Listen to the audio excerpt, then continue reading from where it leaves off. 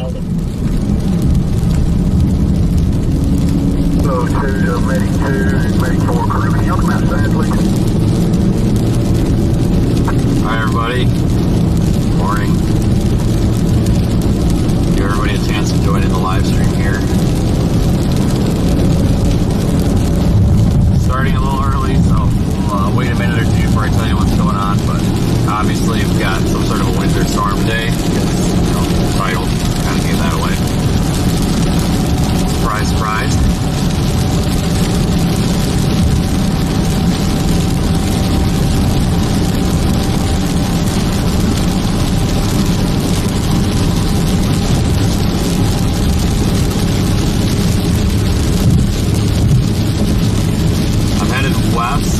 GPS says I'm in Mount Pleasant, Texas, but I'm going west, so that'll change. Winter storm warning in effect.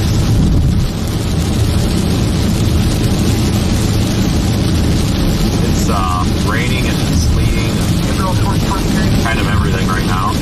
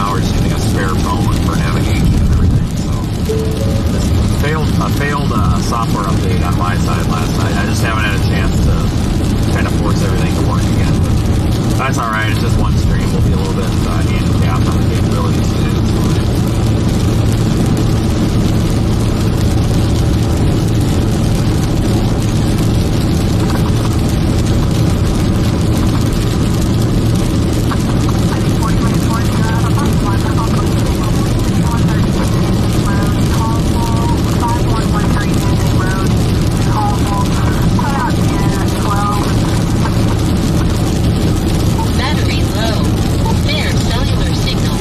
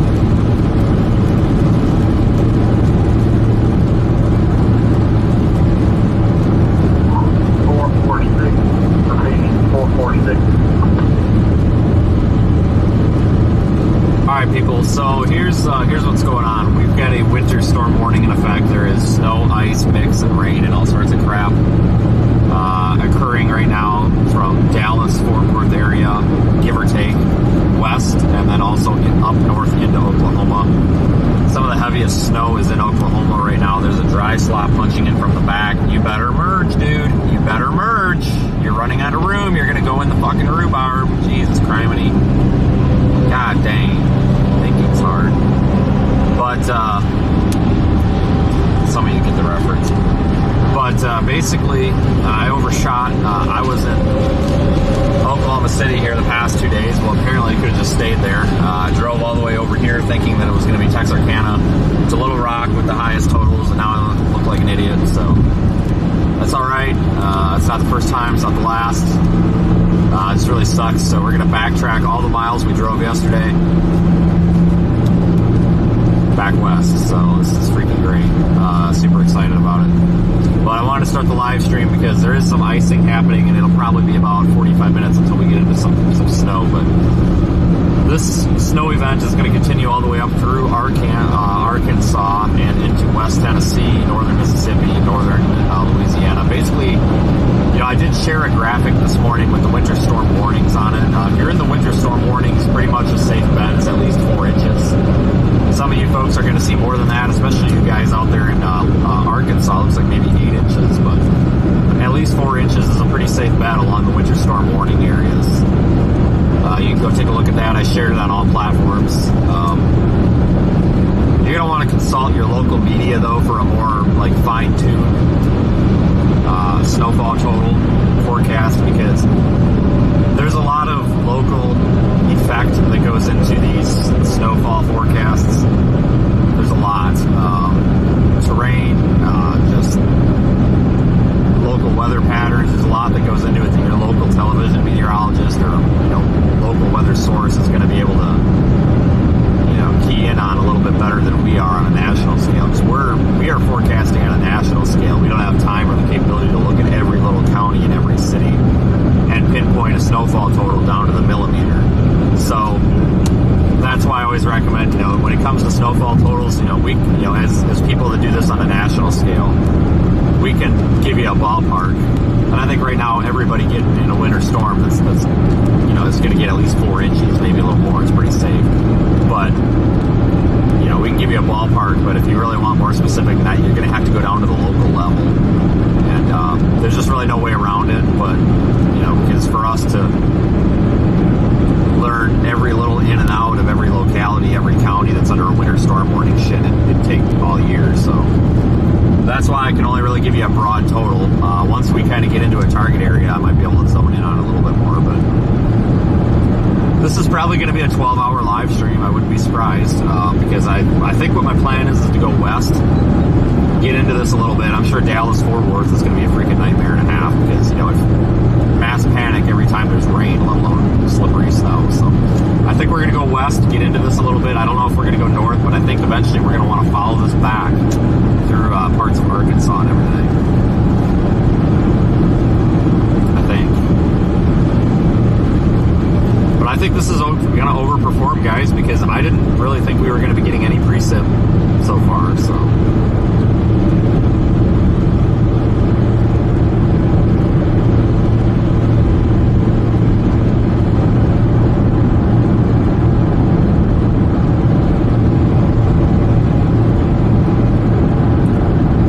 anytime you get a good amount of wintry precipitation in northeast Texas, it's crazy. And any of you folks that live here know exactly what I'm talking about. I actually got called out on my live stream a couple days ago when I mentioned this. Somebody said that I was being rude toward Texans, saying they don't know how to drive. But that's not what I said. I said that there's mass panic and chaos every time there's a little bit of winter precipitation here. That's the damn truth. Anybody who lives here knows exactly what I'm talking about. If you've never experienced any sort of winter weather in northeast Texas, consider yourself lucky. I'm really not expecting much of accumulation here. Honestly, the models, I'm thinking, let's just say we get 4 inches. I don't know if all those 4 inches are going to stick. Pavement temperature is obviously a little bit on the warm side. Let's stop and get gas because we've got plenty of standing water. The roads have been treated. The ambient air temperature is 31 degrees, so it's not really hovering too much below freezing. Is this Love's not even open? What the fuck? There is a sign for it. Are you kidding me?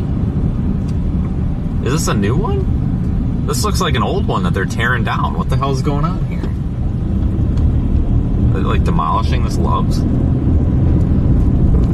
Anybody know what the deal is with this Love's here at the Mount Vernon turnoff? Like, all the signs are stripped off the building.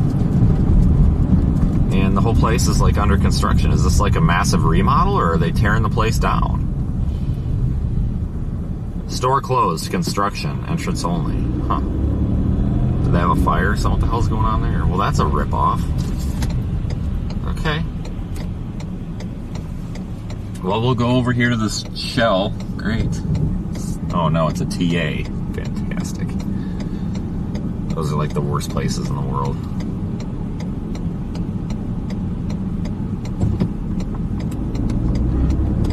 But anyway, folks, you know, I don't know how much is actually going to stick to the ground, but I will tell you one thing. All it takes is a little bit of a dusting of snow in this area to cause quite the interesting response from folks. So it's worth being here. I do want to move to the northeast with this storm. There's no good northeast route, though, which really sucks, which means we're probably going to have to backtrack our asses up through Texarkana again and go back up 30, which is fine. You know, I'm okay with that, but this is going to be a long-ass day. That's for sure. Cotton Belt Barbecue. Okay, Taco Queso. Alright. Sounds like a place of food that I can't eat. I don't eat weird shit. I don't know what the hell a Taco Queso is, but it sounds terrible. TA is terrible. Have you ever been to the TA in Gary, Indiana? If you haven't, don't. Let's see, do we even have tap to pay at this pump? No, of course we don't. Man, yes. Oh my God, is it out of service? You frickin' son of a bitch. Kidding me? Oh, this is horse shit.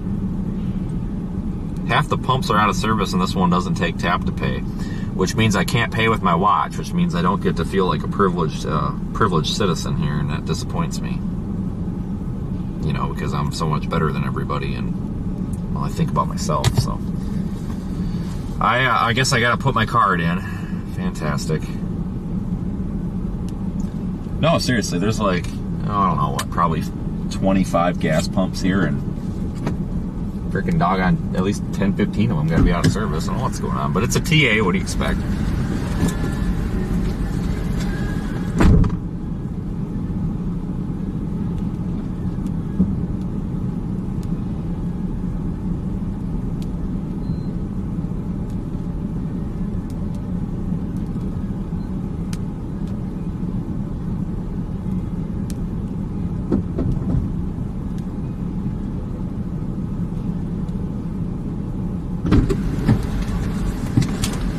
Alright, well, I'll take you guys in so you can experience the how dumpy this place probably is. But actually, this one looks decent. If this place is decent, then it might be the first TA I've ever been in where I haven't, like, gotten bird flu or COVID or something just from walking in the place.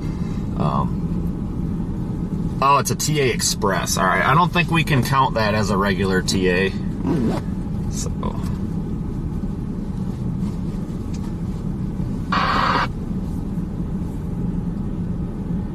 Oh, well, see, the problem is when I have to insert my card, I don't get to feel like a privileged person, you know, because I have an Apple Watch and I can pay from my watch by holding it up to the chip reader, and I only care about myself, and I only care about making other people feel bad, so I try to use everything in my power to use the things that I've worked hard to purchase to make others feel bad, and I can be privileged and tell all the poor people here what losers they are because I'm paying from my watch and they're using their card. No joke, somebody sent that to me in an email because I was showing off my Apple Watch the one day, and someone's like, "You're very rude, you're very self-centered because there's poor people that can't afford that." And I'm like, oh, for Pete's sakes. That was a joke. Sarcasm, but I'm just like, you've got to be freaking kidding me. Welcome to the internet in 2025, everybody. Holy smokes. Oh yeah, that's overperforming. Shit, I didn't think it was gonna be snowing already. Okay, so I'm gonna put the phone. I'm gonna take you guys into this place.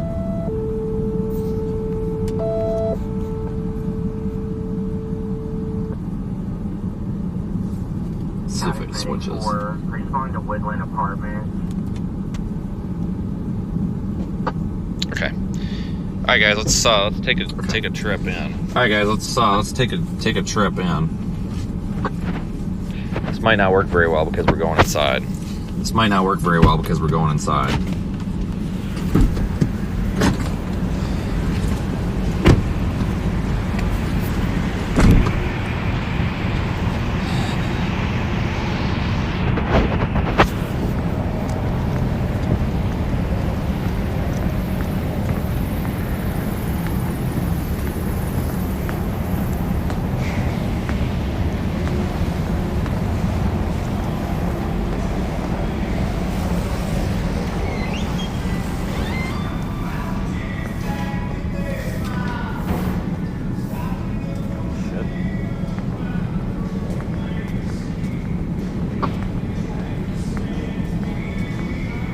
Okay, I guess it's not a dump.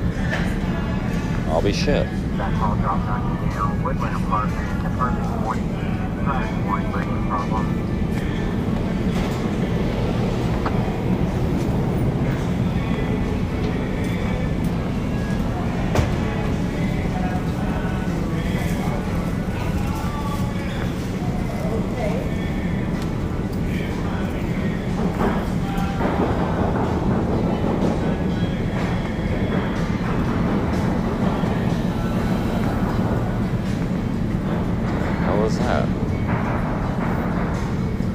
Dear God.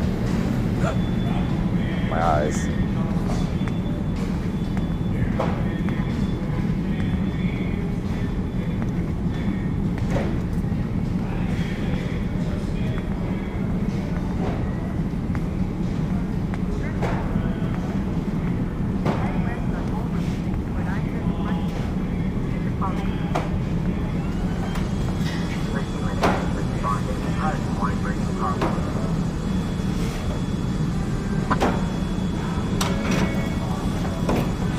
No, you're fine.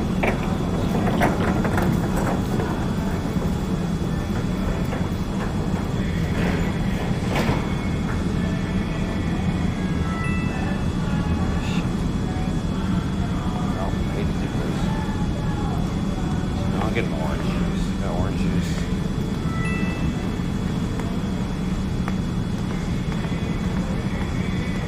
That's not orange juice. That's beer.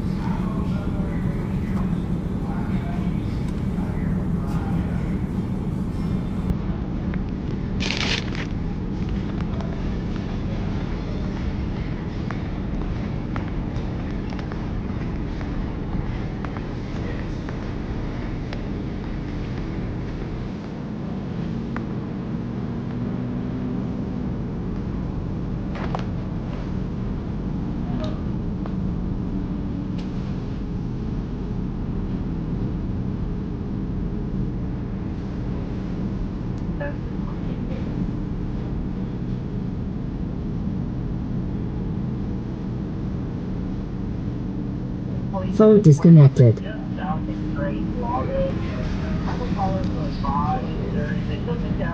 Alongside the road there, so appears to be attempting to run livestock off the roadway.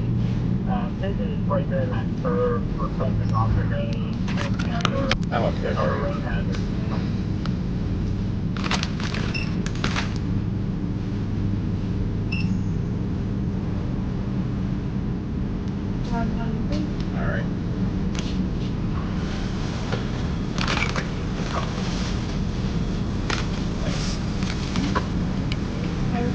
Alright, YouTube.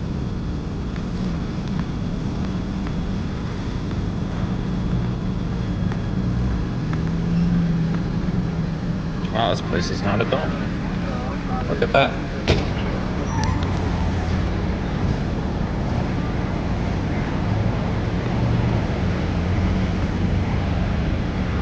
It took way too long. Now you guys see why it takes me so long in these damn gas stations.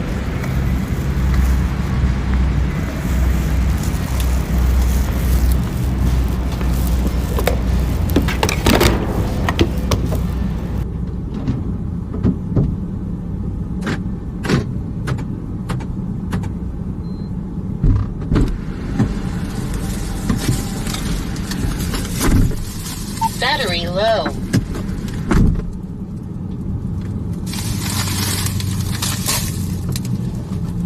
So, that was fun. Let me know, did the stream work in there or no? I hope so, or I'm gonna be freaking sad. Gonna be a transfer holding going to Baylor, Dallas, come out 10:32. I'm actually surprised that place was not a crap hole, because usually TAs are. And their little spin-offs usually are, so, you know, man, I'm impressed. I give that place a solid 7 out of 10. The reason I'm docking it 3 points, you know, cleanliness was fine, everything else was fine. But I'm really, really disgusted by the food selection.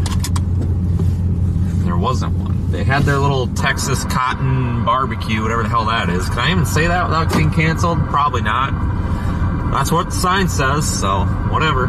This cotton, whatever the hell, and freaking kinda, I don't really feel like barbecue at 10:30 in the morning, and I don't even know how to order barbecue. Anytime I've ever had that, somebody else has just ordered it for me, and I've just gotten lucky, but shit. Yeah, we're not gonna get a copyright strike for that, guys. I'm not the one playing it, we're just in the ambient environment, it's fine. So we're gonna go, because trust me, I've been through it like 55 times with them. Let's see, we're gonna go west. I don't trust people using their blinkers these days, but I tell you what, if anybody's ever driven in Texas, you know exactly what I'm talking about. My God, these freaking intersections are weird. In 600 feet, turn left onto I-30 service road. Turn left onto I-30 service road, then turn left onto the I-30. Still don't know what happened to this Love's, if it's just a major remodel or if it burnt down or what. Holy crap, here little Ford's coming in hot. Jesus Christ. Watch the hell out, people. Yeah, I don't know what that picture was. It was like a half-naked person with like demon wings. I don't know. It's kind of creeping me out a little bit, made me a little uncomfortable. I think we just need to like drive away as fast as possible before it's like some satanic ritual happens or something.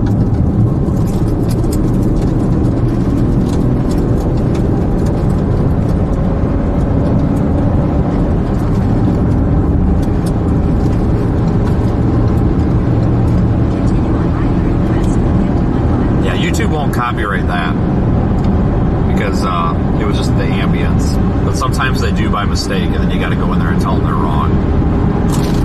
But I know it's a hassle because every live streamer deals with it. It's a huge hassle. These millionaire musicians, God forbid 10 seconds of their song gets played on a live stream because it's on at a gas station. You know, we're really robbing Taylor Swift's deep ass pockets here. You know, Jesus criminy. I don't like her at all. Sorry, I probably lost a bunch of viewers. I'm not a Taylor Swift fan. I think she's fake. She sucks. Like old Taylor Swift, okay, maybe, but new Taylor Swift, she's like this. I don't know. It's all this. She wore herself out, you know, and she could have just stuck with the old songs, but now she's got all these new songs, and it's like she's forcing everybody to like go into this new era of Taylor Swift. It's like if you would just stick with the old crap, you know, you'd be a blast from the past, but now you're just another one of these hippy dippy freaking weird ass singer people, and you kind of suck. So I'm sorry, Taylor, you're not invited on a storm chase. Sorry. I break her heart.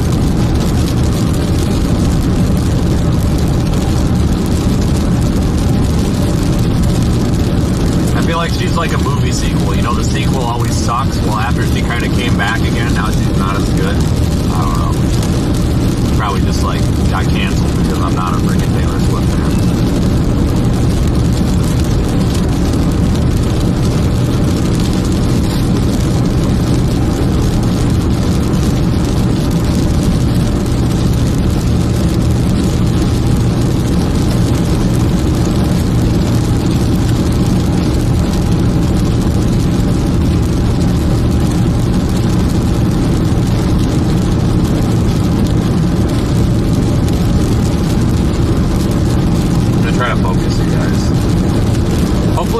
focused okay.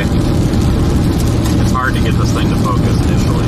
Once it's infinity focused, I can lock it, but I don't have any focus peaking on it, so I can't tell if it's focused or not really well.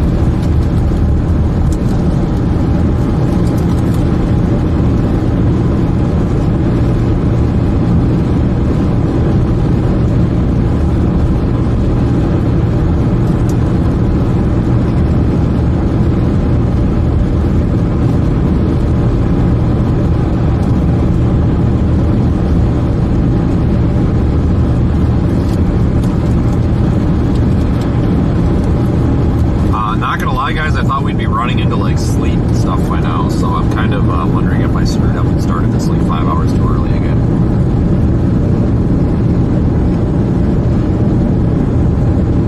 I don't know where I am. I don't even know if there's a name for where I'm at. I'm between Mount Pleasant and Greenville. I don't really have any of my stuff working today that I normally do. In fact, I'm surprised my GPS is updating up on the top left. It looks like it just did. I don't have my iPad that I normally do, nor do I have my my normal GPS transponder. I'm just trying to pull GPS off of my personal phone, which my personal phone keeps going to sleep because it's not set to run all the time in the background. I can't force it to. I tried changing some stuff a couple of days ago, and I screwed a lot of stuff up, and it's not functioning. And I didn't realize the stuff wasn't working right until, like yesterday when I was doing that test. So I may have to manually ping that or get that location to pull on screen there and everything. I'm probably gonna have to manually start doing that because I think it's doing that right now because it's unlocked. But I have a Raspberry Pi in here with a GPS puck. And that basically sends GPS data to my stream. And I got ballsy with it the other night, and I tried to make it double as a heads-up display. Basically, I have a little tiny display, and I was gonna have that display the chat. And I was just gonna use the same Raspberry Pi to display the chat as what pings or pulls my location. Well, I screwed something up because, Linux. But I screwed something up, and I have to revert it to its previous state. And the only way to do that is to use the backup SD card that I have, which is at home. So I don't have that, but I'm trying to set the location from my iPhone, which is a pain because the secondary app that I'm using to pull the location goes to sleep in the background, so I have to open my phone up every now and then. So small miracle that I'm even bothering streaming with the overlay. I actually just thought about going live from a phone today, but whatever.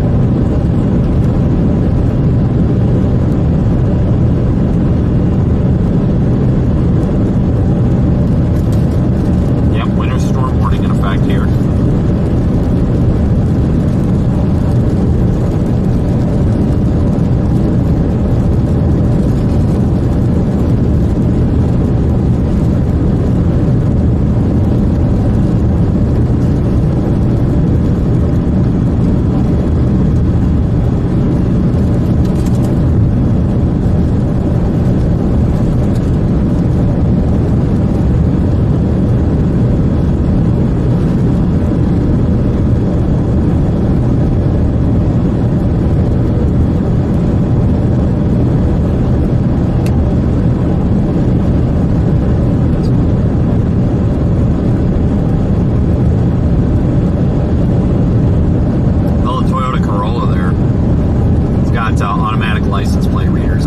slow down and I'm going to zoom in on this guy because he's real suspicious to me. He's really looking at me.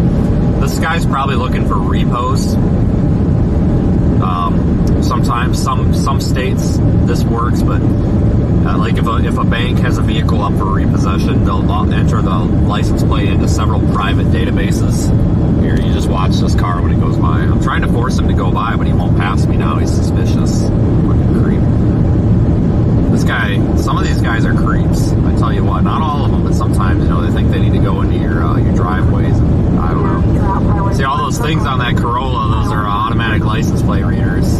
Those are Motorola ones. And Raspberry Pi actually runs those too, believe it or not. That thing right there, that's an automatic license plate reader. And it's trying to scan license plates. That's the Repo database. That's also a dealer car. You can tell likely because it's got the key box on it. But they enter these the plates of the vehicles that should be repoed into databases, and then these towing and recovery companies can subscribe to the database, and they can do shit like this, like go around and try to read everybody's license plate, and you know, determine if that car's up for repo or whatever. Then they call a tow truck. And I just had a bad experience with one of those people once. I was working at the bus company, and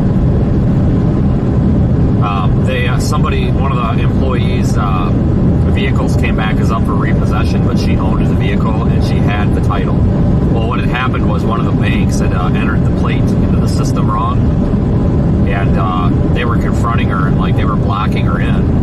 And we had a guy who used to be a police officer for the San Bernardino County, California Sheriff's Department, and he's a concealed carry instructor, you know, self-defense guy. Pretty cool guy. And him and I walked over there and we're like, what are you doing?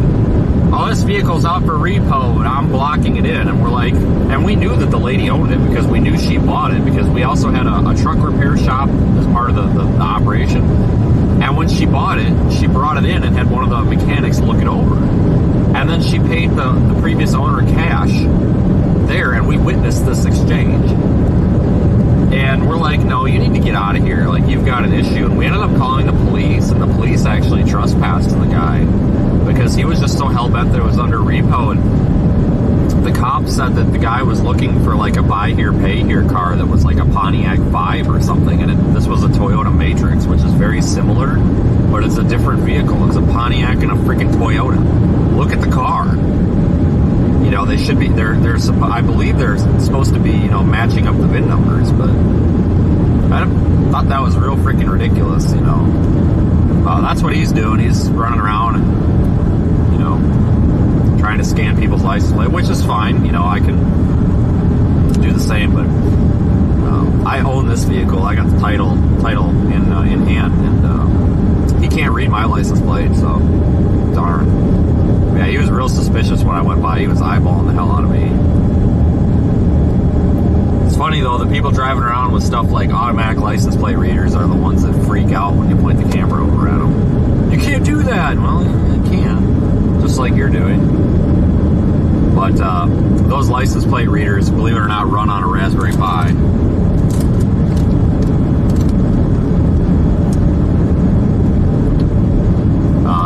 I'm not kidding you. Motorola sells those bajillion-dollar license plate readers, and they run on a Raspberry Pi. I am not kidding you. Kind of ridiculous. Pay all that money for something that's proprietary, and I don't know. I think it's one thing. You know, Raspberry Pis are used in a lot of like different development items.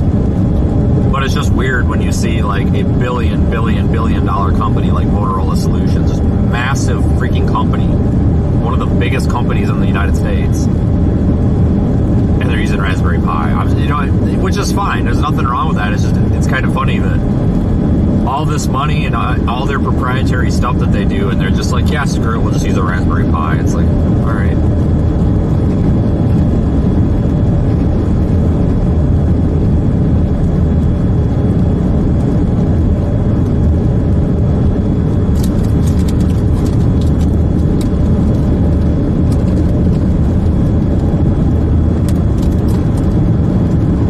Absolutely nothing happening right now. What the hell?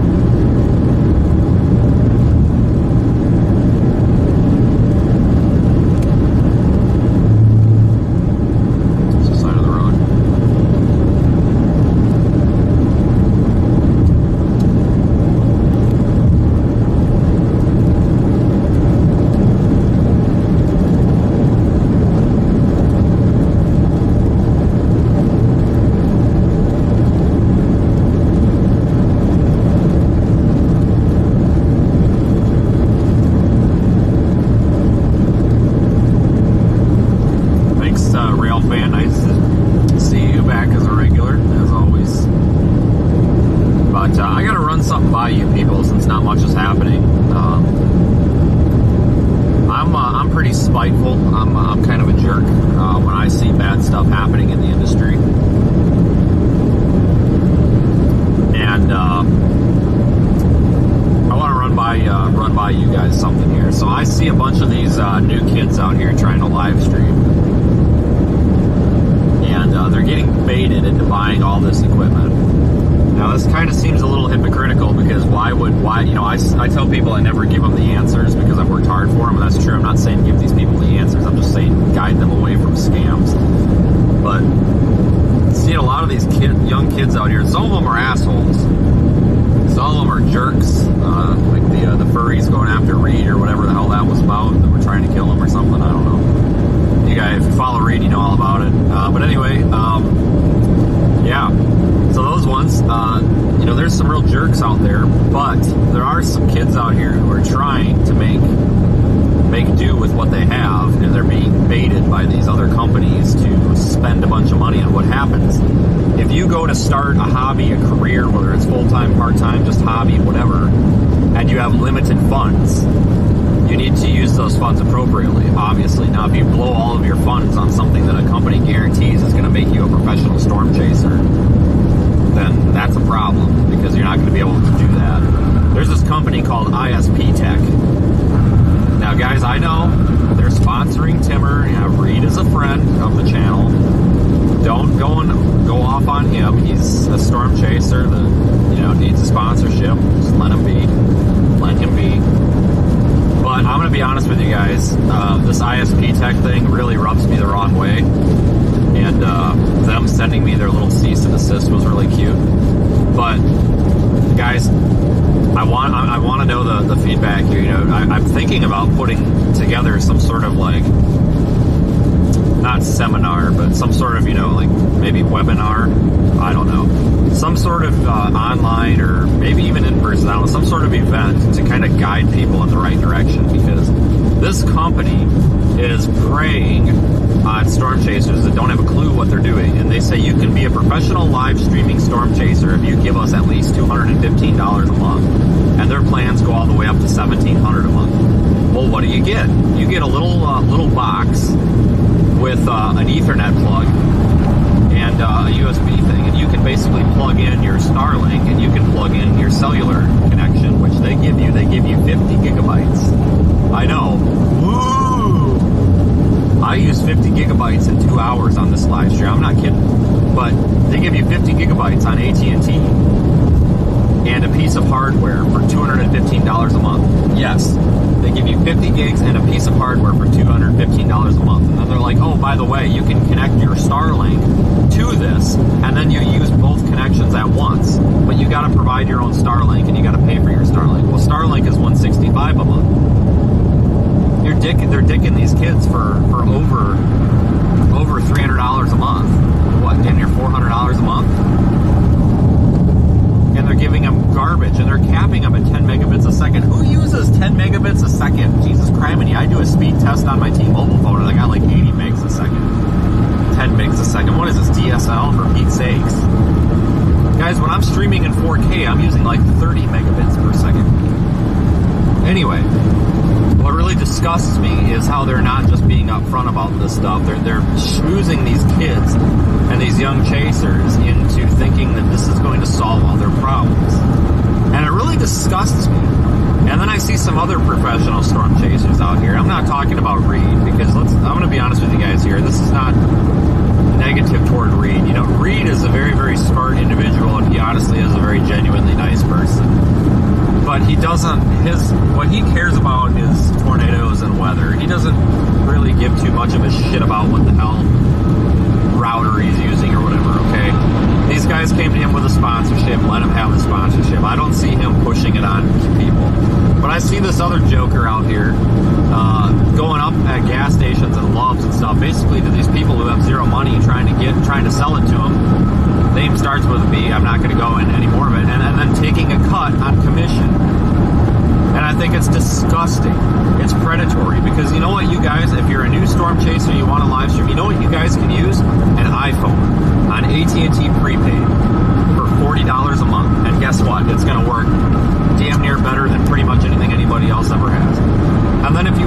spending some more money on top of your $40 a month, we could start talking about link aggregation and SRT and high efficiency video codecs, low latency, RTC, RIST, and HLS, and masking your transport of packets as HTTPS so that you're not getting capped by your carrier. All sorts of stuff like that. But you can start live streaming your storm chases for as little as $20 to $40 a month. And I think it's ridiculous that we got these people out here praying. They're like, oh, we're for professionals. If you use this, we're professionals. No, you're no different than just running a live view or something. You can go out and buy a live view for $700, own the equipment, and then put a Verizon prepaid in it and a Visible prepaid SIM card, which runs on Verizon, in it for $20 unlimited a month. Okay? And then you put an AT&T SIM card in it. And you get the, I don't know, let's just say you get a 90 or 100 gig plan for like 75 whatever a month. And you're spending about $100 to $110 a month. And you're bonding with a piece of broadcast equipment. That's right. You could get a television broadcast encoder for $700. Plug your camera, GoPro, or even your iPhone if you have a camera, an HDMI adapter, plug it into your live view, which once again is a piece of broadcast equipment that television stations use. And you could be doing that for like $100 a month. And it's going to be leaps and bounds ahead of your ISP turn. Yeah, ISP turn. So there's a lot that goes into this, and we can talk about link aggregation. You don't need the live view to bond because you can really just do link aggregation with SRT or even ART or HLS. And then we can talk about low latencies and HEVC and high efficiency video and stuff. And you can do this as an introductory level without blowing your wad of cash on garbage, because that's what that is. So, like, what do you guys think? You know, should we do some sort of like interactive webinar or something? Because one thing that I hate in life is seeing people get screwed. All I want to do, I don't want to give people the answers to everything, but I want to say, hey, you're getting screwed doing this. Just here's a little bit of information. You know, research it, build it yourself, figure it out. You know, give people a little push in the right direction.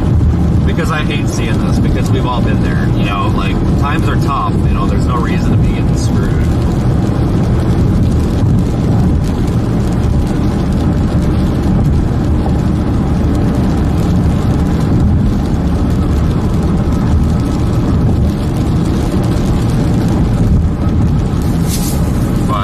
Also the guy, folks, you know, I'm really looked down upon by some of these quote-unquote professionals out here, and I'm not talking about the Reeds, I'm not talking about the Brandons, the Corys, you know, I'm not talking about these people, I'm talking about a lot of people that claim they're professionals and stuff. I'm looked down upon because I don't stream to Severe Studios or Live Storms Media, whatever that is.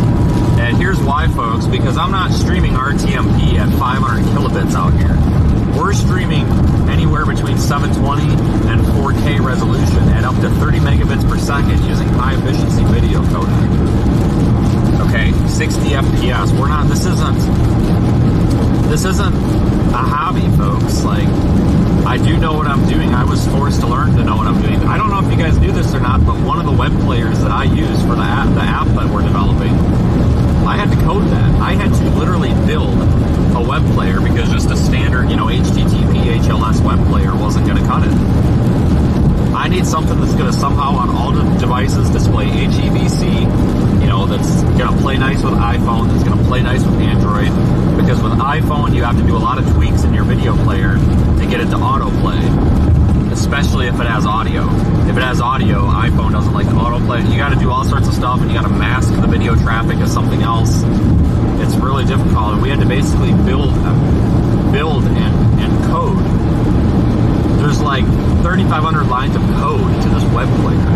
I had to code a web player that you guys haven't even seen yet, that basically is rock solid, that's going to allow us to drop the stream, and then it's going to pick it back up without buffering, without loading, without doing any sort of weird refresh thing. It's really hard to do that because they don't exist. If you're going to do this, you have to build your own thing.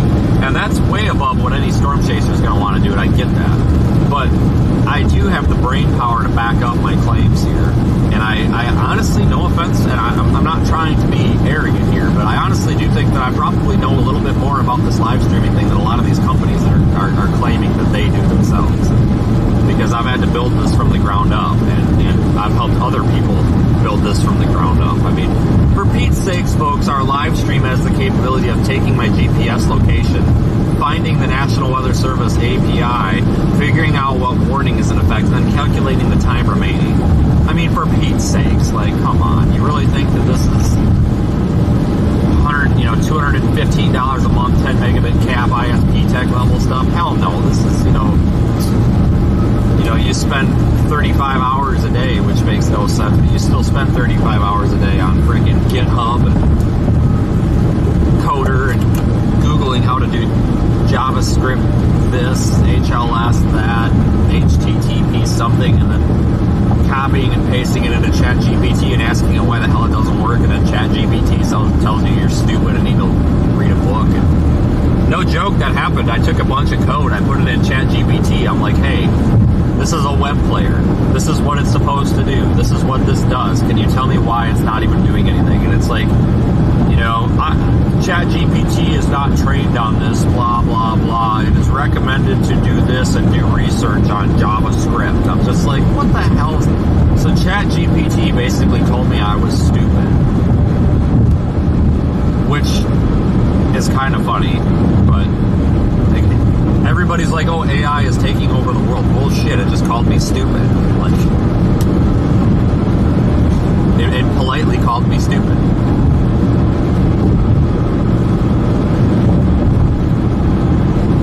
But no, there's a lot that goes into this, guys.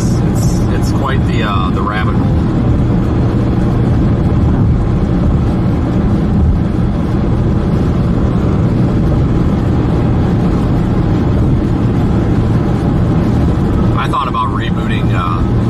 TornadoVideos.net too. Not because I want, he shut that down a long time ago. Not because anything against Reed. Maybe I don't know. Maybe I should talk to the guy, because Reed and I we don't agree on a lot of things, and we'll probably we're willing to punch each other's lights out, but we both have to agree that we're both genuine people. And I don't like seeing Reed get hated on because he doesn't deserve it, because he genuinely is a nice person, even if people he doesn't like.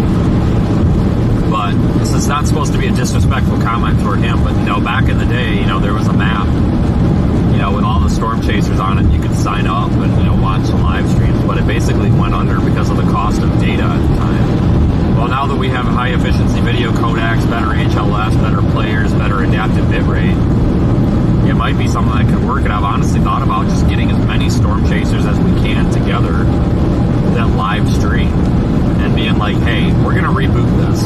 We're going to reboot a social media network. You have a profile page. When you're streaming, you click on it. You can post updates to it. You've got, we release an API so that the streamers can, integrate this into whatever they want to with some help, with any other data. And, we take it and we just provide a place where you don't necessarily have to be vetted into it, but you have to basically not be a bonehead. I'm not going to go get some boneheaded moron on there that's a, dipshit that's going to make everybody look stupid. But I've thought about it, guys. I've thought about that concept. It's like, it's difficult to do, but when you have the streaming skills, it's not. The problem is the data. It's going to cost me $10,000 a month to run my app just for our community to futz around with. Folks, I figure it would probably be $25,000 to $30,000 a month to run an app like that. But that's when you start getting sponsors. You say, all right, hey, I need some sponsors. We've got 35 live streaming storm chasers here that provide better quality than any of these brokers do. Give me a sponsor. You guys want to run a small ad on the website? Let's go here. Come on, you start paying our bills for us. And then you can also use that as a community to build everybody's YouTube channels and everything. Because let's say you've got Joe and Jim out there live streaming about Jim. Well, now they see Jim pop up and they watch Jim too, and now they're watching both live streams, and then they go follow Jim, and now they're following. It's like audience sharing. There's no reason for the audience to compete or to compete over the audience. You just kind of let everybody watch who they want to watch. thought about it, guys, and I kind of want to do it, but I'll be honest, folks, it would take me thousands of dollars in startup, and I don't have it.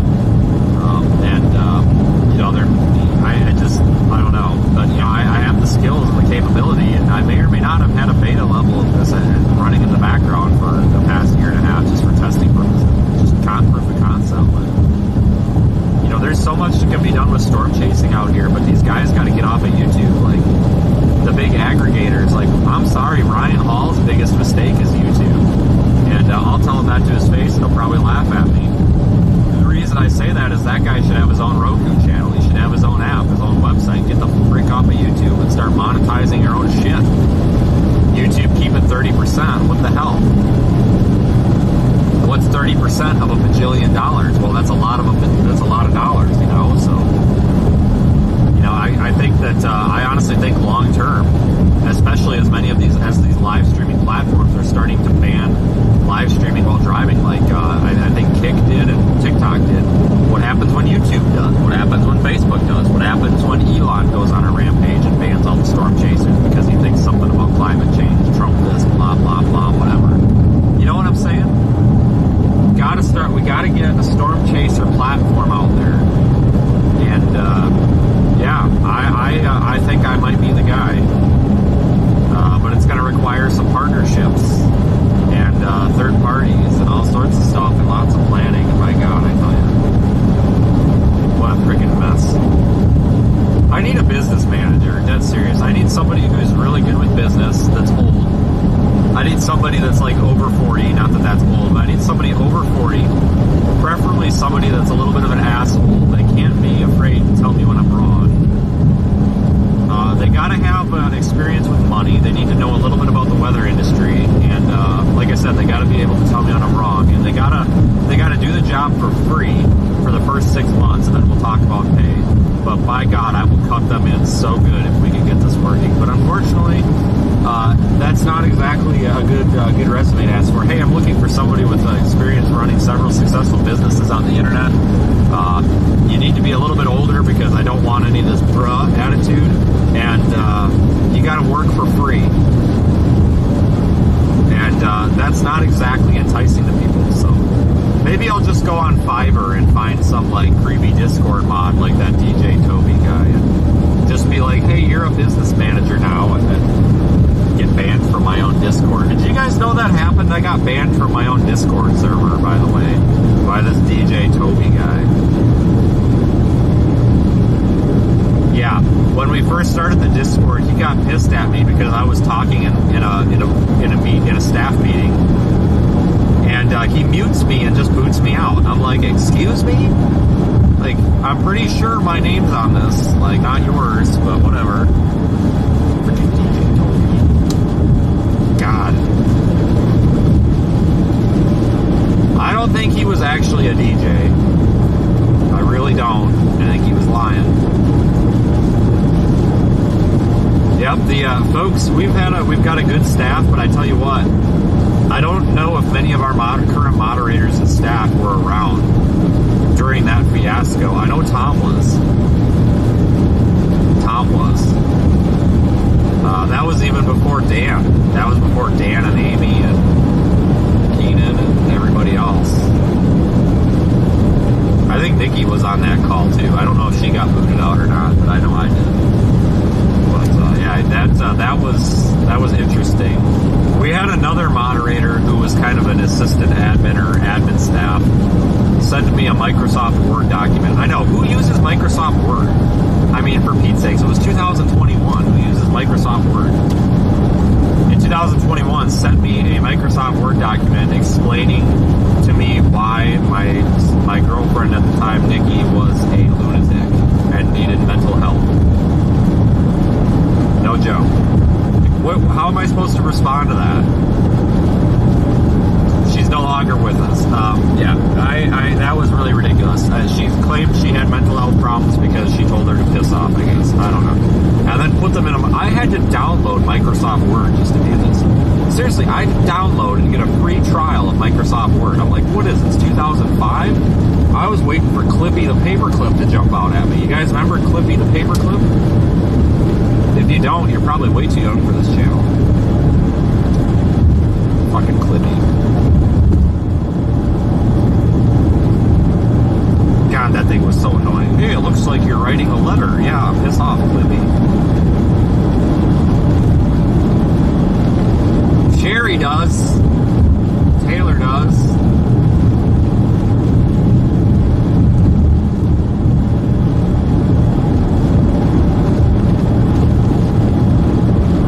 Of course, Aiden does. He's kind of a nerd. But anyway, the computer nerds get it. We're starting to get into some nasty conditions here, I guess. See, I thought about that. You know, maybe we need a weather AI bot, like on the screen that pops up and it's Clippy and it's like, hey, it skims the chat when everybody's asking where I'm at. It can be like, hey, look at the top of the screen. We'll make it look just like Clippy. Holy shit, I think I'm gonna do that now.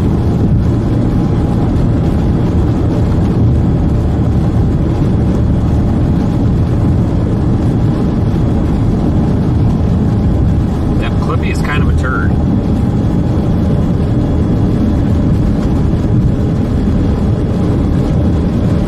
Yeah, thanks for watching, everybody. Share the video with your friends, like it, subscribe, all that stuff, whatever.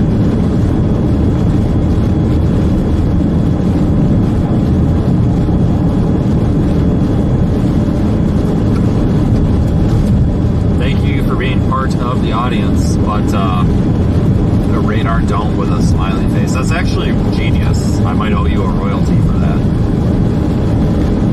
Caleb hated that paperclip. Oh, Jesus, Caleb, what an asshole. Paperclip probably hated you too. But anyway, yeah, so I'm not one to ask for super chats or PayPal donation. I just don't do that. I know that's some people's thing. I just don't. I feel awkward, but if you notice by the super chat bar, we're using that for basically the super chats and PayPal stuff coming in this month is going to be used to stimulate the app development. There's been a misconception. A lot of people are like, oh, it's a radar app. No, we are not building a radar app. We are building a live streaming app so that you guys can get notifications when we're live. You guys can get videos on demand. You guys basically to interact with the audience because everybody complains about not getting notifications right now and stuff like that. So we're just trying to solve some problems.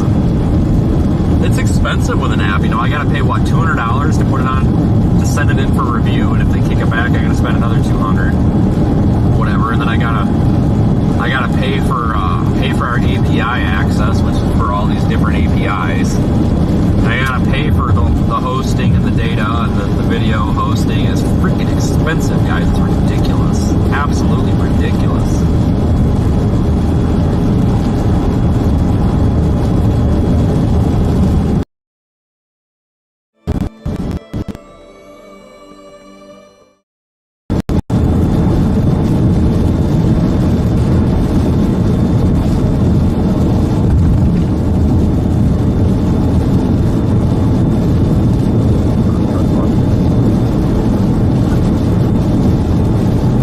What the fuck? You kidding me? Oh shit. Well, sorry, I didn't realize we were live for that. I don't know why it just dropped. What the frick's going on here? Stupid ass thing. Holy shit, I'm just pushing that guy right off his lane, aren't I? Sorry, dude.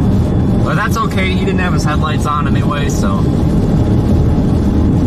that's alright. At least we didn't almost sideswipe a guy that had his lights on. Well, there is some slushy snow sleet stuff actually on the road. I'm pretty impressed here.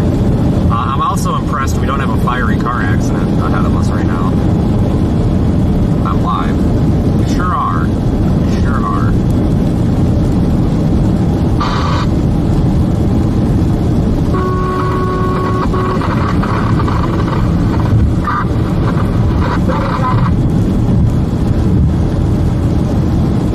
Use the Commodore 64. Yeah, I use a Raspberry Pi 69. So.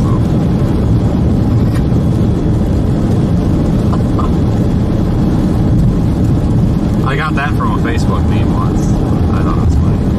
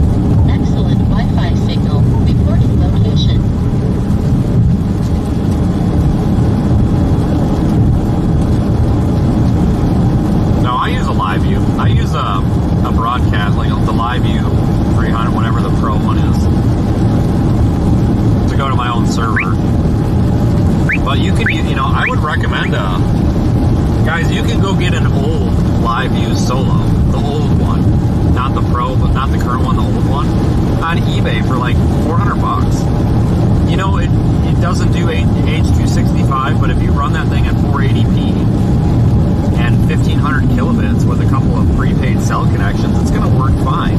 Guys, especially on a mobile phone or a tablet, people don't really know the difference between 480 and 4K. So, you know, you don't need to be 1080p 60 FPS by any means. Guys, I used to stream at 480p all the time. 2021 and 2022, both years, I streamed at 480p, 30 FPS, and we still got comments on how good it looks, so.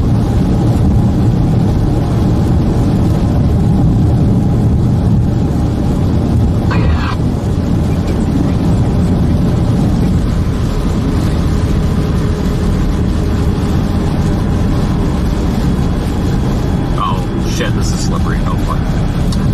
Oh, shit. Came in a little hot there and it's starting to slip a bit. I'm like, oh, great, here we go. Into the guardrail we go now. We're going to get off here as this Greenville, and go west toward the north side, like toward McKinney. That's where I'm hearing there's some snow accumulating.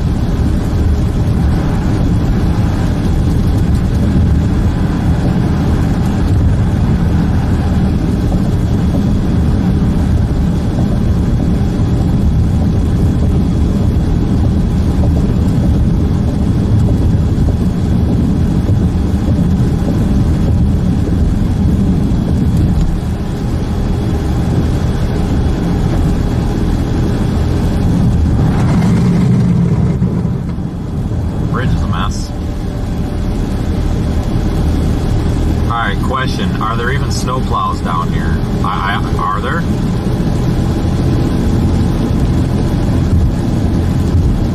I don't even know what they do for snow down here. Just hope it melts.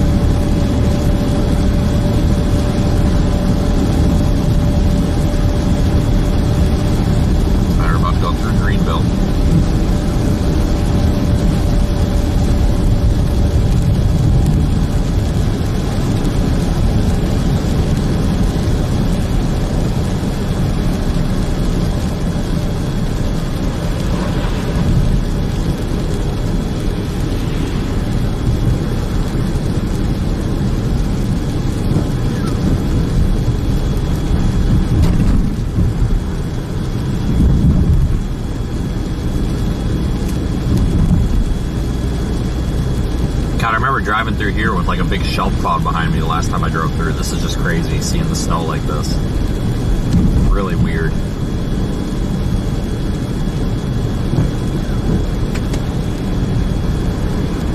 Really weird.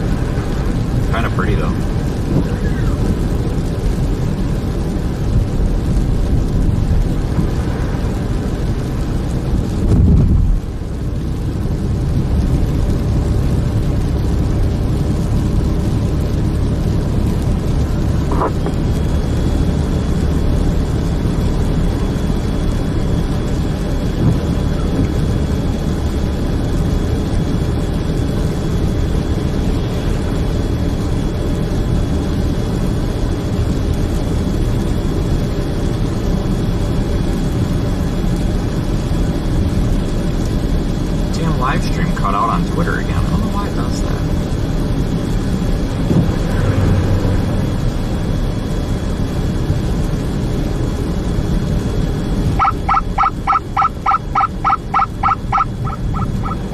I wonder if I'm sending too high of a bit rate.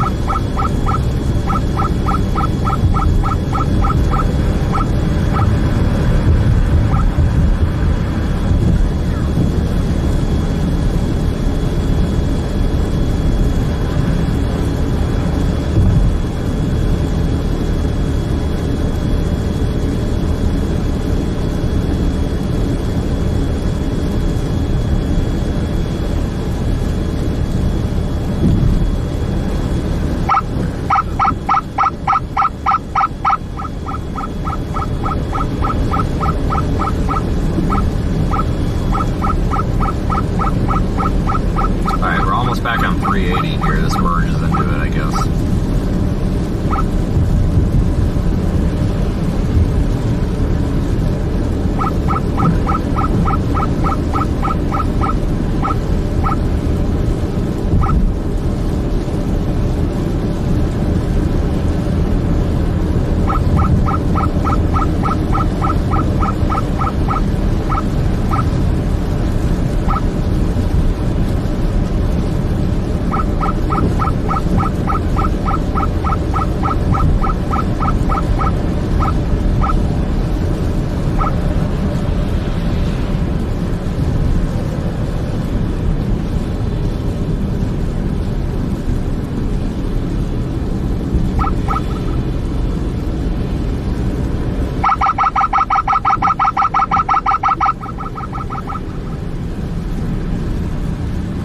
Wow, a red light. I never would have guessed that. Ever.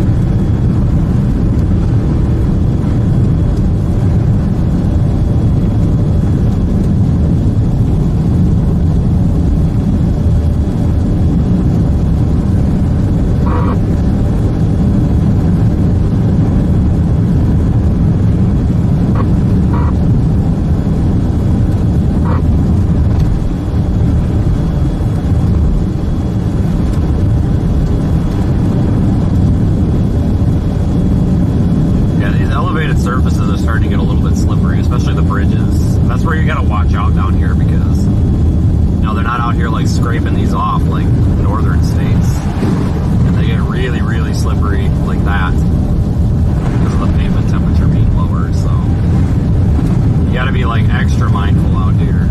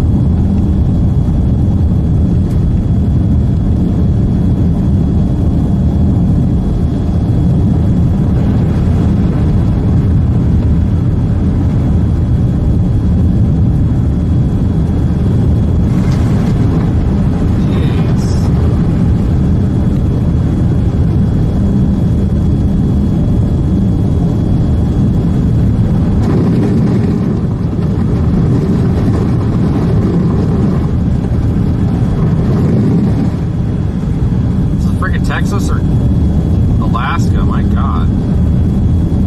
This is just so weird being in this part of the country and having nasty roads.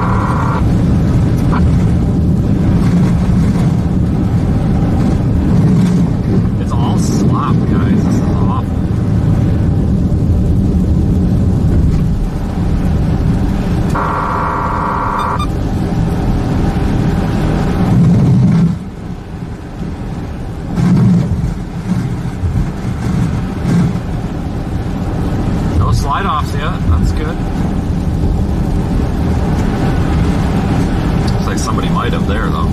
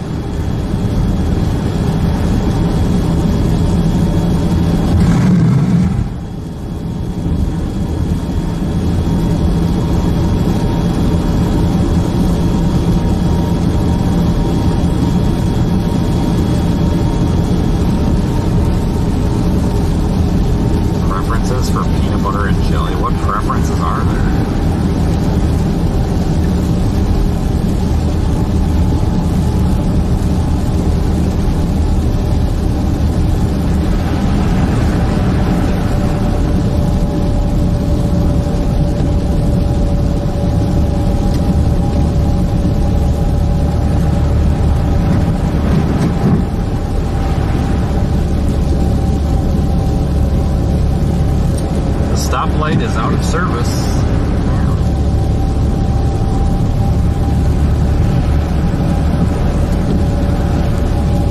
I am near your house. Well, you better get in the basement because somebody might slide off the road right through your house at this rate. My God. All these tire tracks, people, they're all like, there's tire tracks all over the road. People are spinning out, I think. I'm surprised we haven't come across anyone. That fair cellular signal. Excellent Wi-Fi signal. Reporting location. It's a start.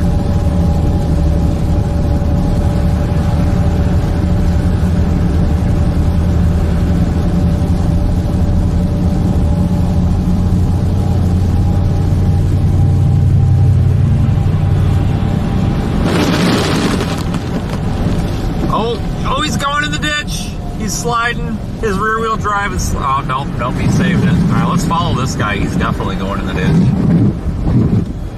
I mean, I'm not saying that I want to see somebody go in the ditch because that would be mean, but I mean, if it's going to happen, I kind of would like to see it. I mean, you know, like, I don't want them to go in the ditch, but if they're going to go in the ditch, I wouldn't mind seeing it. I know that's really shitty, but it's like tornadoes. Like, we don't want a tornado, you know, because tornadoes can do damage, but if there's going to be one, I want to see it, you know. Doesn't mean that you want it to do anything wrong or bad. No, that is a Camaro with probably bald tires, but he's getting through this pretty good compared to what I thought he would be. But this is all just slushy slop. It's more like sleet than snow that's accumulated.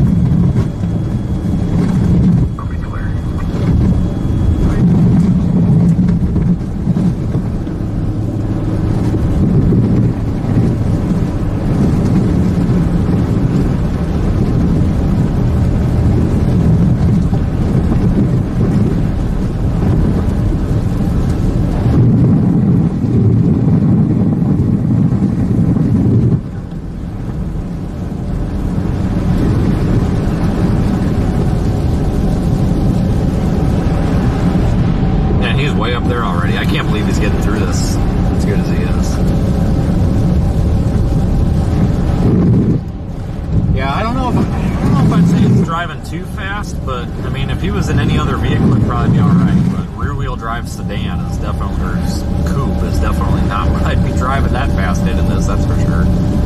I'm doing about 45 for reference.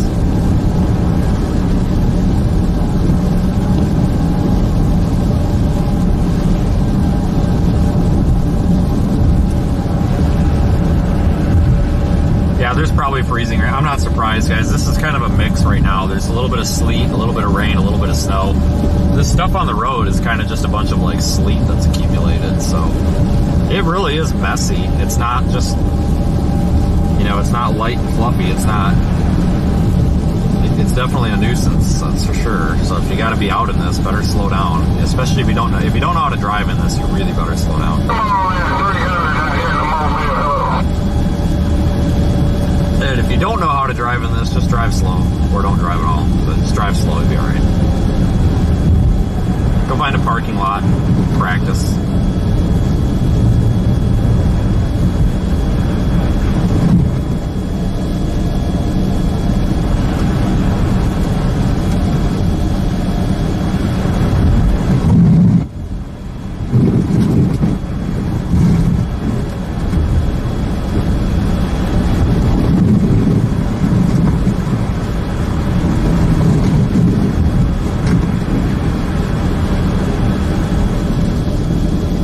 Does kind of look like Iowa.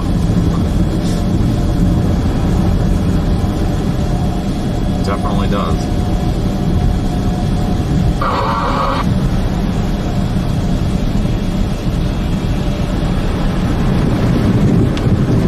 Thanks, Matt. Oh look, we caught up to him. Let's see if his tires are bald. Oh my God, I don't see, there's no tread on those things, is there? No, there's a little bit. There ain't much.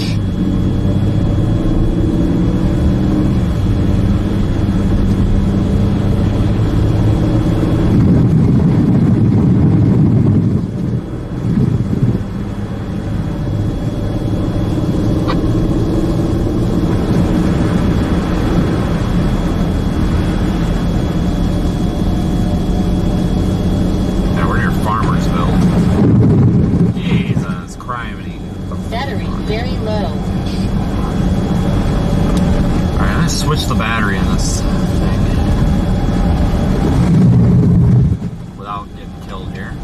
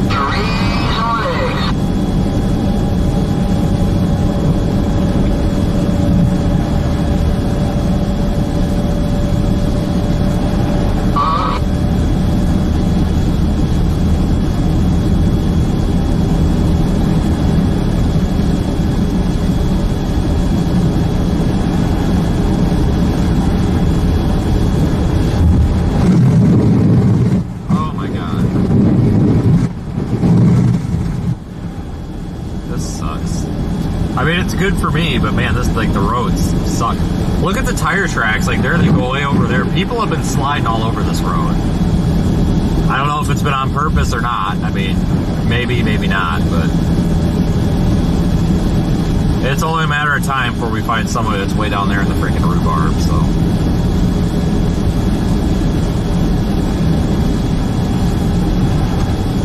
Yeah, I'm doing 45, so I don't know how fast that car's going. But I'm doing about 45, so.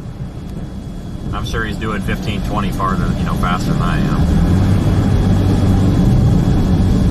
I'm surprised he's not in the ditch.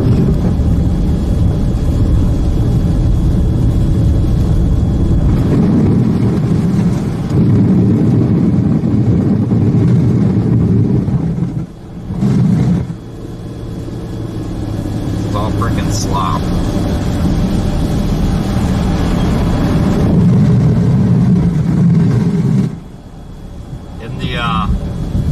I better get over this bridge before I get too talking too much, and we're gonna end up hitting that guardrail. I'm sliding. In the words of local man weather, you know, Matt, that Matt guy. Yeah, in the words of him, Texas is getting pounded right now. Yeah, pounded.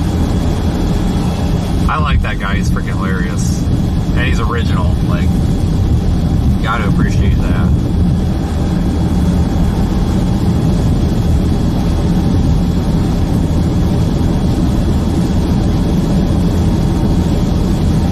I have a system now that I can upload a video and it actually takes my location, plots it on the screen as a watermark on the video. So I actually tested that back there. I uploaded a clip when we were driving through Greenville, so it should be on social media if you want to look at it, but it's not that big of a deal what we do.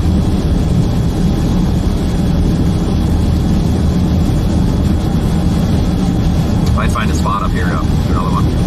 There's a guy up here. No, he's moving. I thought he was stuck, but he's moving.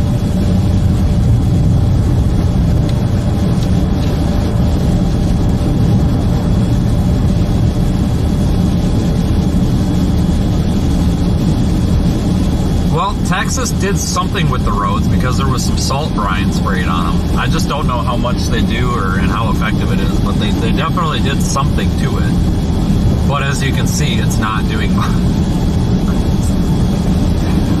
I kind of feel like it didn't really do anything here, but whatever. Hey, you know what? Points for trying.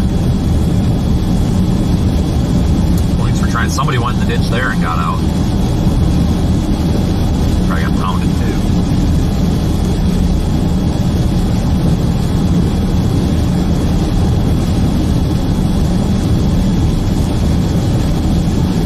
I might pull over here and get a quick clip to test that system out too. I've always wanted that, you know, so I don't have to edit it. You know, just take the video clip, upload it, and then it goes to social media with the location on it. How about here? Can I stop here? As long as there's no people here, I don't want to talk to people. Oh yeah, we can stop here. I think this is a road, but I'm gonna stop. Give me a second, okay? Turn right onto US 380 West. Thanks. Head north. Thanks. Don't go anywhere. This is going to take me about 45 seconds. Just chat amongst yourselves.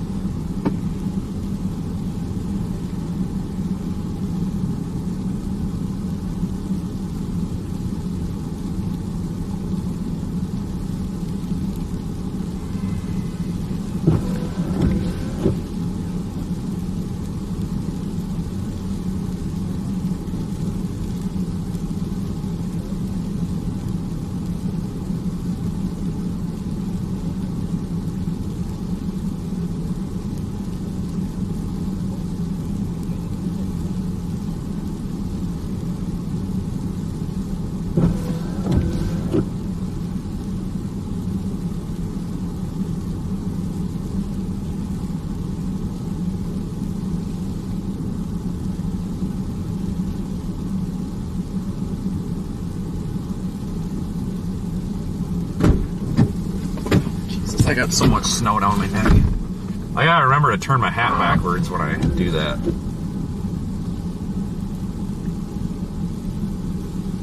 Alright, test this out. Yeah, I've got to turn my hat backwards when I do that so it doesn't go down my neck.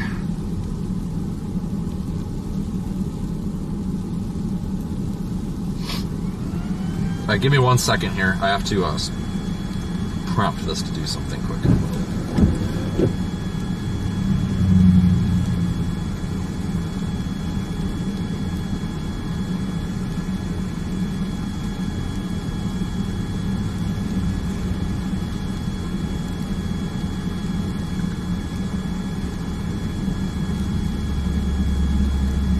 Any day now. Yeah, there's like 2 inches of slop on that road.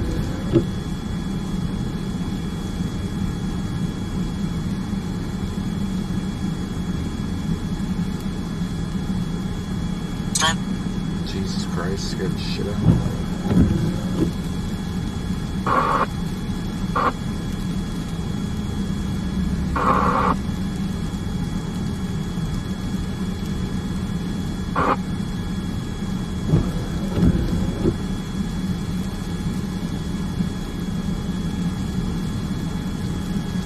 Well, I want to add a real quick overlay for something here on this. We talk about winter storm warnings. This isn't just snow, it's a lot of snow.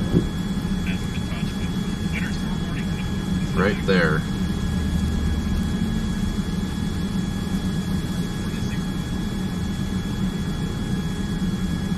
How do I make this expand?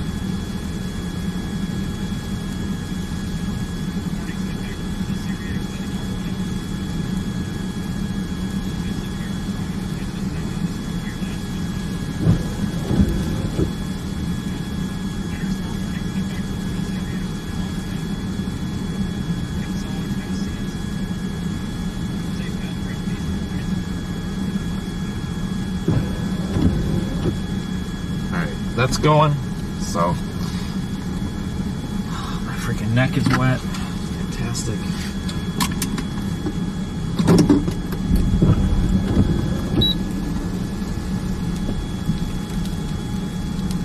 Oh shit, that didn't work. What the hell's going on here?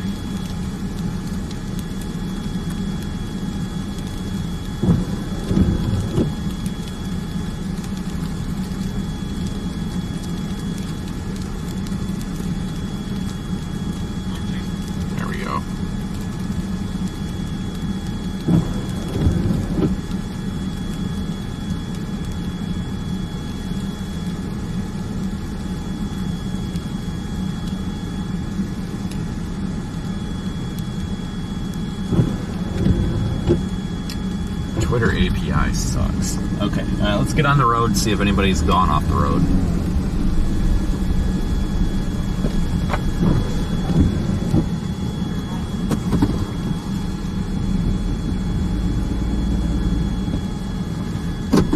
I'm not kidding, guys. There's like 2 inches of this sloppy stuff on this road already, so maybe we are going to accumulate more than 4 or 5 inches.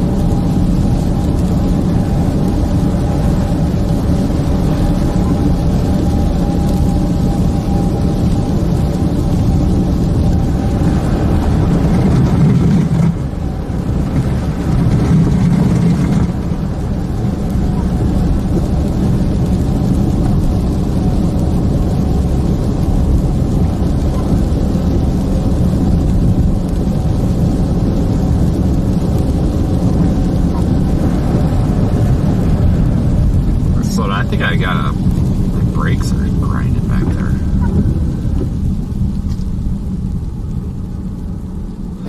Could just be a bunch of snow and ice packed in there, but I think I might need to do my rear brakes. Yeah, sounds like the rear passenger side might be rust jacked or something. I think I hear it like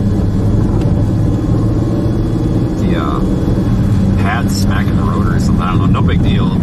Just rear brakes. I mean, I'm not worried about it today, but I'll have to do it for next time. But it could just be a bunch of snow and ice packed in there too.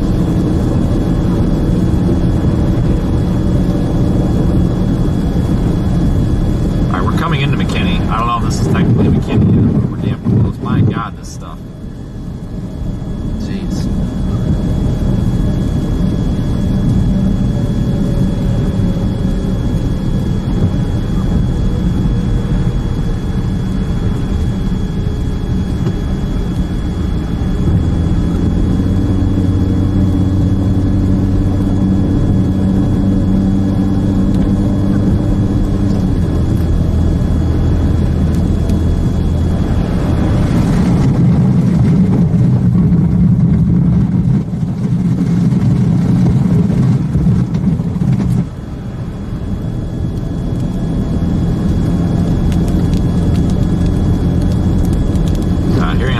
reports that just up ahead is nasty, according to social media and everything.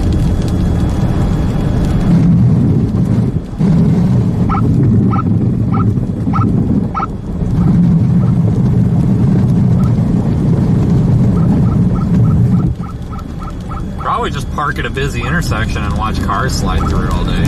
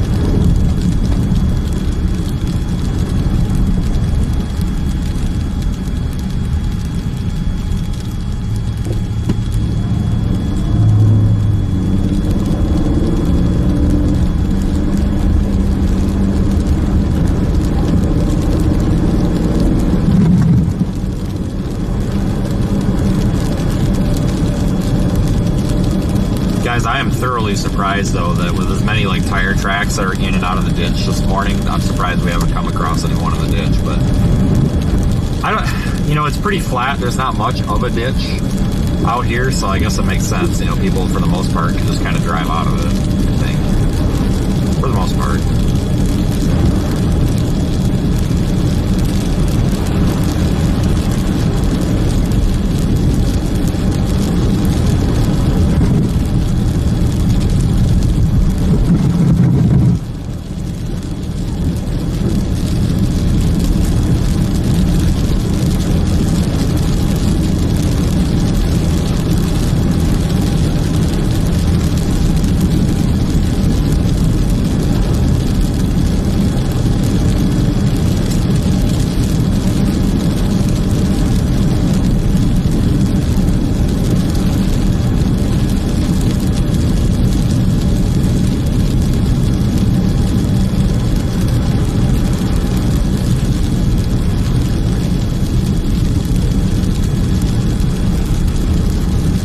Just east of McKinney.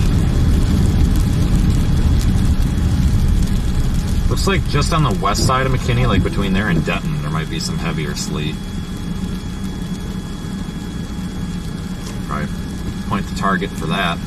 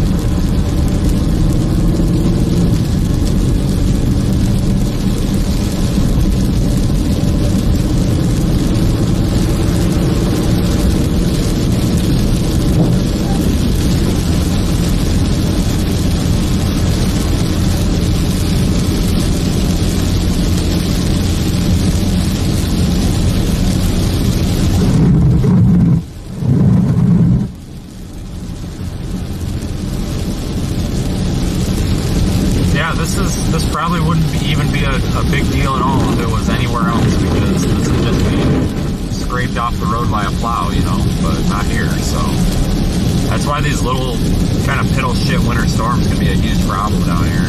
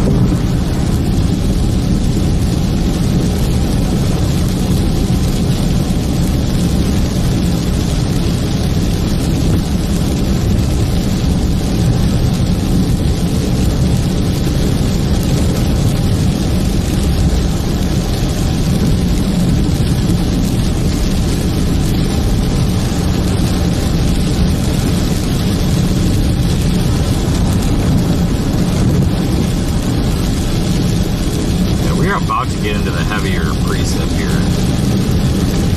Like, pretty much right at that road. Is it 121? I think that's one. Whatever that road is that goes northeast out of McKinney. 75, 121, I don't know, whatever it is.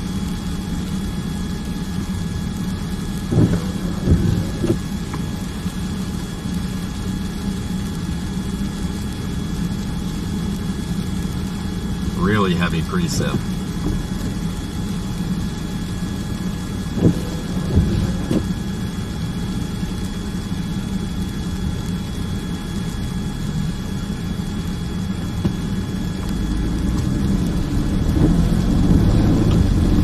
I think today's the day we find out who did and who didn't buy a four-wheel drive or a 4x2 pickup truck here, because it's Texas and they don't ever really need it. So today's the day.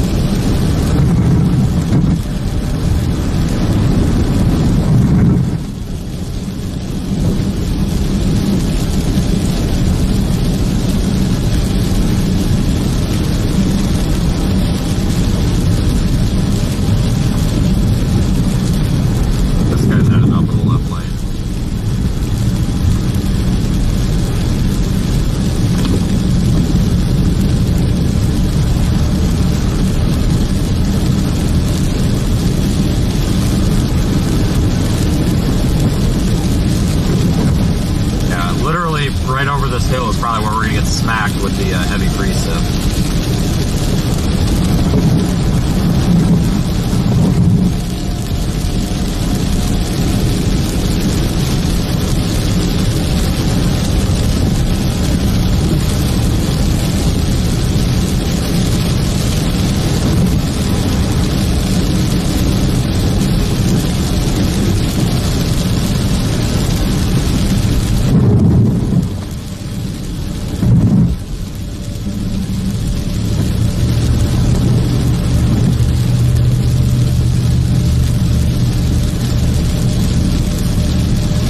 Turn your lights on out here, guys. A lot of people without their lights on. Can't see for squat without your lights on. You know, nobody can see you.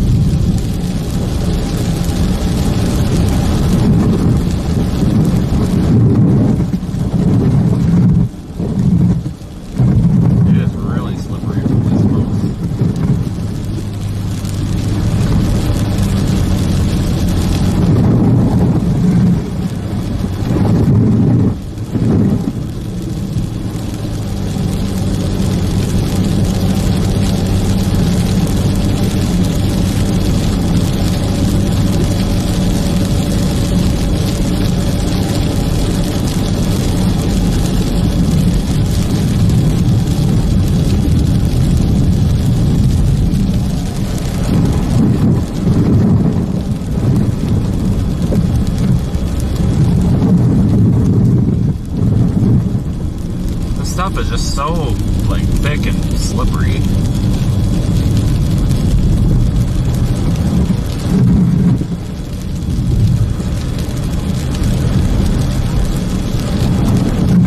We'll go up and jump on 75.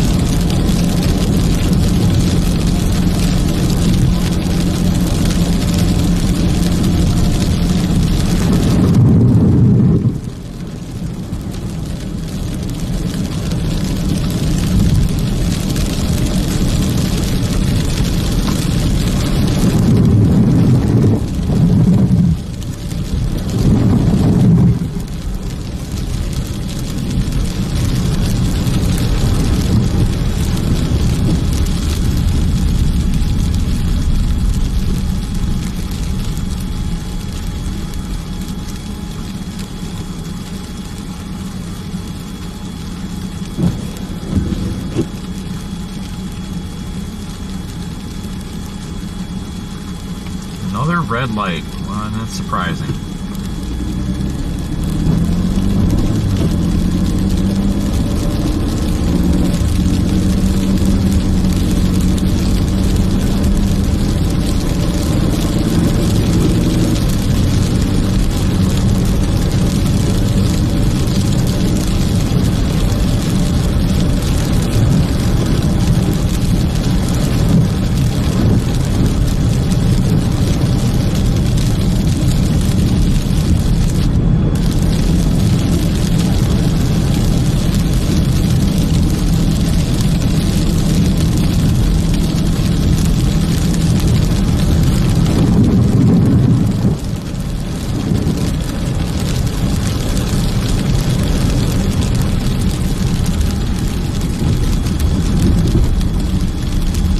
Highway 5.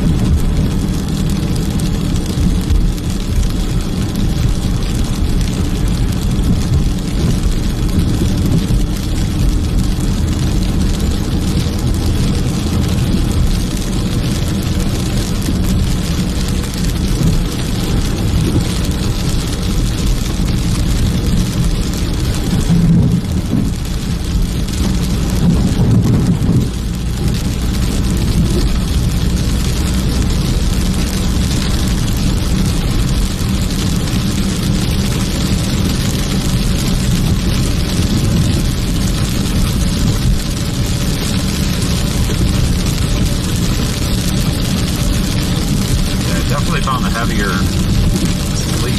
I don't know if I can call this snow. This is all like sleet. Accumulating sleet. It's definitely worse than snow.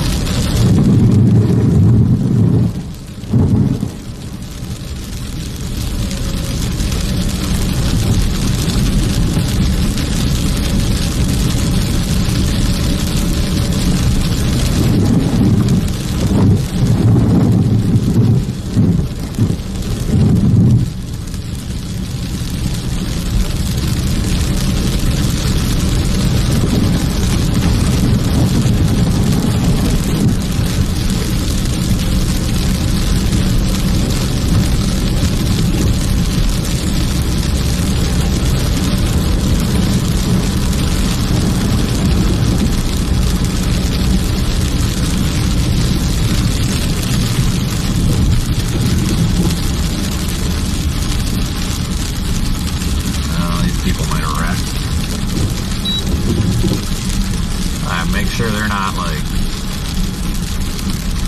seriously. You guys all right? Yeah. All right. Did you call somebody already? All right. Just make sure you didn't need anything. All right. Yeah, they're all right. Hell with them, they can. go around. Not the people driving up on us.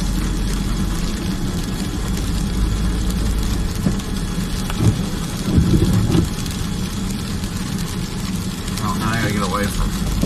God damn it! Fucking cops trying to roll up on him now. Oh, that's alright. We'll just go around him in the other lane here.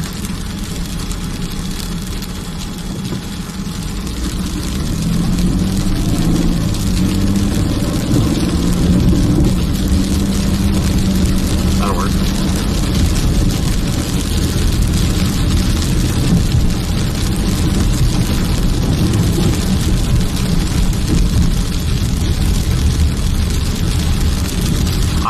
I don't even know what they're sitting there on the road for, because neither of the cars looks like it's messed up. Like, it doesn't even look like they hit each other. Like, honestly, I mean, I don't, it doesn't even look like they were in any sort of accident at all. So I guess they got lucky.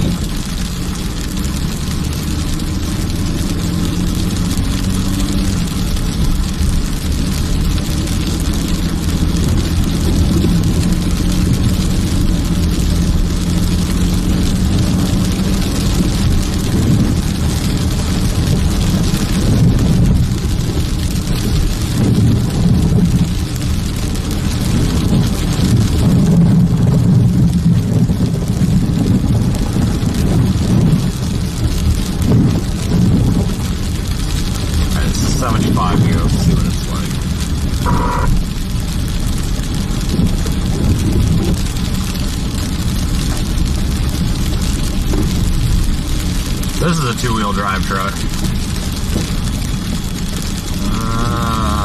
Yeah.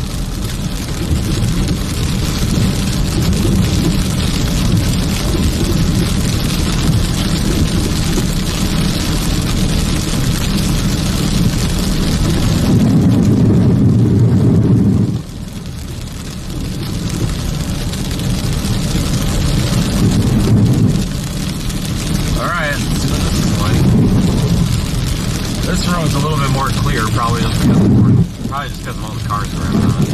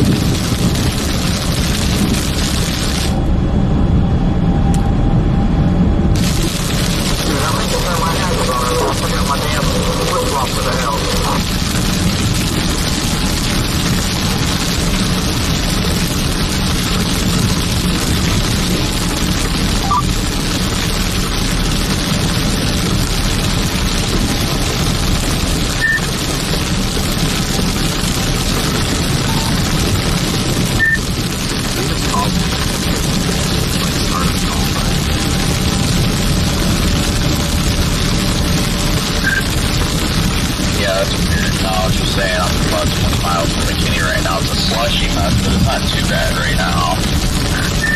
Oh, wait till you get into town. I'm on 75 north of there right now. I'm gonna probably get back into town, but it's town is a mess.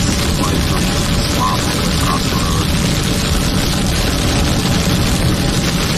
I'm talking about Repo, that's why I was kind of heading in that direction. Yeah, you won't be disappointed. I might turn back around and go back east and get a little bit of really heavy swamp right here. Yeah, they're coming down pretty good in that van. That's what I was telling everybody in my chat, but I'm probably just going to try and shift east with that van if I can. Yeah, it's a slot fest, dude. I pulled over on a road that wasn't touched, that had no traffic on it. There was damn near 3 place.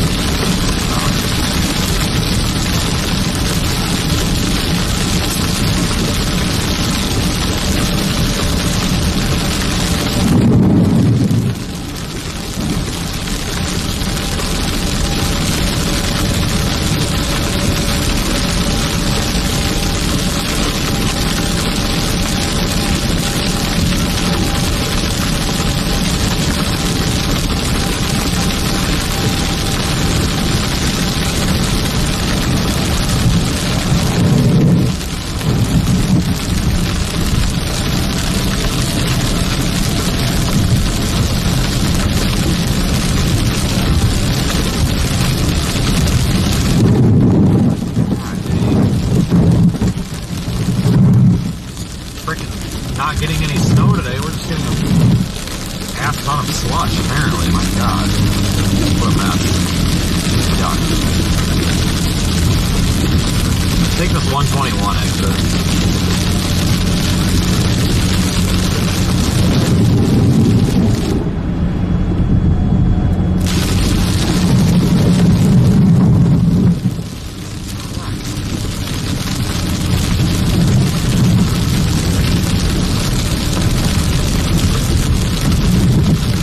That's the good thing, though. If you go off the road out here, you know, there's really not much of it to do in many of these places. You kind of just drive back on the road.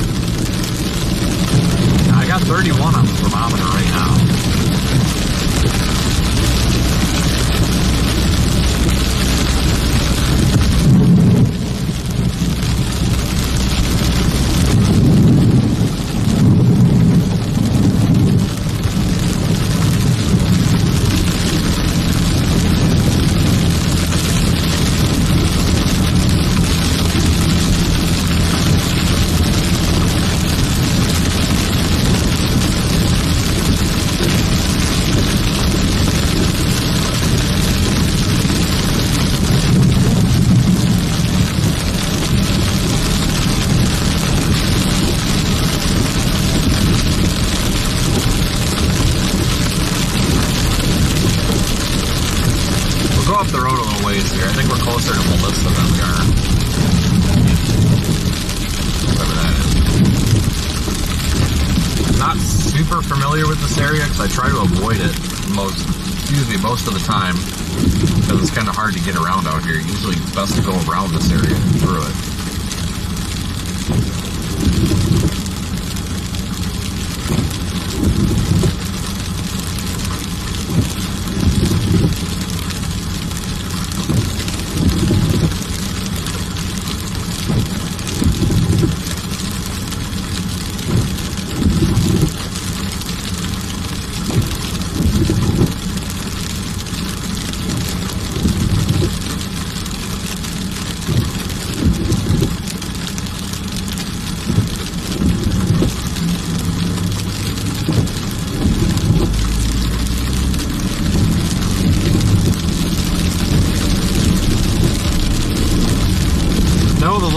Ford Fiestas are all over. Like same with the Focus and the Fusions.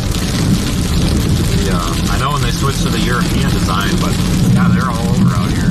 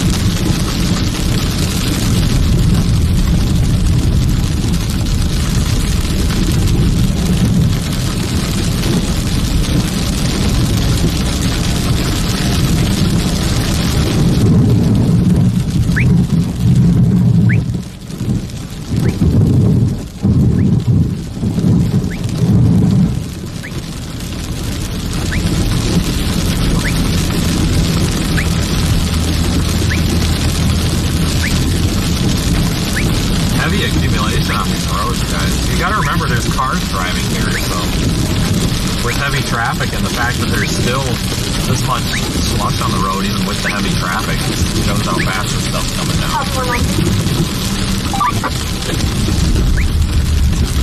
Just had a guy wreck out in front of me. Congratulations, was it on camera?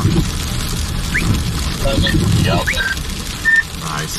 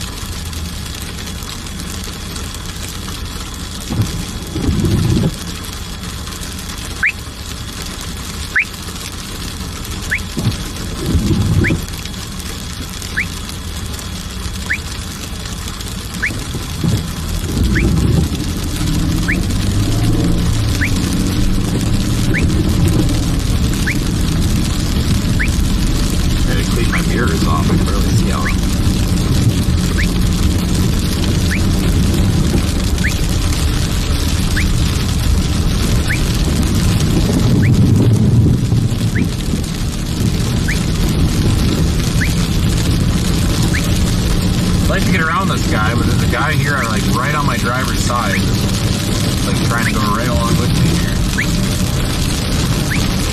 Sneak around.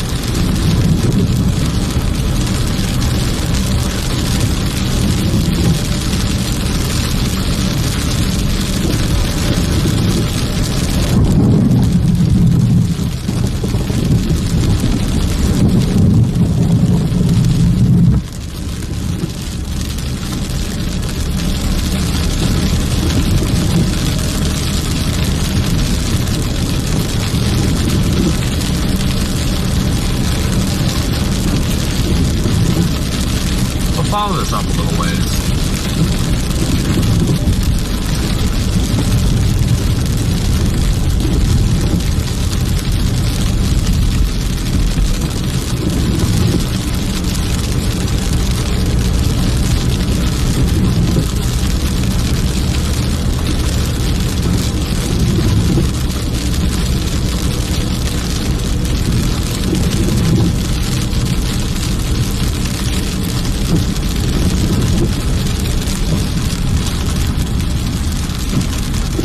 Everybody's slowing down.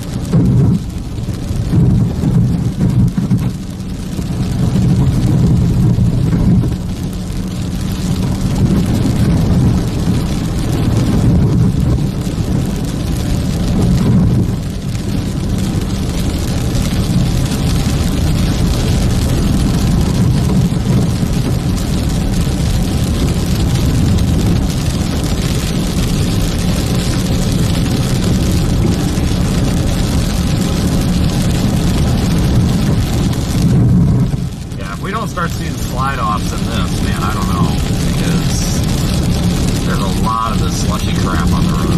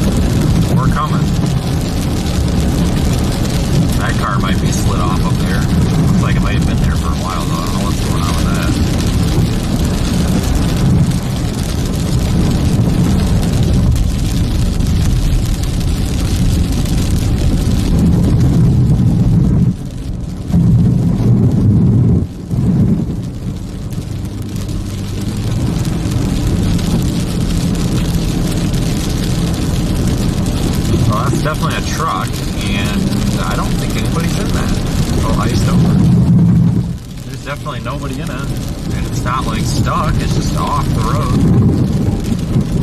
Huh, I don't know, it's weird. Yeah, there's nobody in it.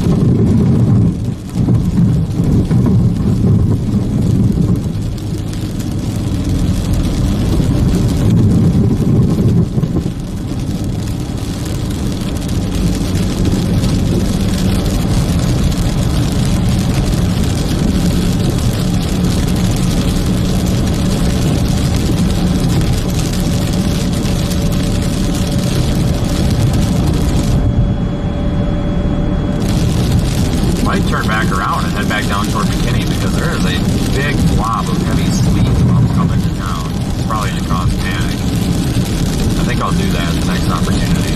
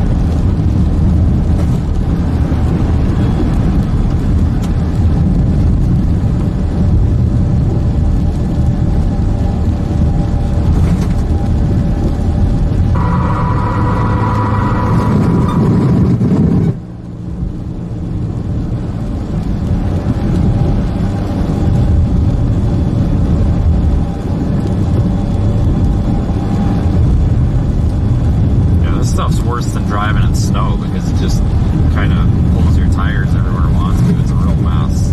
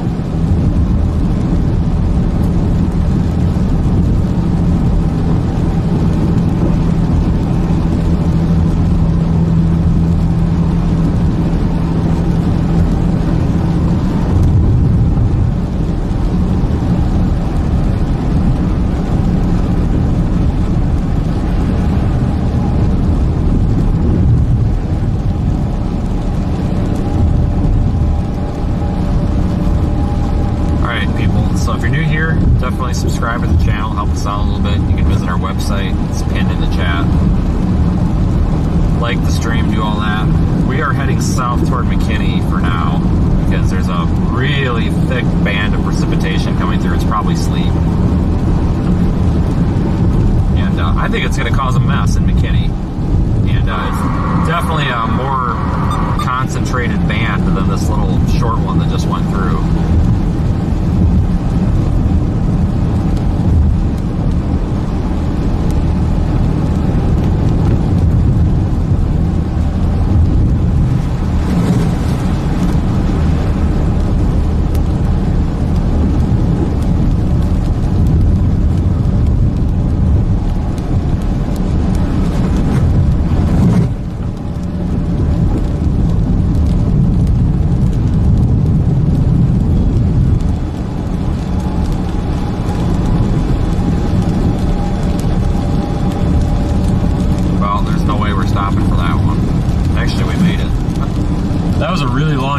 But I was going to say, we're doing about 45, so if I would have hit the brakes, we would have slid through it anyway. Better to just keep going. That was a really long yellow light.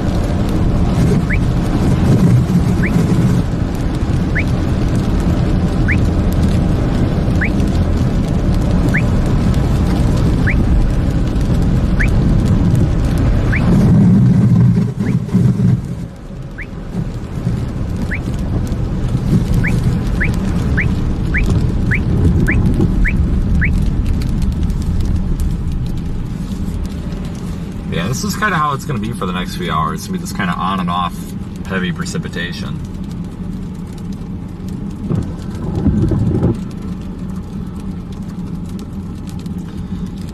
Looks like there's more snow up in the Oklahoma part, but I mean, slush, snow, whatever. I mean, it's all white, looks the same.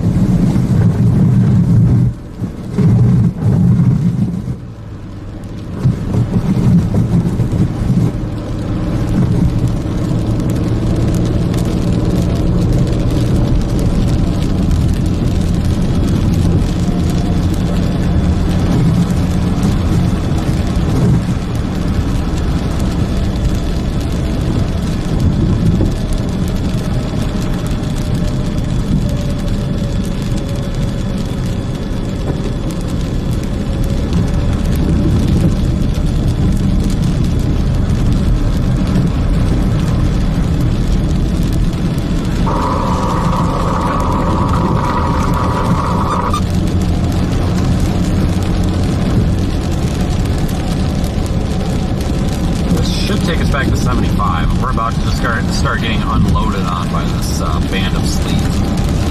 Absolutely freaking unloaded on.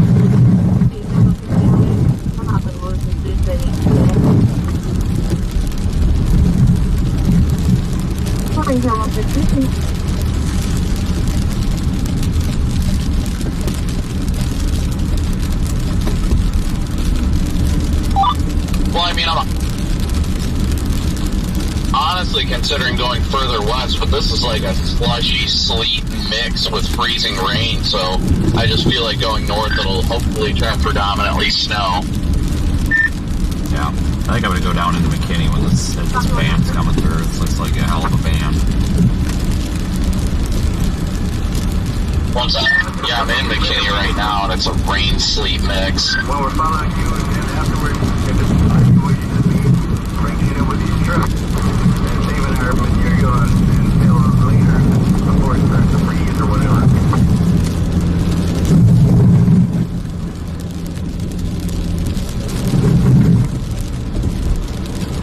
We're gonna have all over all this stuff like we usually do when we're doing yeah, this is definitely freezing rain.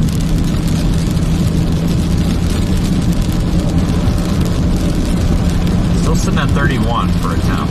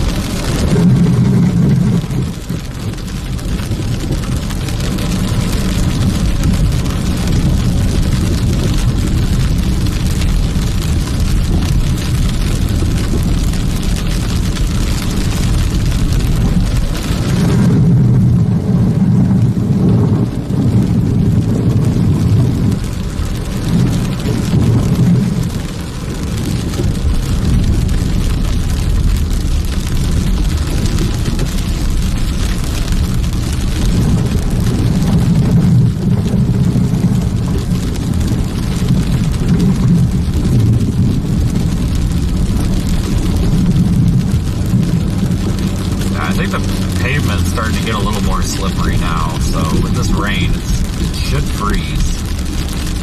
So this might be the start of absolute chaos here.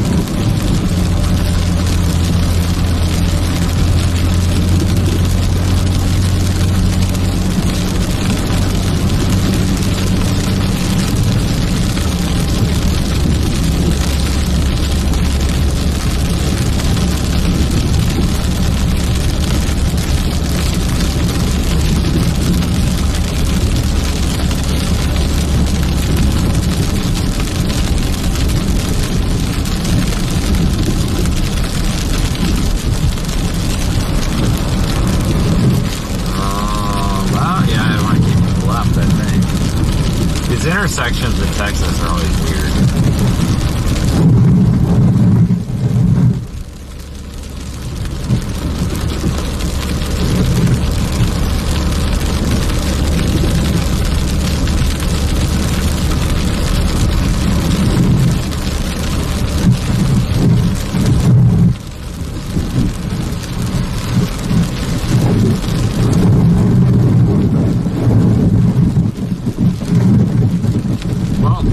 Upset about that. There's nothing we could have done about that. Speed limit's like 45, I'm doing like 29 and it's slippery. So if you want me to slide through it, that's fine, but it don't make no sense.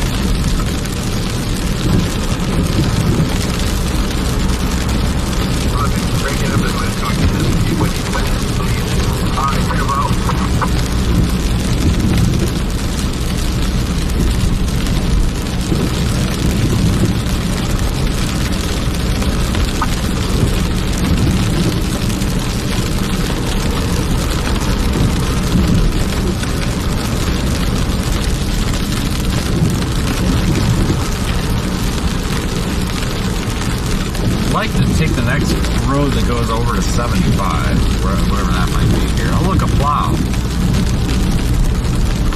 First one of the day. Holy crap.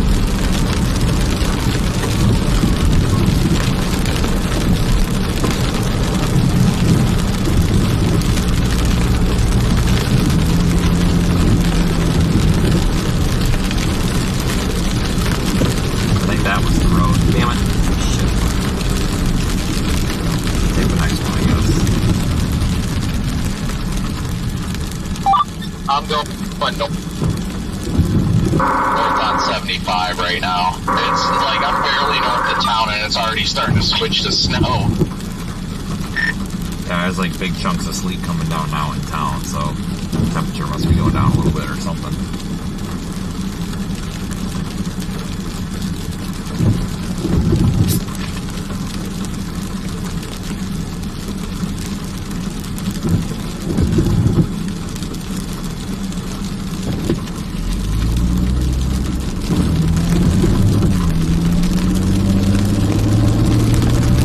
Probably is the only plow. I gotta loop back around to that Louisiana street or whatever.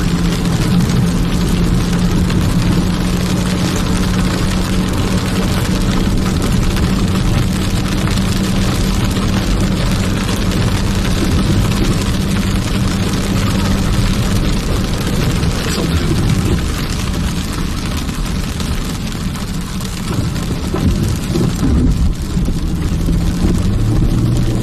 Oh, this is slippery as all hell, where there's no traffic.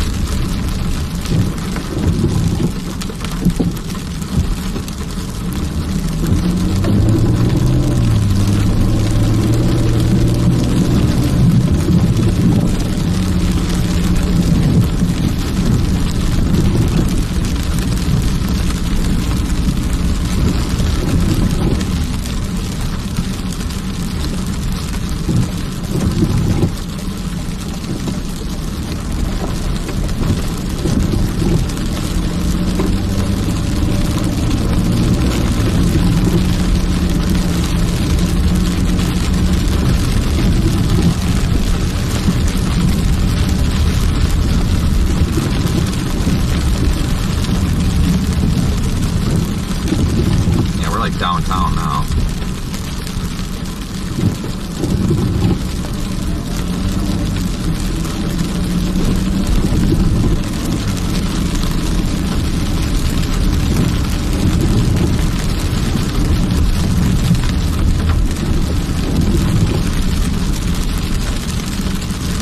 The one way, of course it is.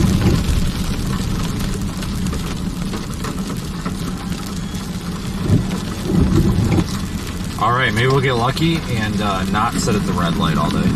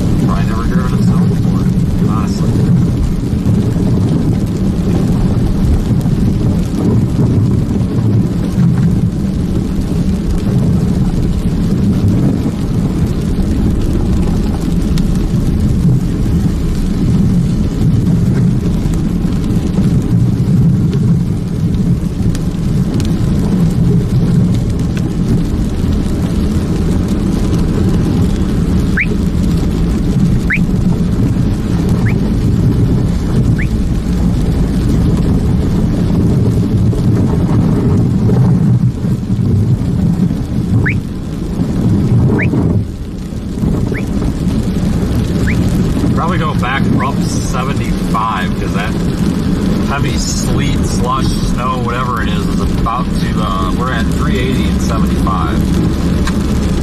That heavy stuff's about to be here, and it's going to move northeast.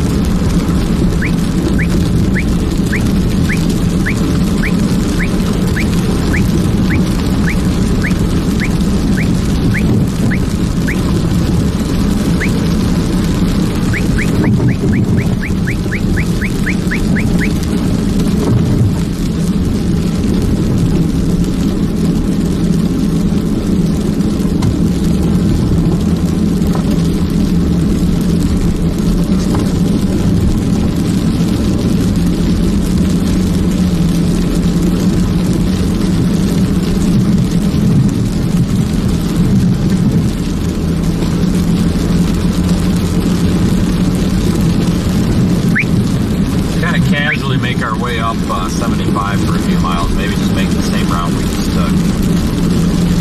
Should start intensifying here.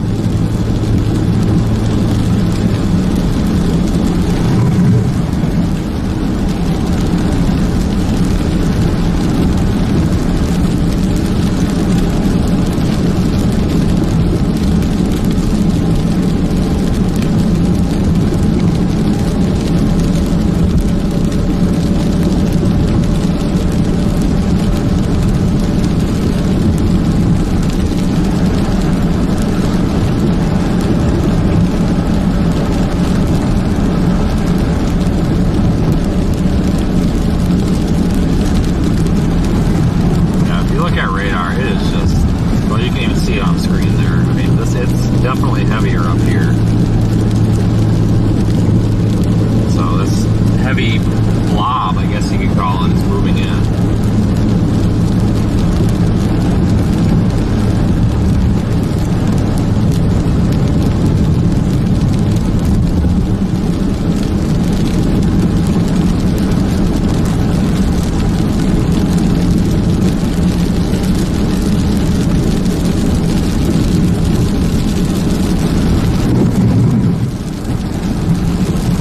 Up to the Melissa exit. Is it all back there?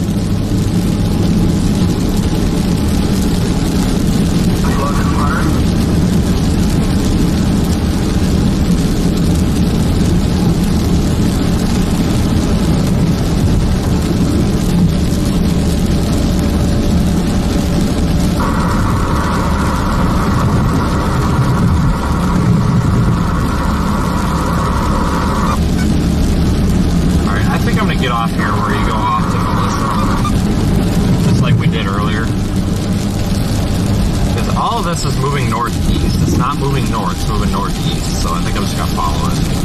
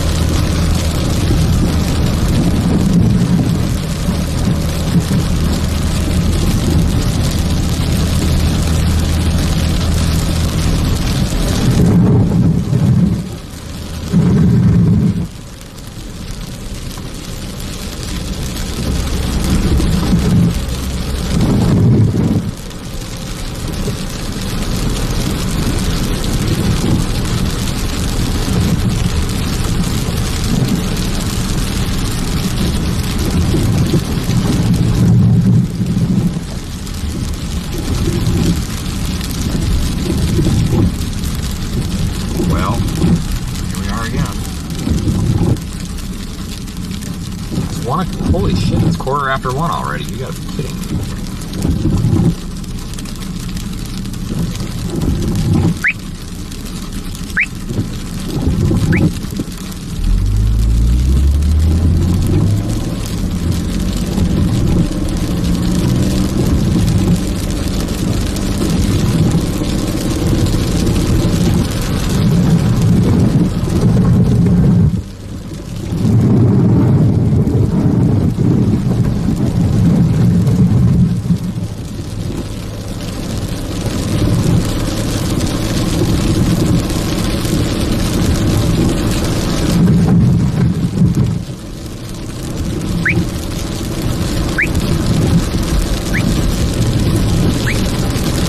Bridges are in pretty rough shape too.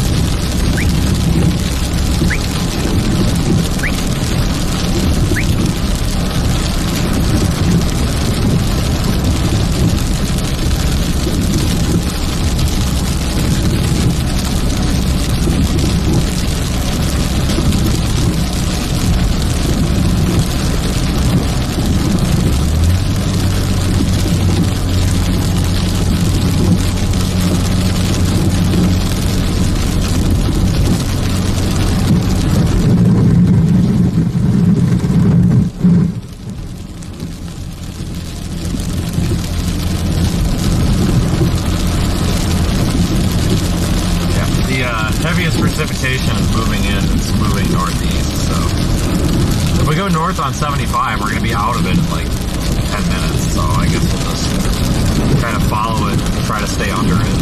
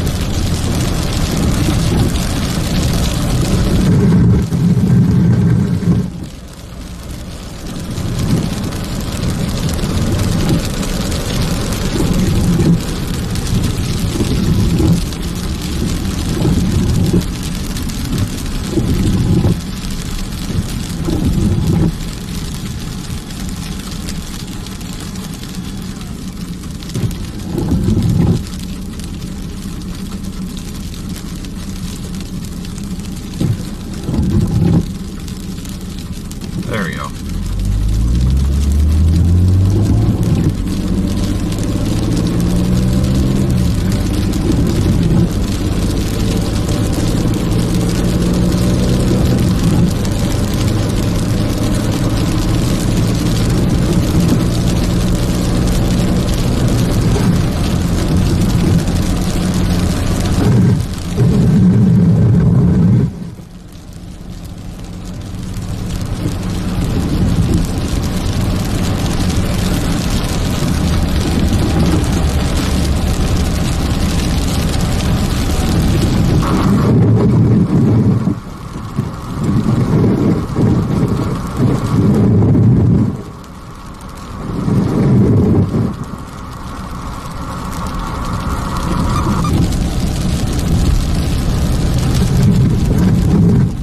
Later on today, I wouldn't be surprised if we have to start making our way east. It looks like Arkansas is going to get dumped on pretty good. But this whole like complex of snow is going to start moving that way.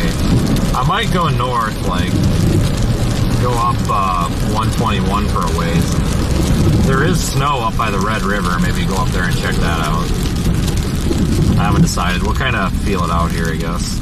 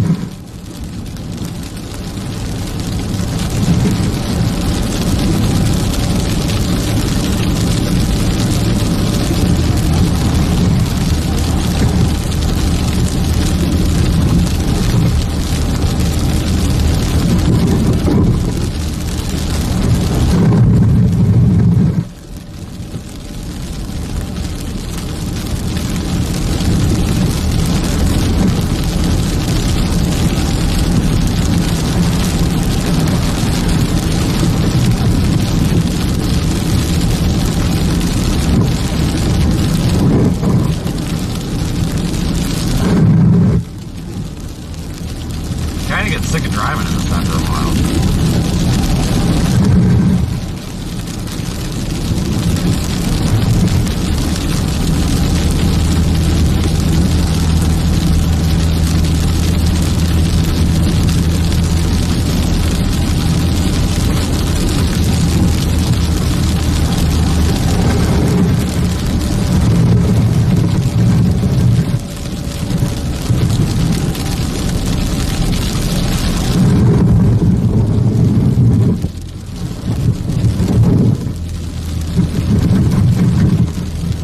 Heavy slush is worse than snow, if you ask me.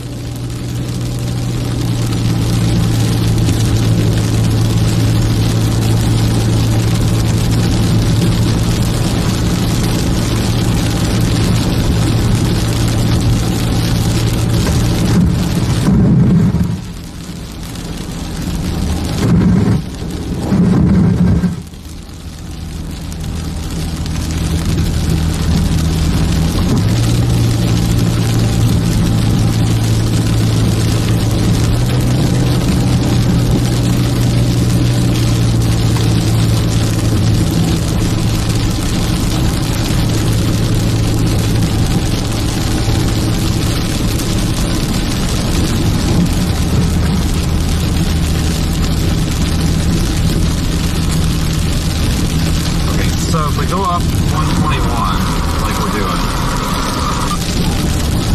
Eventually get to 80. I might take us into Oklahoma. I don't know. I'd like to get where there's more snow than just this like mix. But can't really be too picky right now. It's all a mess. It's pretty terrible, really.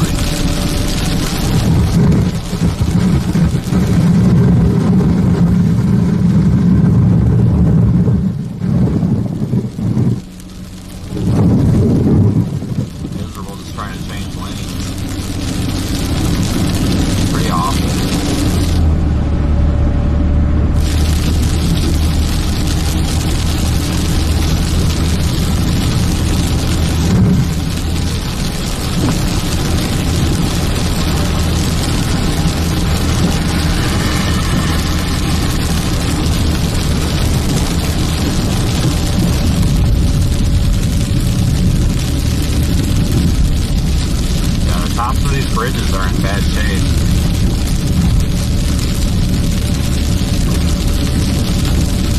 I'm actually surprised we haven't seen a bunch of accidents out here. I am really surprised by that.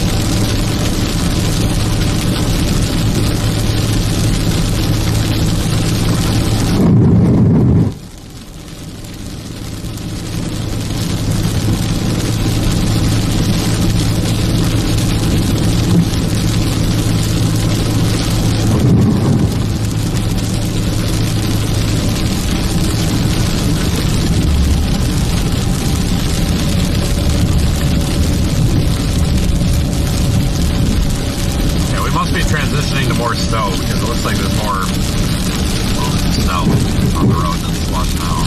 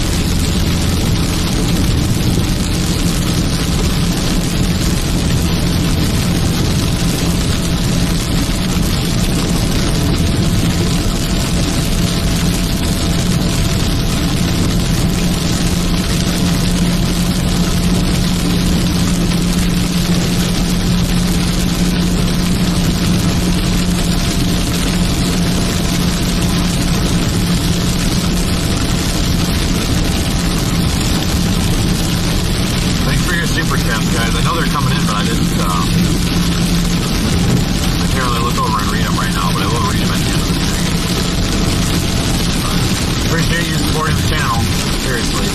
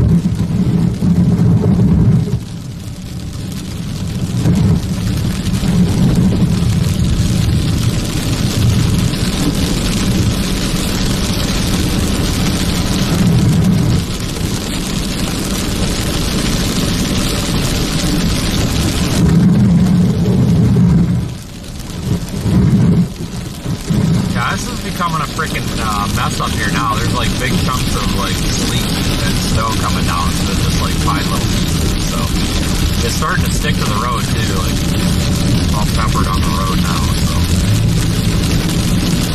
yeah, it's definitely not getting any better.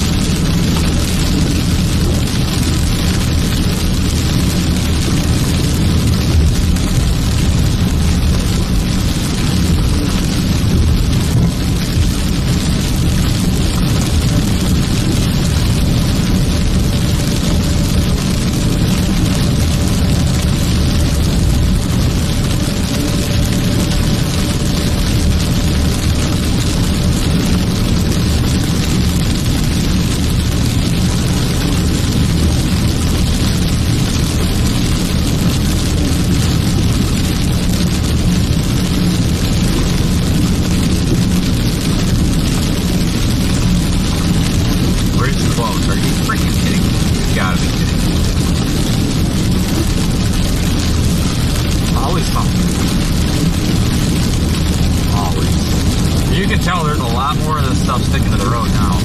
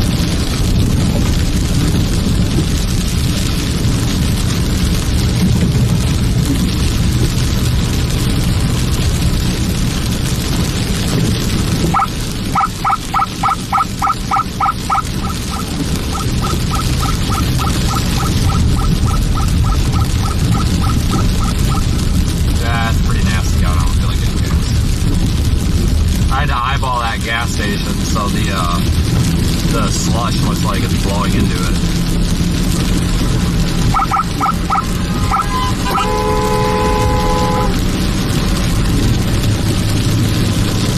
The slush and the sleet looks like it's blowing into it, so for that.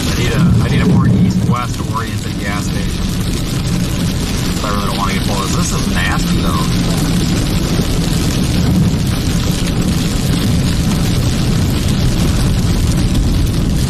What are you back there, man?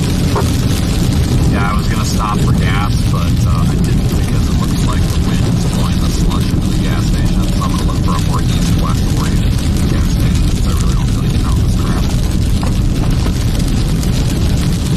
Yeah, I'm going to head up towards the 82 and go east. Yeah, it is definitely snowing. Well, there's more snow in this mix than down there, for sure.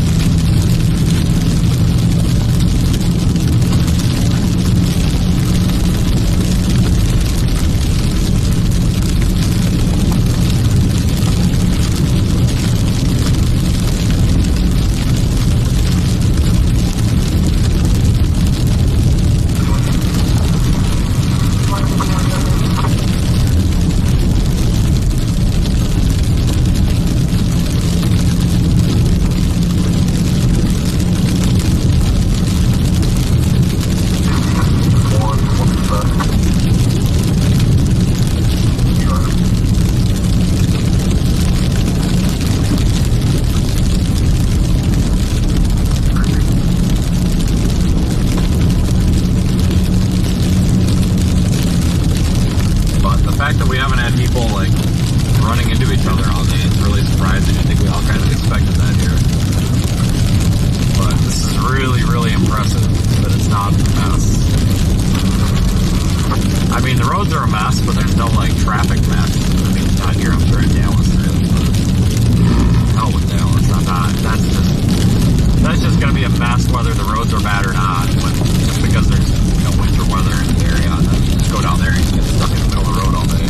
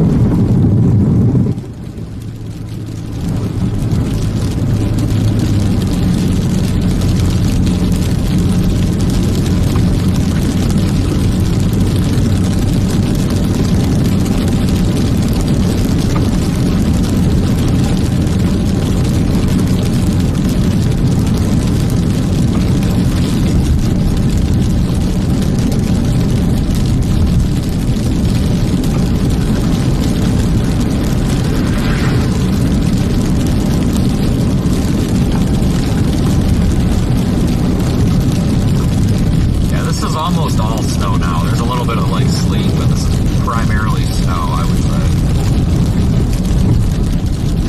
Which is good, because that's kind of what I was trying to get into.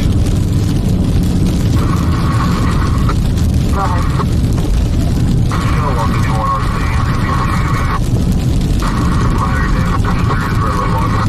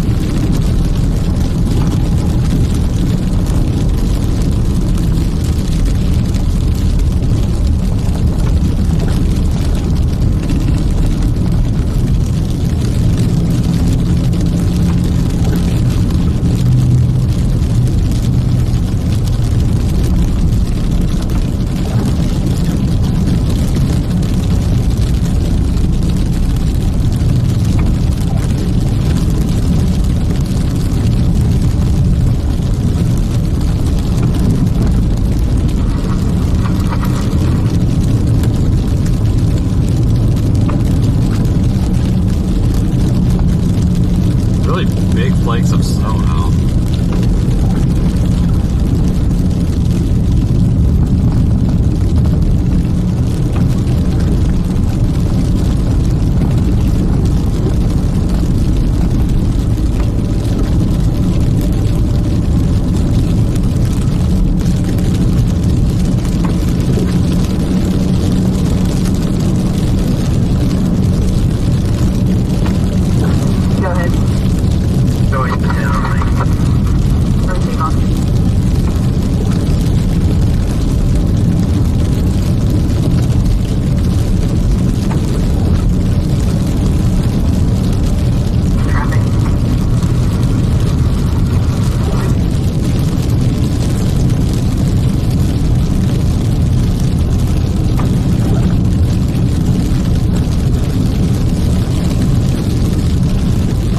Dumping snow now, so this few miles really started to dump.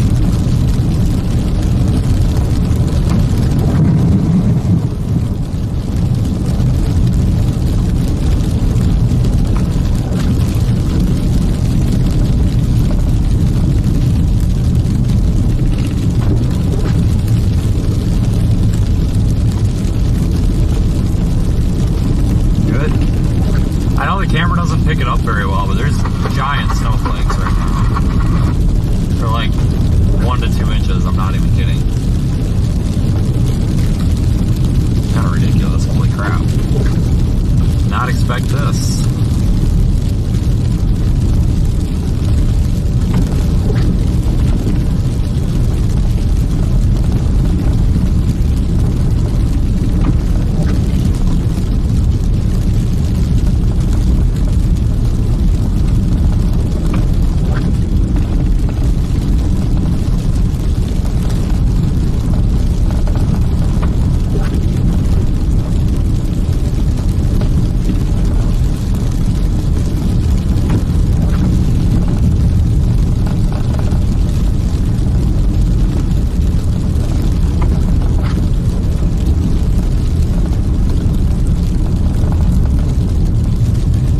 Dealing with more of a snow event, finally. Might take a back road here just for the hell of it at some point, get a little closer to 82.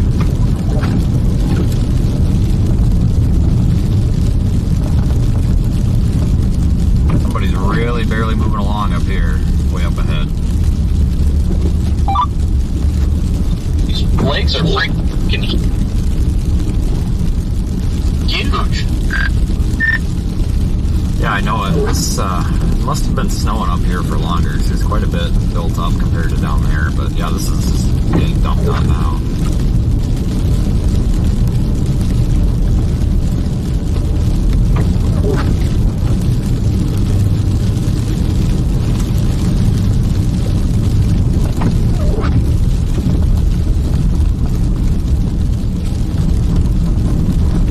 Definitely impressed. Holy shit.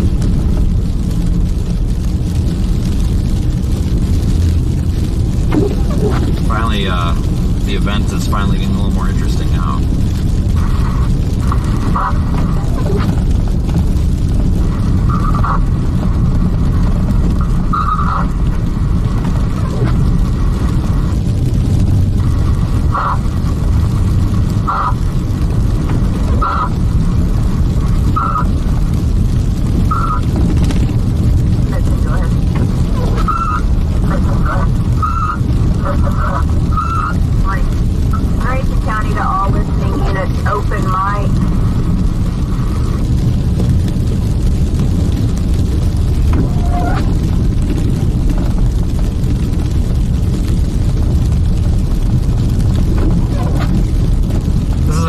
Dumping of snow.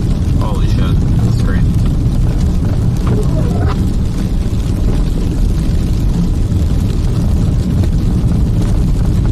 But still, nobody upside down or sideways in the ditch. I'm very surprised. Obviously, it's a good thing, but I thought this would be mass panic.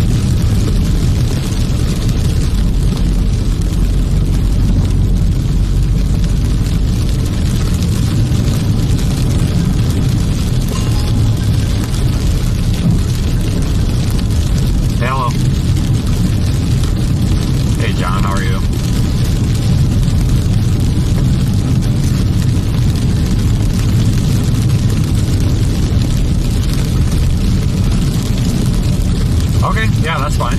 You thinking morning or afternoon?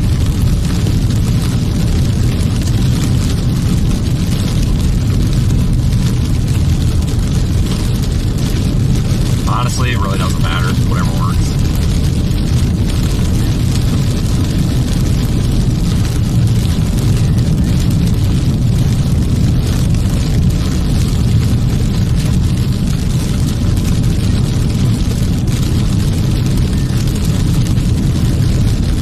No, that's plenty fine.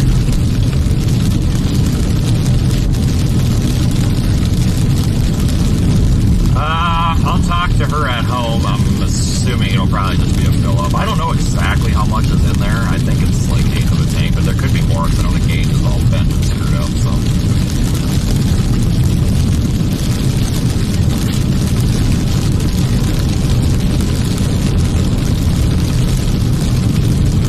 Holy shit. Okay.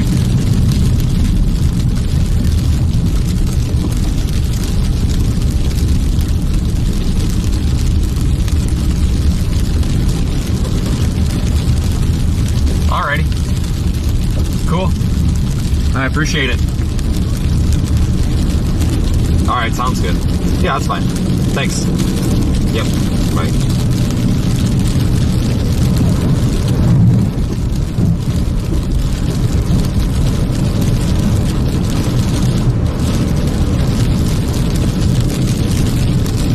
You home? What's wrong? Oh, he's gonna come by probably around 8 tomorrow morning. Diesel. The diesel delivery guy is gonna come around 8 tomorrow morning. So, it's cheaper tomorrow than it is today, so I'm fine with that. So, alright. I'll talk to you later.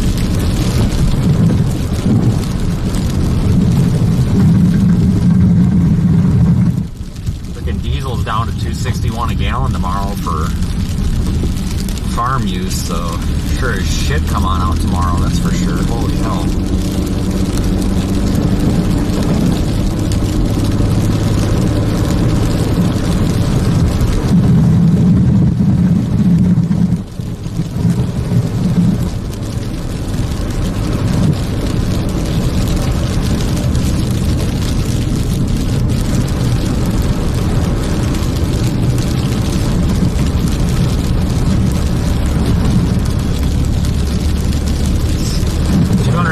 Gallons, what's that? 250 times 261, 650. Jesus, that's cheap.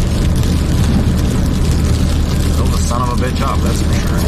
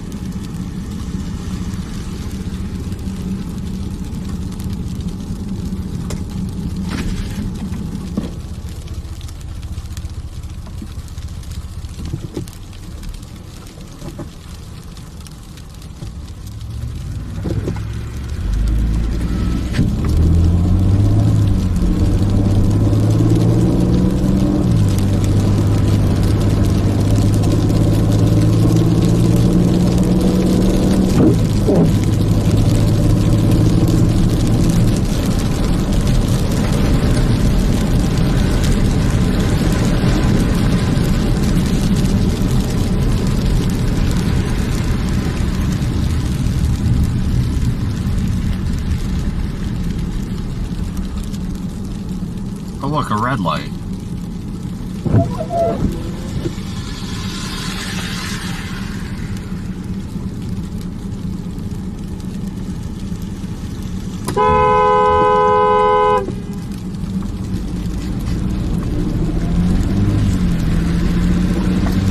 Scared the hell out of this guy in the car in the right lane.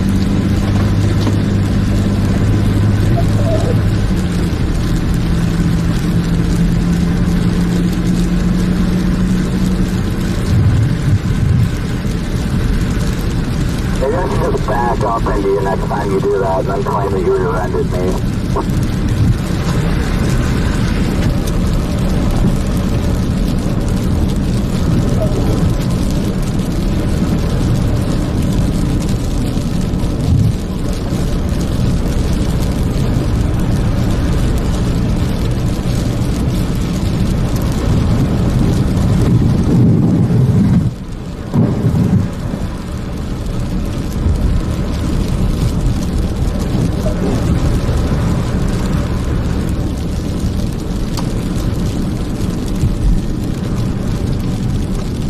Alright, this is 82 already.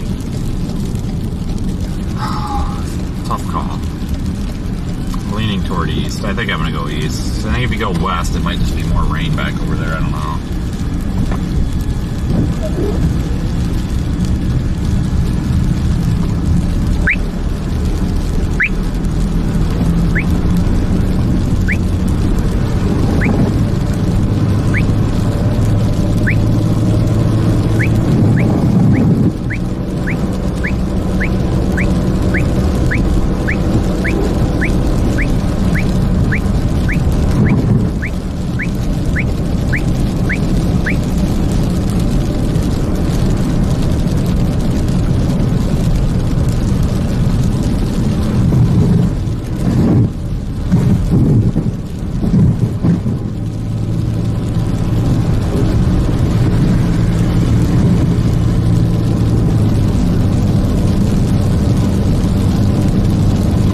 Quite a bit of snow on 82, so now that we're on more of a major road, this might be, I don't know if we're going to come across problems or not.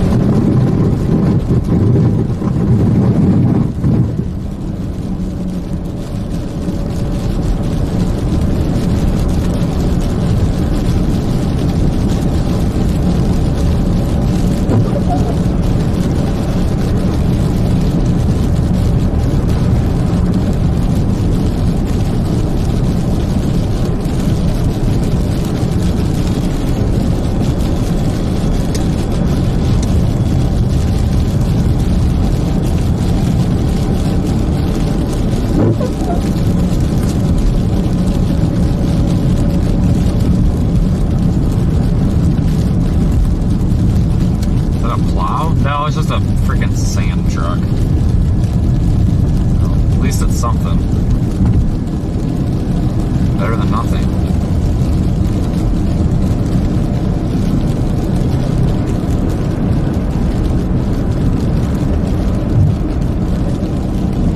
Yeah, we'll head over toward Paris, get fuel in Paris, and figure out what the hell the next plan is. But if it keeps this up, it's just going to be a worse and worse mess throughout the day, because this is definitely adding up significantly. And, without plows out here plowing this like every other place in, the northern states and everything, I mean, anywhere else that, wasn't south of I-40, this wouldn't be a problem. But, I mean, when you don't have a plow going around all the time, it becomes one, so.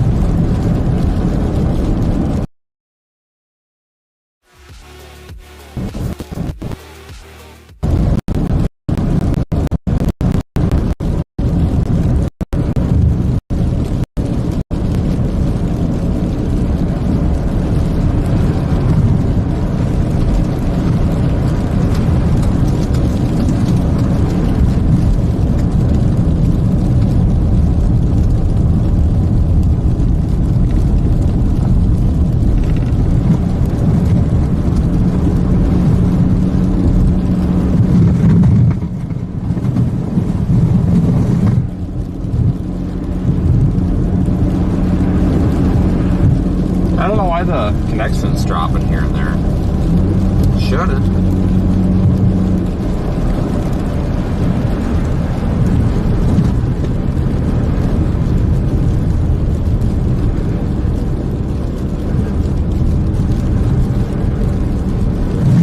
I don't know what the person's doing. They made take a beeline to the side of the road. Oh, I must have said that I'm too far ahead. Man, this snow is jumping right now. Talking about the guy in front of you, or is that a shitty comment about me being all over the road? No, the person in front of me, I thought they were going to turn, so they started going to the right, but then they hurry up and jump back over.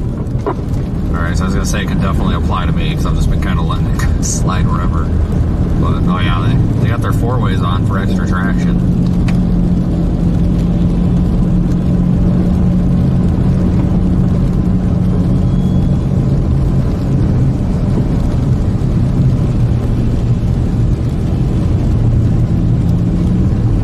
On his phone. That'll do it. I'm gonna hang out behind him and get the wipe out. Like, pull right out quick. Well, that's why I went up beside him, because I'm like, I wonder if this guy's on his phone. And yeah, he's on his phone.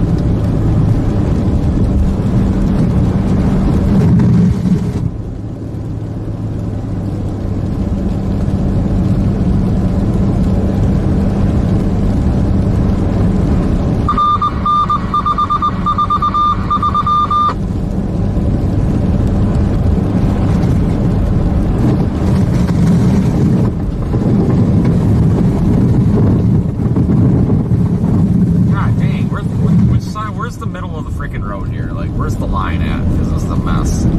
Holy shit.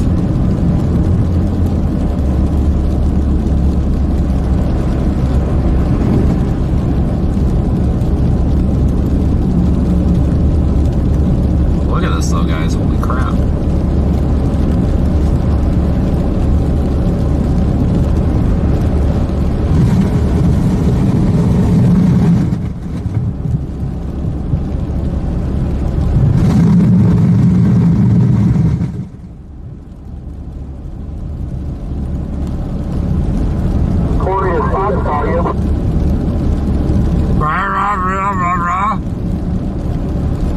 What's that?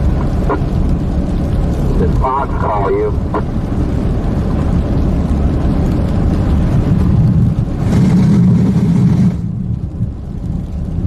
Oh no, he wasn't just on his phone, he was like, had his phone in his face kind of thing.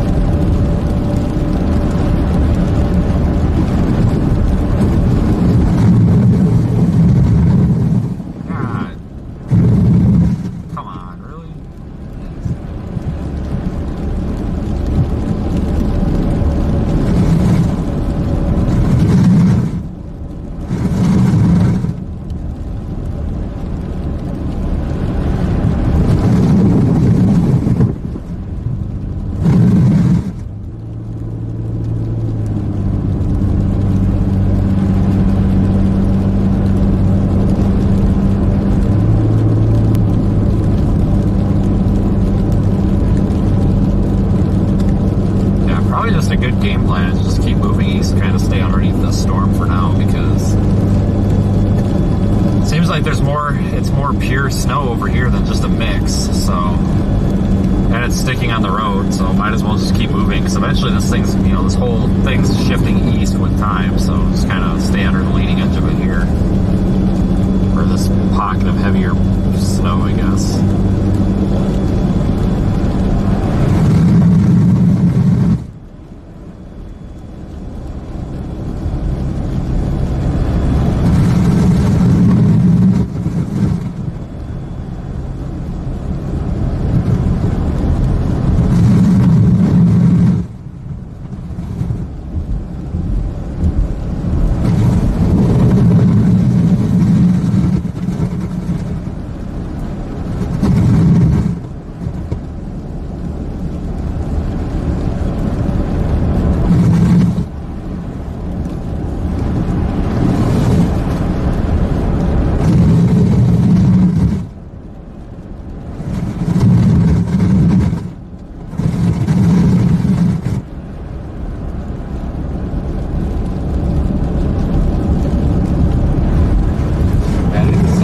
Struggling because there's so much like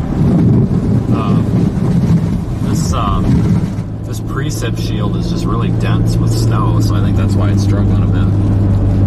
There's really not good phone service out here. I remember that from last time I was out here, so that's not really working for us either. Almost looks like they might have plowed this baby at one point. I have no idea what this is in front of us. Is it like a road grader that's plowing or what? Is he facing the wrong way? No, it looks like he's facing the right way. I was gonna say, this almost seems like it's been plowed.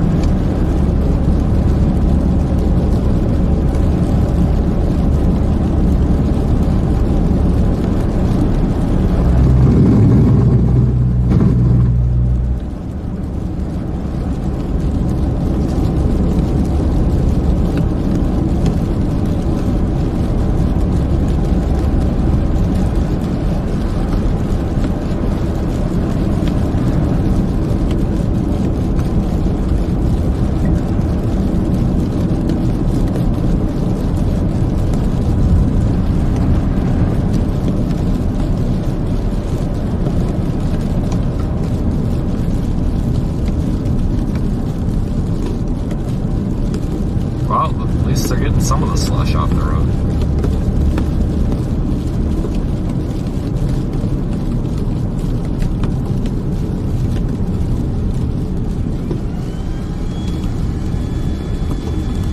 If you want to pass me, Vince, I'll get over it. I don't have to do a hit. That's fine. This guy's getting off the road up here at this turnaround anyway.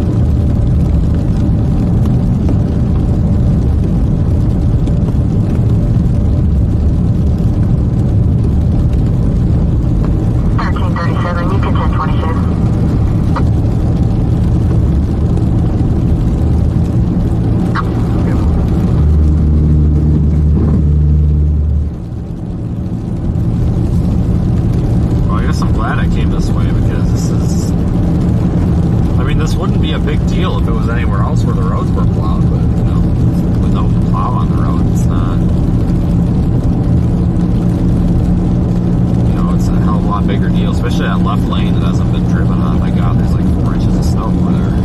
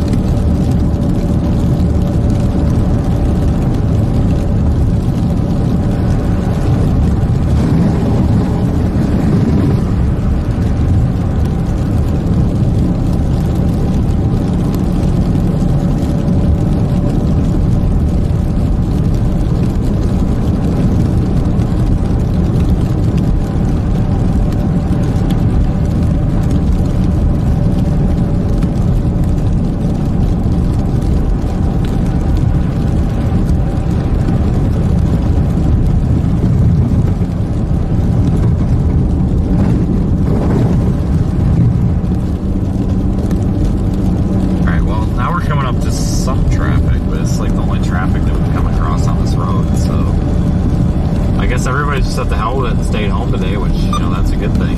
So, holy crap. 4,000 block highway today.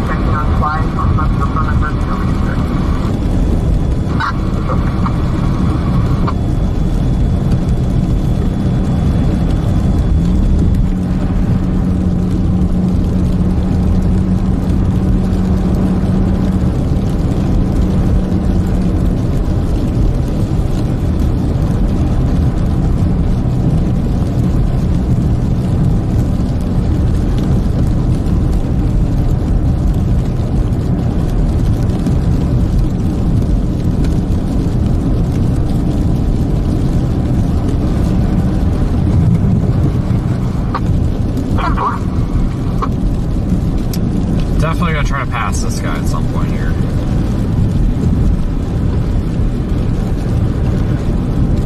Hopefully, get a chance.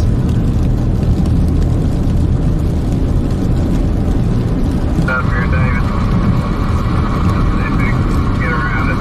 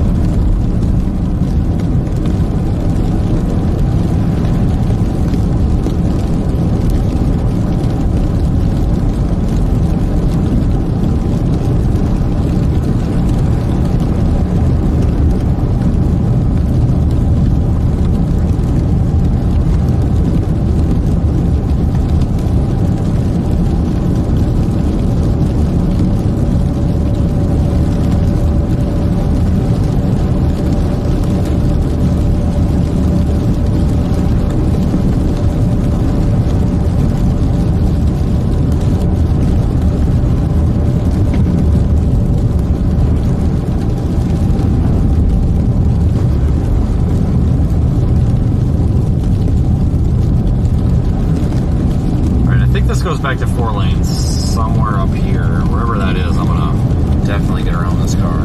We are barely moving now. The road's no worse than it was back there, so.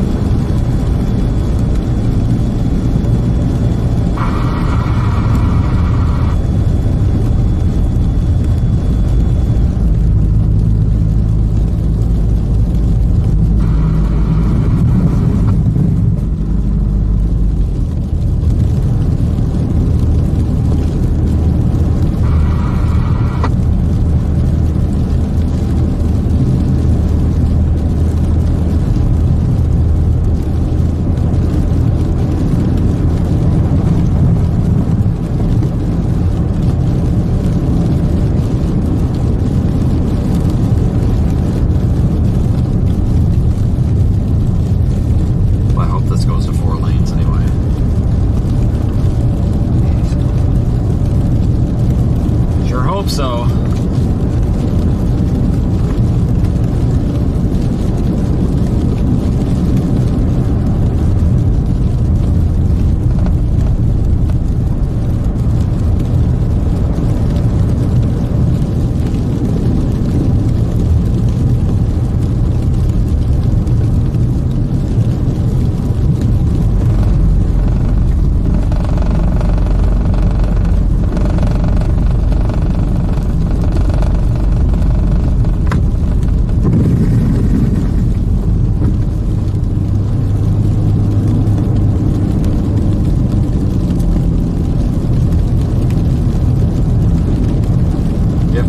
traffic on the road, then I would not be surprised if everybody would be in the ditch. But I think because there's just really nobody on the road, there's nobody having problems.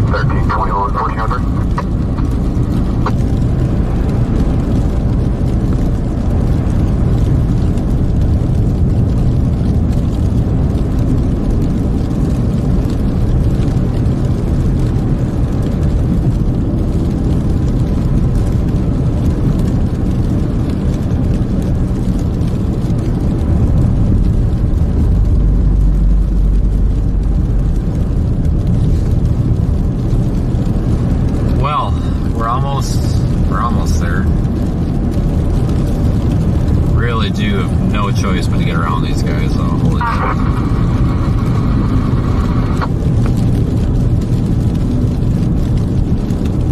Yeah, we're doing about 20. That is definitely a little ridiculous here, but that's alright, I guess.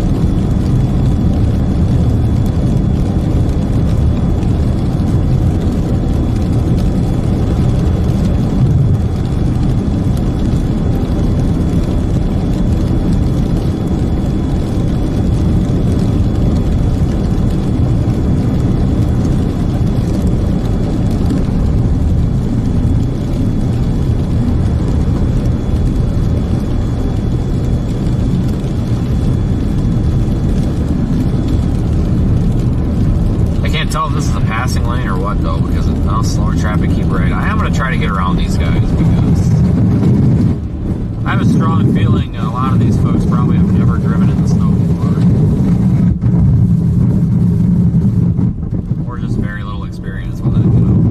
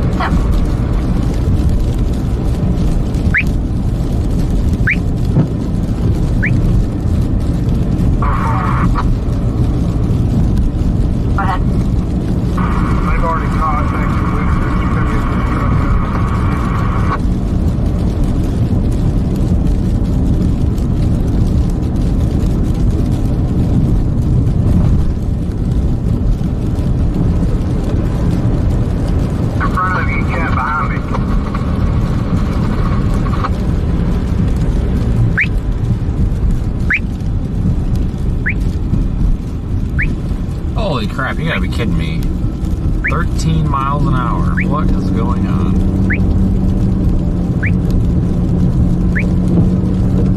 What's going on here?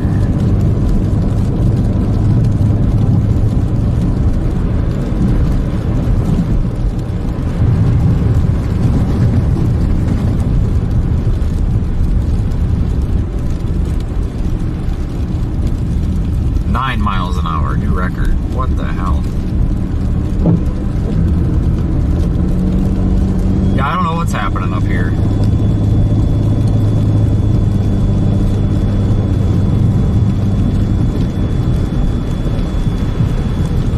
My foot's not even on the gas here and we're still... Wow, okay.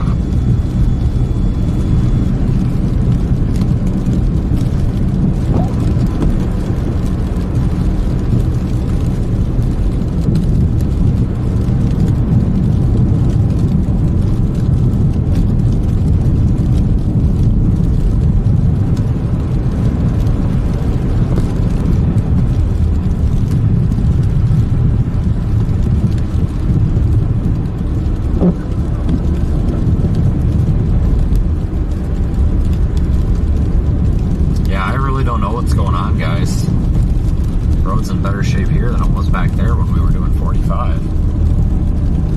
Beats me.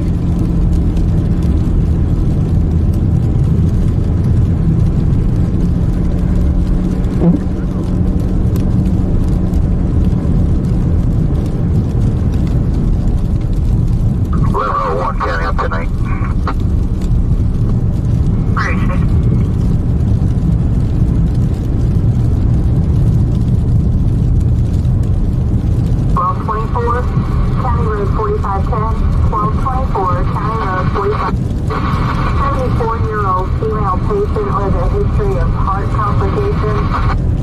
Rising, she's got shortness of breath. Timeout, 3:45.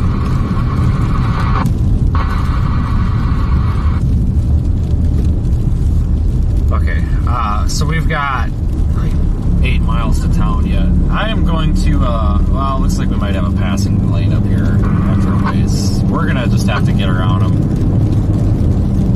Because the people behind me now are on my ass and I really don't want to get hit. And we can definitely do more than 18, so let's do something here.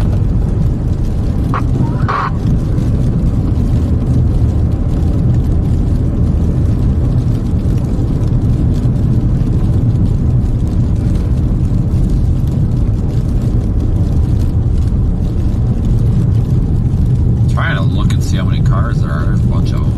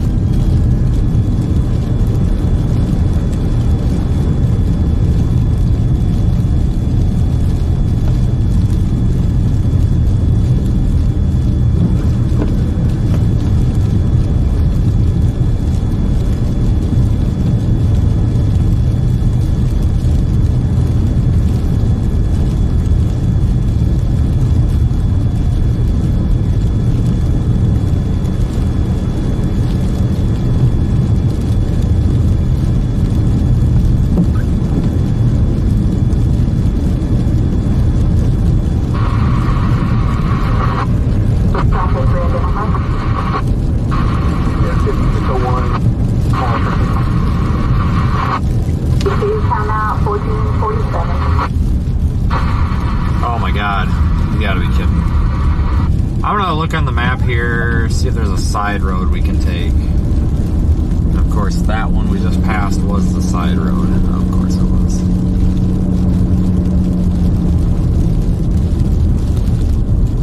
Man.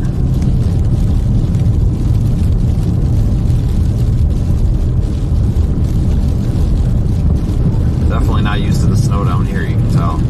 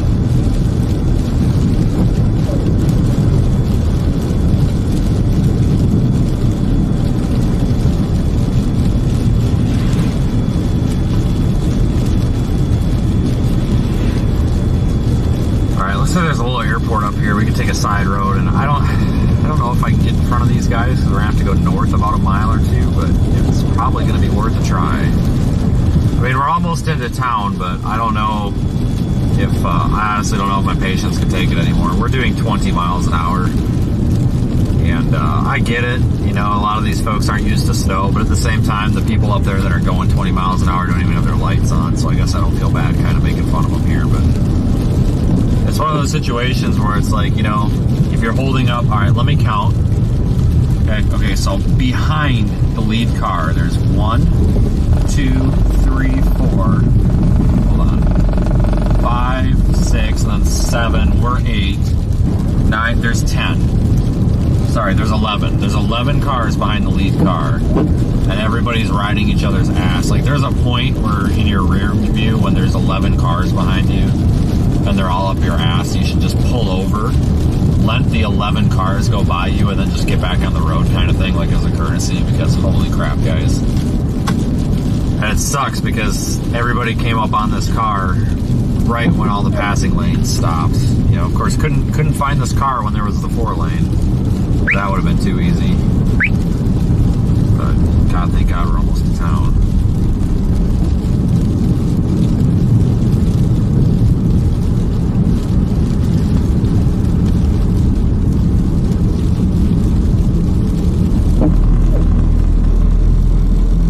Yeah, there's no way we're gonna get past them on that road. That's like a dirt road.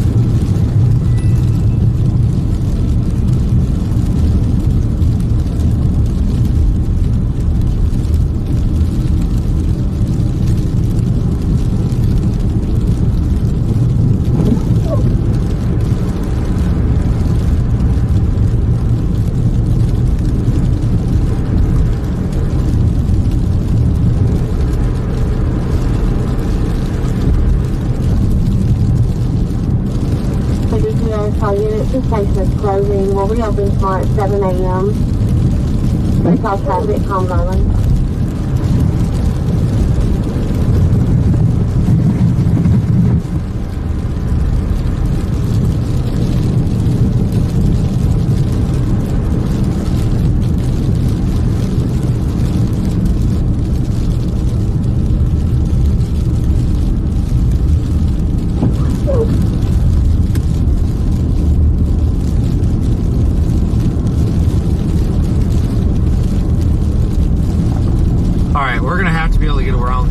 Stoplight or something, so it should be alright. Made it into Paris here, so. Well, how you doing up there, Vince? Right here, go down 271 doing 19 to 20 miles an hour for the past 20 minutes, come back so into just the left. getting into Paris and need gas. Might come up on the back of this line by the time they get through here. My God, man. Yeah, I'm doing about 45 right now. It's not too bad, but yeah.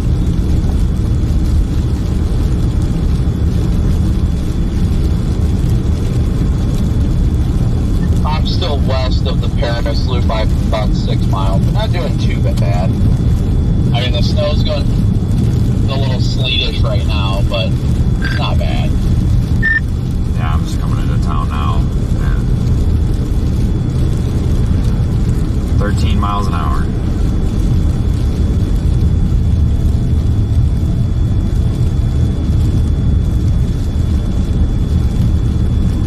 Wow, I'm going to be so happy to get around these folks. My God.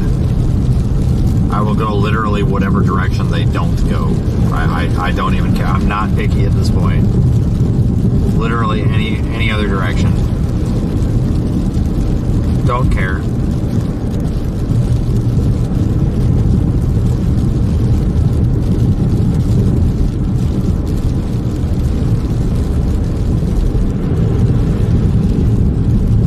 GPS says to prefer going through the north side of town, but if these guys go north, I will gladly go around the south side, even though we're going to stop for gas anyway, but never mind. The slowpoke at the beginning, oh, of course, they're driving a rear-wheel drive freaking Lexus. Of course they are. So they're going to go in and get gas. That means everybody else is going to speed up, probably.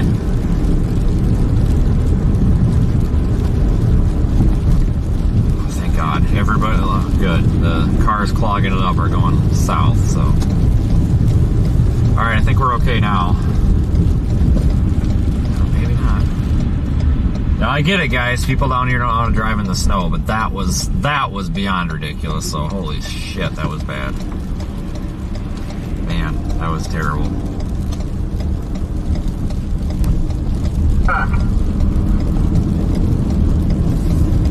Almost too dangerous when you go on that slow, too. You get hit from the rear end. 007869.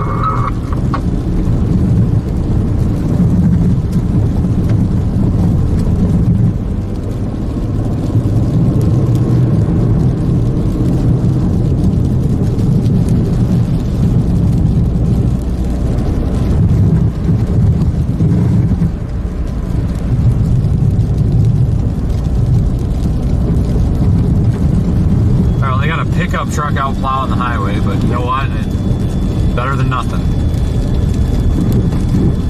And I am going to pass these folks, even though we're probably just going to exit again for gas. It's better to be on the safe side and be ahead of them.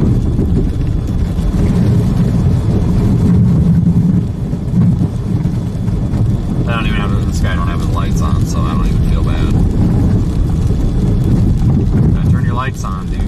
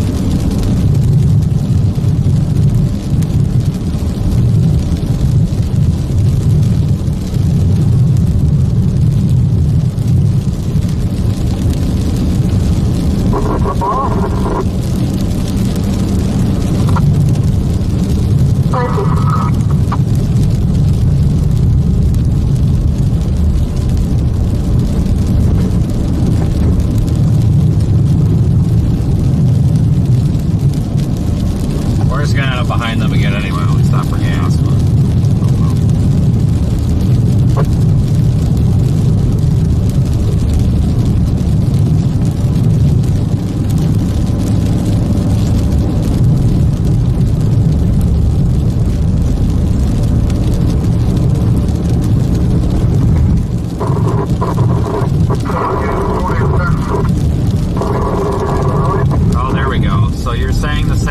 Someone who is forced to be out in this, first of all, you don't know if they're forced to be out in this, and their rear-wheel drive vehicle is to pull off onto the shoulder to let people pass. Yes, I am. Yes, I am. Because what you guys didn't see was me nearly getting rear-ended by a fucking truck. And that would have just chain reaction all the way up the line. So yes, that is exactly what I would recommend.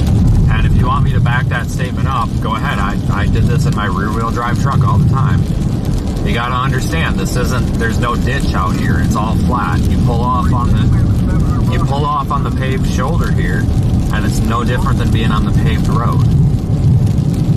But to find pleasure in nitpicking on literally the dumbest possible thing you can freaking nitpick on, just to nitpick on something, tells me you probably gotta get something better to do than nitpick on something other people says that doesn't affect you at all. Because I know that there's ill intent in there because we're inserting facts that we don't know are true, right? Or we're inserting statements that we don't know to be fact. Like, that person's forced to be out in this. We don't know that. Maybe they're out for a joyride. We don't know that. But you know what? It sounds worse when you use statements like that, you know? It sounds worse to other people. He's saying somebody that's forced to be out in this should pull off the road. I never said they were forced to be out in this, but it sounds better. It sounds better with this cancel culture stuff people like to do. So that's why people put a little bit of salt and pepper on what they're saying like that, because they try to make it sound worse than it is.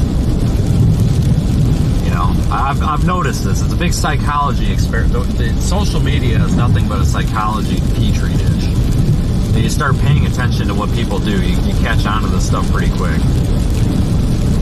You know.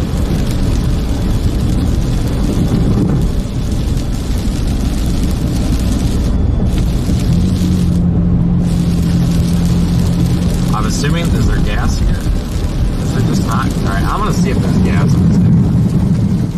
Because I have a feeling that if we don't stop for gas, we're just gonna end up going all the way through town and not getting any gas, which I don't think it really matters, but we should stop.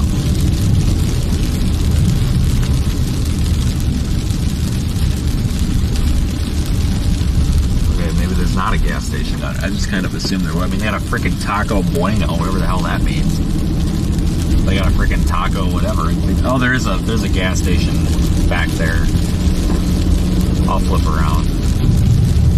Nah, we just live in a world, guys, where people feel good about. That's fine. Oh, holy shit! I can't fucking stop, dumbass. That was stupid. But we live in a world where people seem to get a little aroused by telling other people how wrong they are, and the whole holier than thou attitude, even though it doesn't necessarily, even though this isn't a religious example, but I've noticed that this is kind of how social media has become. It's the whole, you know, it's one thing to point out something that's wrong when it's wrong, but I've noticed a pattern of people that have absolutely nothing wrong in their lives, and deep down they don't actually have a problem with what is said or done. They just want to because it makes them feel important. Welcome to the internet in 2025. Product of COVID, unfortunately. Wasn't this nasty before COVID. There's a gas station there too, but that one looks kind of cruddy.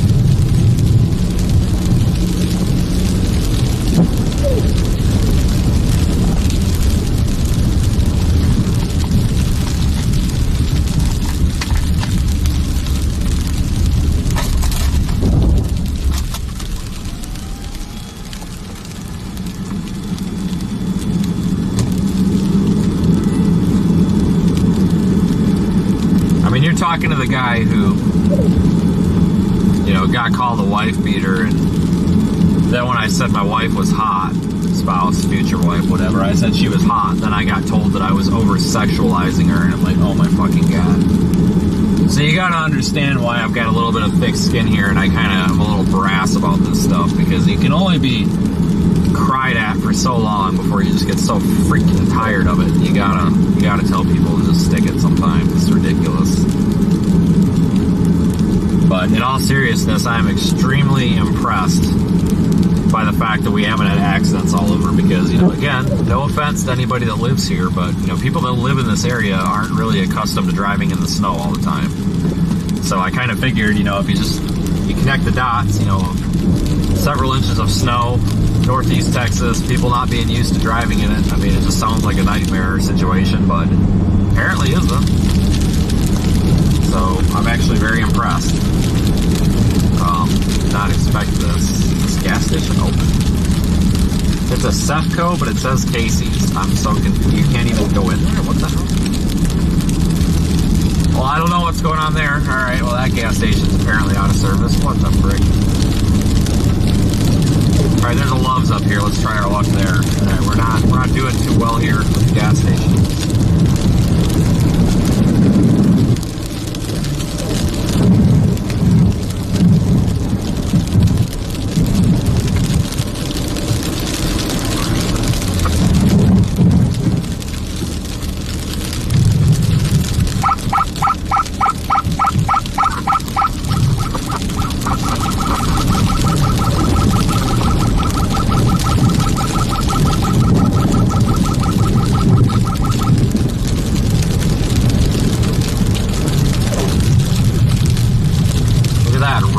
Just in time for us. I honestly thought we were gonna make it. It kind of sucks too, because there's absolutely nobody coming, so we totally could have went through it, but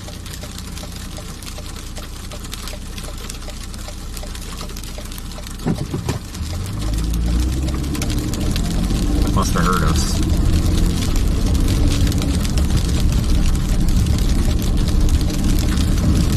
I tell you what though, I think I spend more time at red lights in Texas than I do anywhere else though.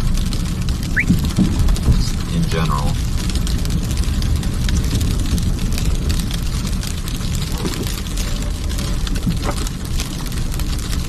Yeah, this is quite a bit of snow in one sitting for these people. Alright, I'm gonna get gas. I don't really need it, but we'll get it now because I don't feel like getting it later. So you guys will have to just hold on a second. Turn the heat up so it's warm when I get back in here.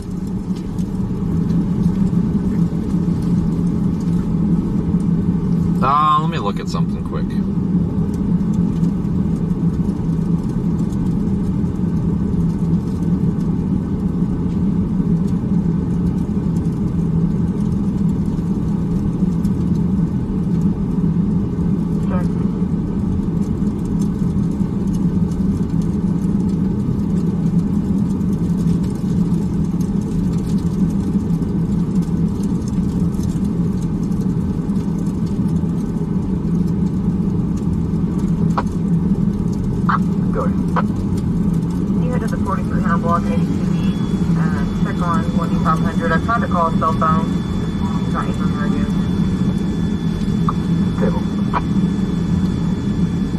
Some mesoscale discussion got issued for here, but I can't get it to come up here for some reason.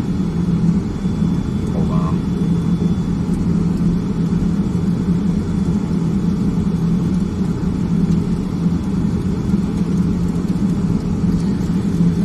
So it's for freezing rain and snow and sleet mix. Well, we definitely got more snow than freezing rain.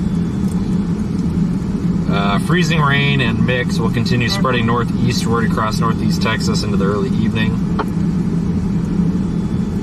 Radar shows a swath of mixed winter precipitation, blah, blah, blah. Yeah, whatever. Basically just saying it's going to continue. But I would say this is snow, not freezing rain, in my opinion. So, just a minute, guys. 10-4,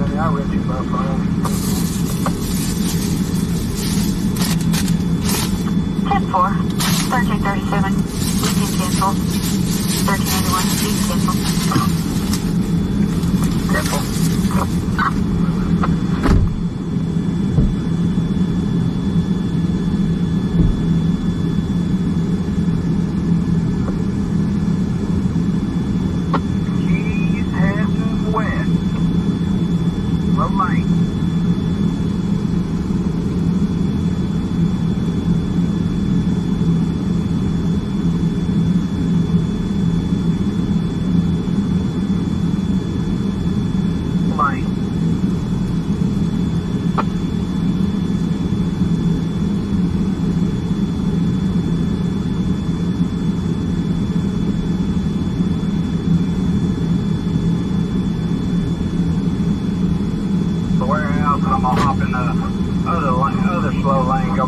way. Okay, so you want me to just wait here and go follow you?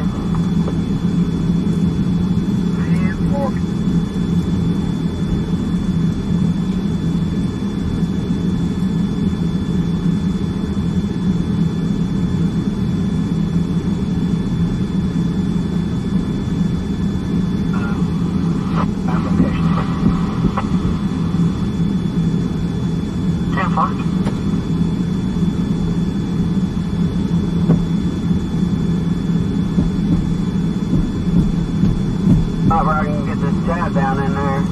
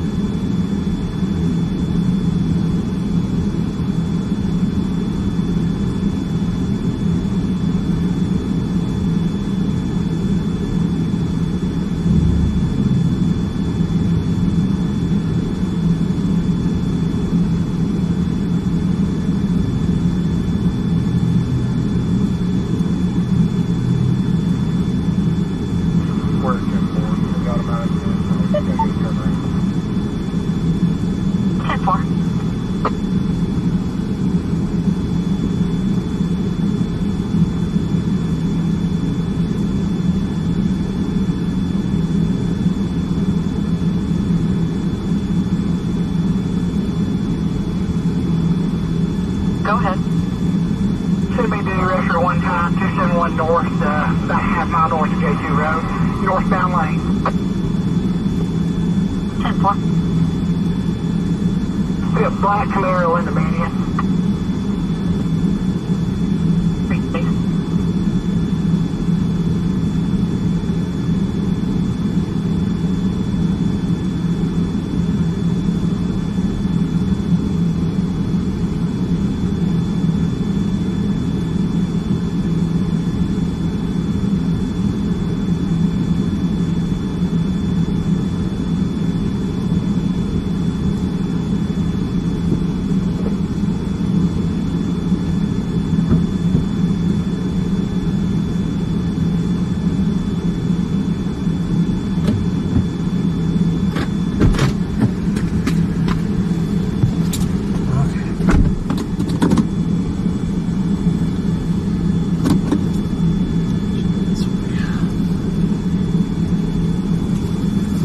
Slope's kind of sucks. It's like nothing is stocked in there.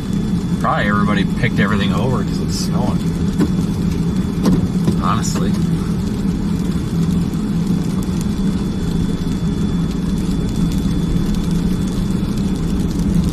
$2.69 is kind of high for gas, considering in Oklahoma it was like $2.19. All right, give me a second here.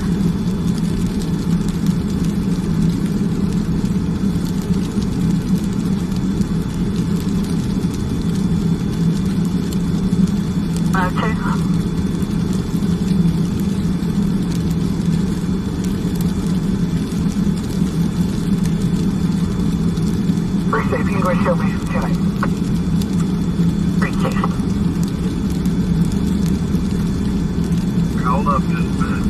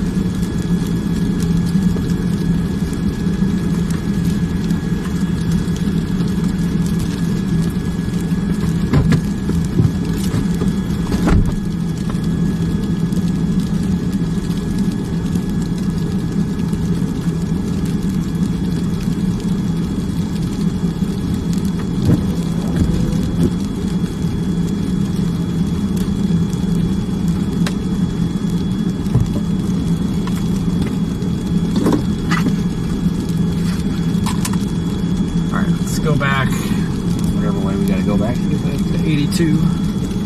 Whichever direction that is.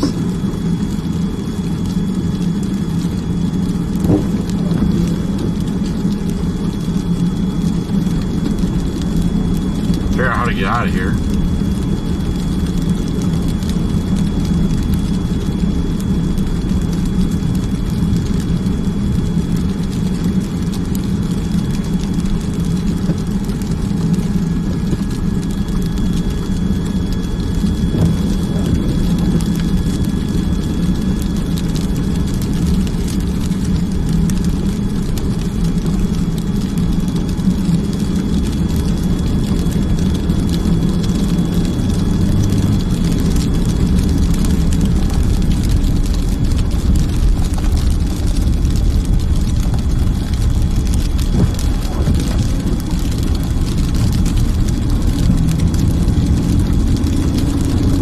Down to 82, which should only take a minute.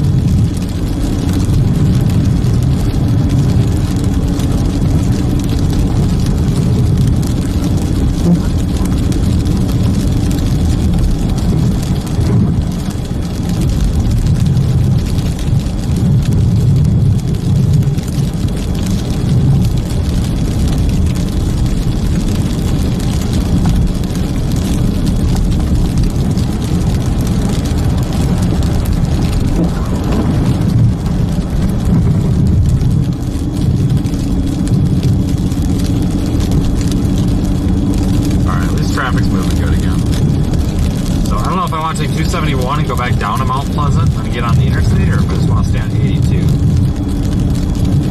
I really don't have that long to decide. Maybe we'll see what all these cars do.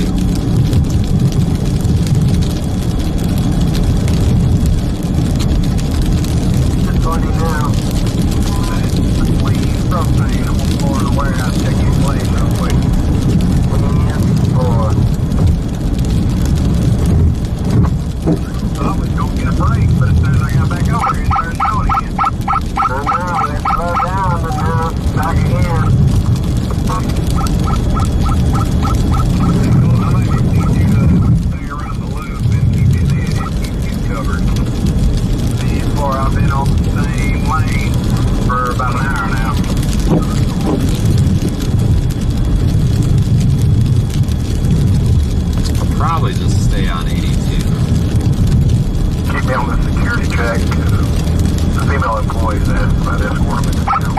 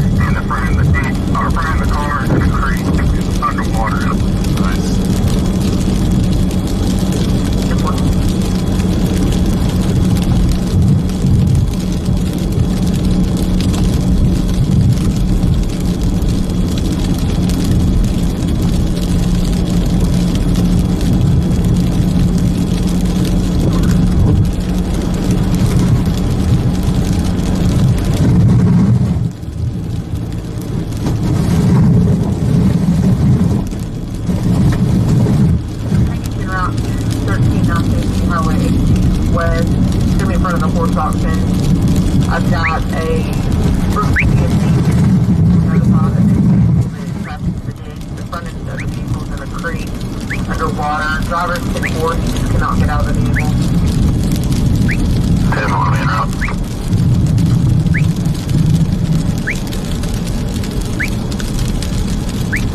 By the Chick-fil-A, I think you might be able to get turned around.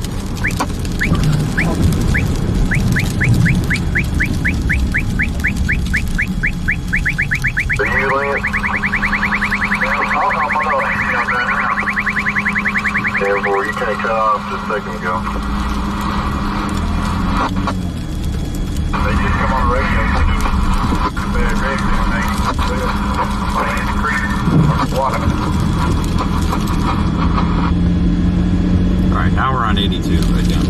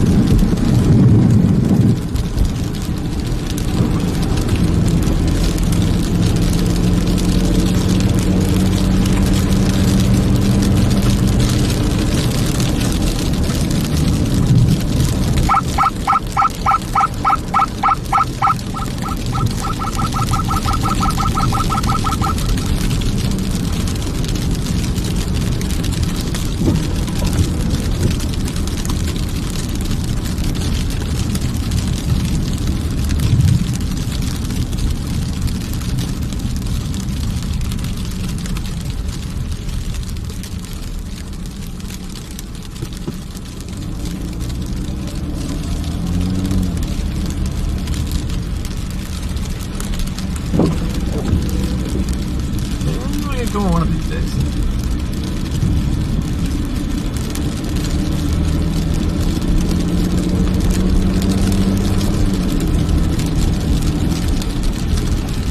Yeah, the goal is to get around these people when you got the 4 lanes. That way you're not trying to do it at the last minute here. Maybe we can make that happen here, but both lanes are clogged up, so I don't know.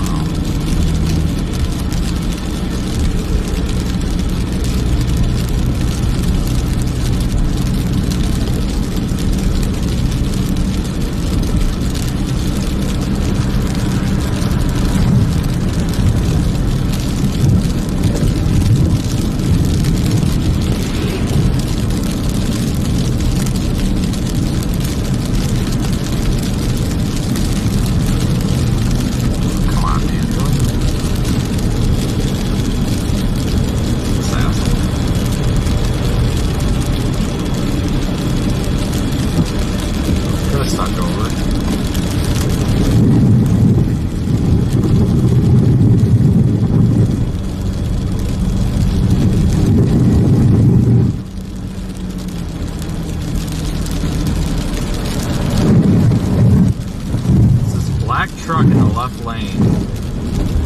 Everybody else is in the right, so maybe he'll get the end here.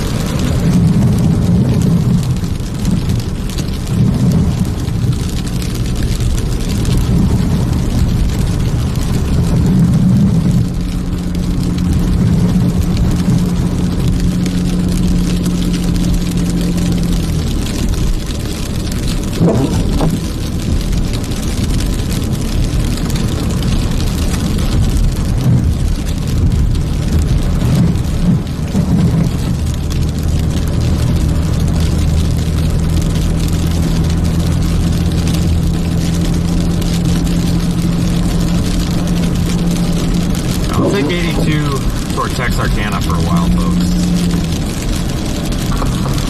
Maybe start heading up to our little rock. Right, 1 half normal labs. Say what lab was 36.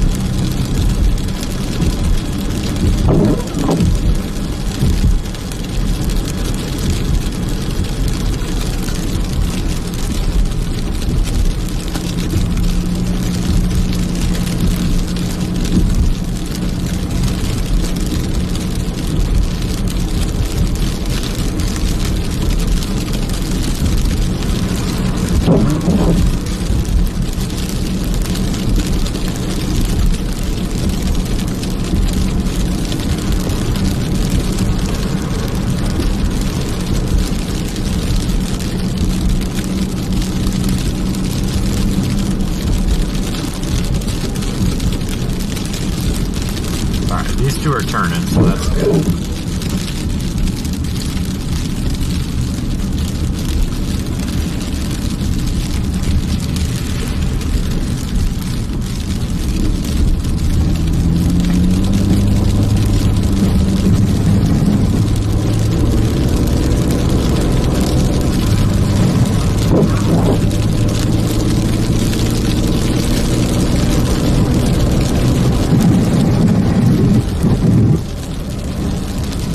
I haven't driven out this way for a long time. It's been a while.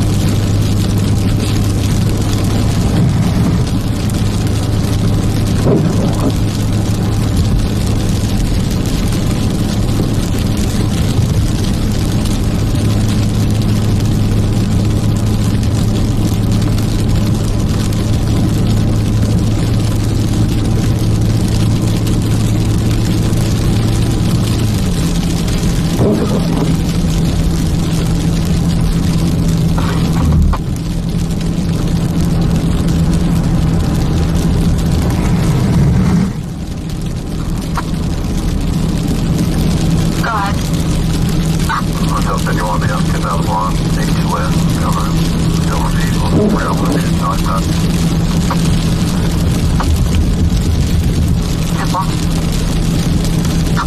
1321 will be out with.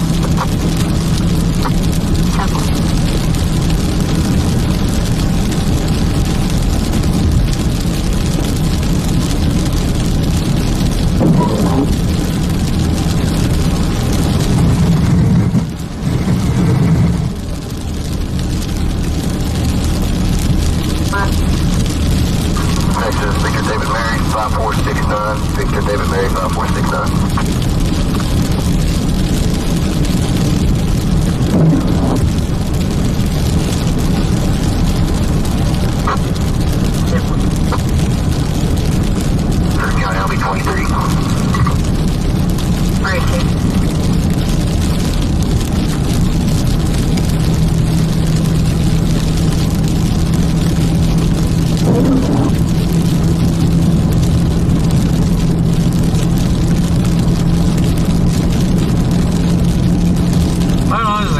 Ditch up here, or is somebody? Well, I don't know what's going on up here.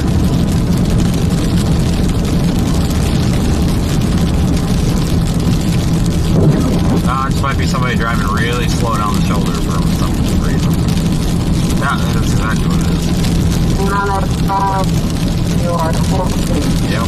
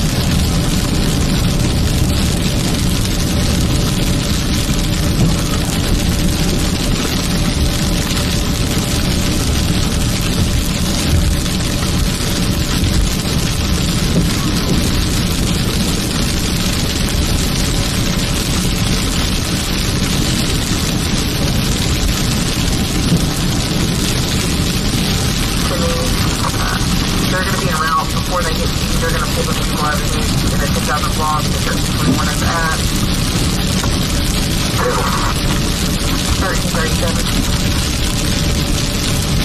Good. Timmy wanted me to let you know that their precipitation is coming from up north, that it was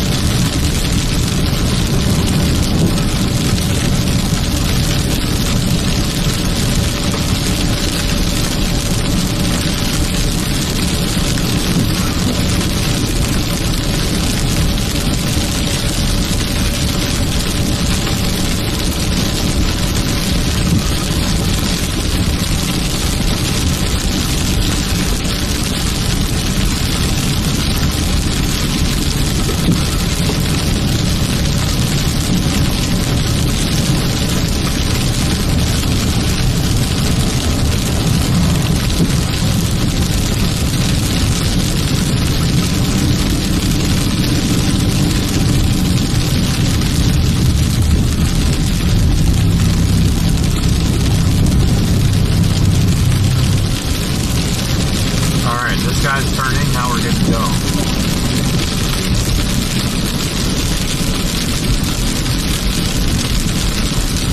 Yeah, this is like sleet now, so might start getting icy again.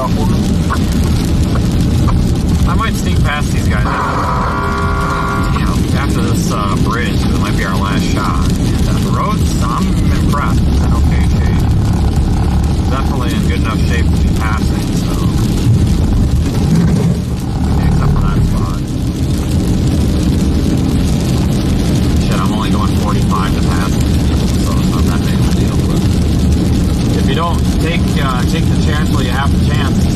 You're not going to have the chance 10 miles up the road, so it's slippery, so who knows what the roads are like up ahead.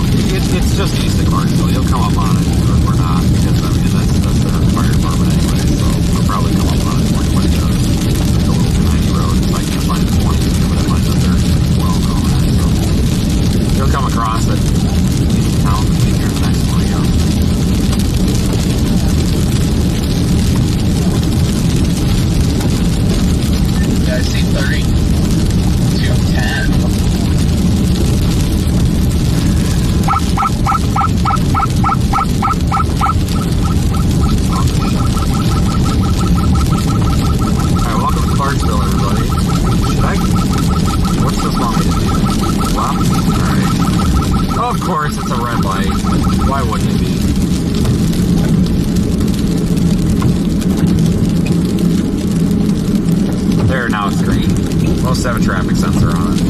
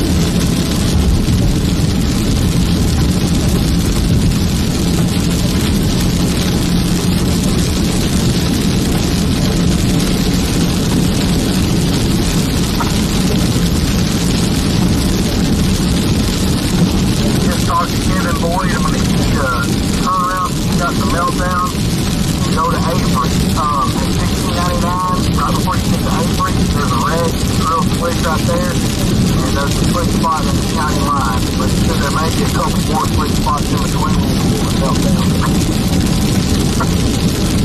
10-4, I'm headed that way.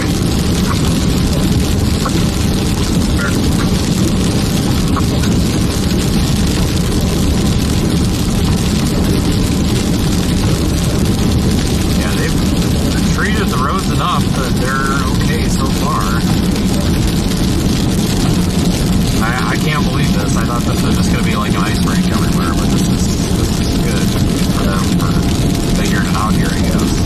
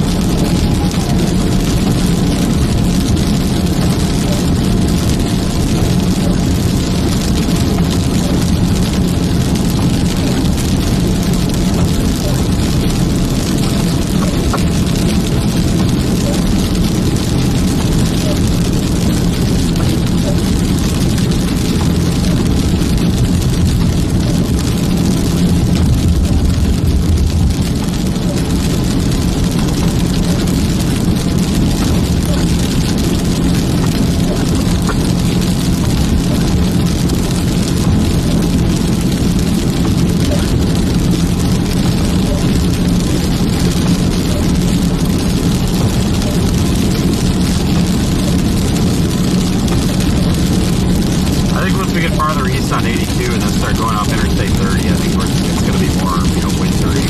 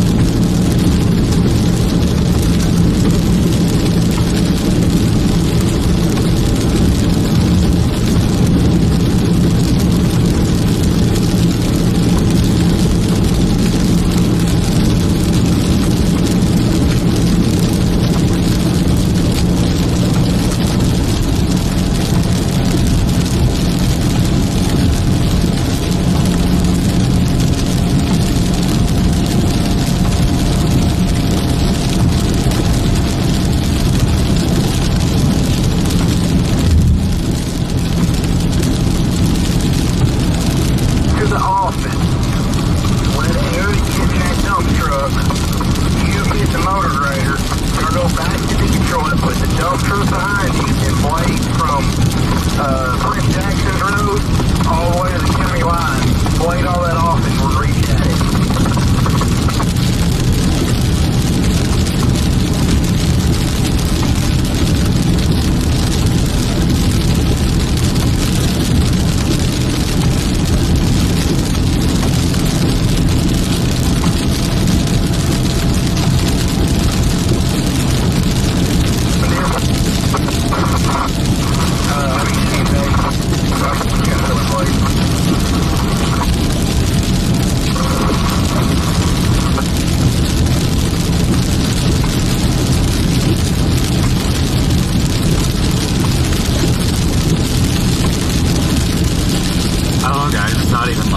Got some slush on it.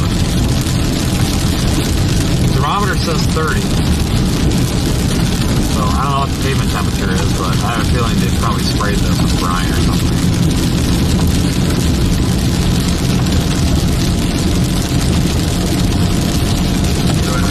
I think I see your lights up there.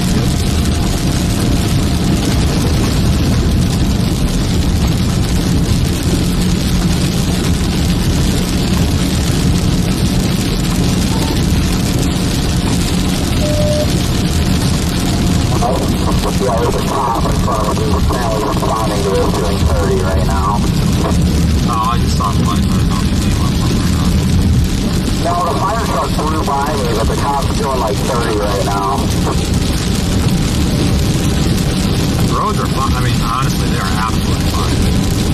I'm impressed.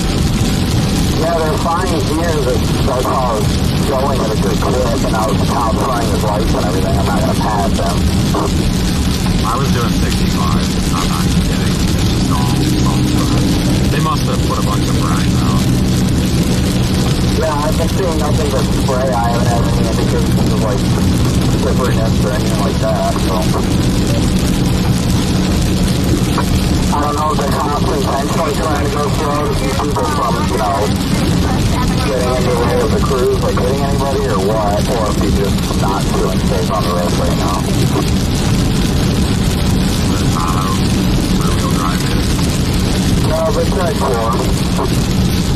Probably first time driving the snow.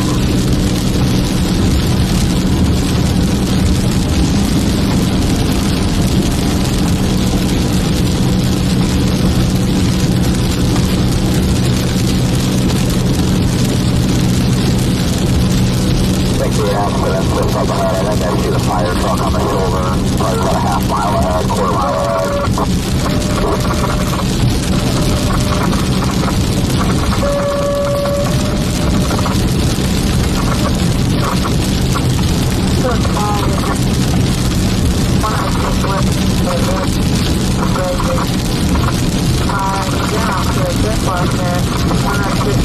I'm just trying to get out there and get northeast in Arkansas before it gets really bad. That's my whole purpose right now. Yeah, pretty much. It's a tow truck behind you.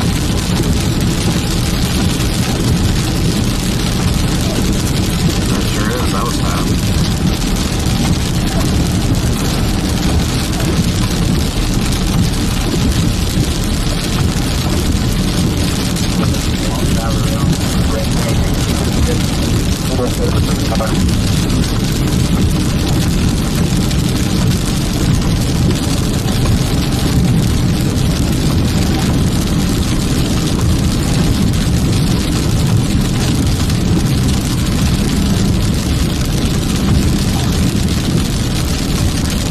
Somebody slid off up here, the road's fine.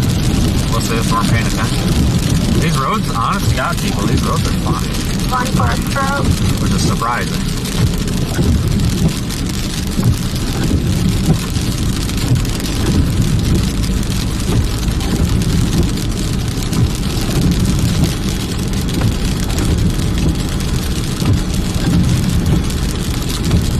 Yeah, I just passed. I gotta take you real quick now. I'll be back on the radio.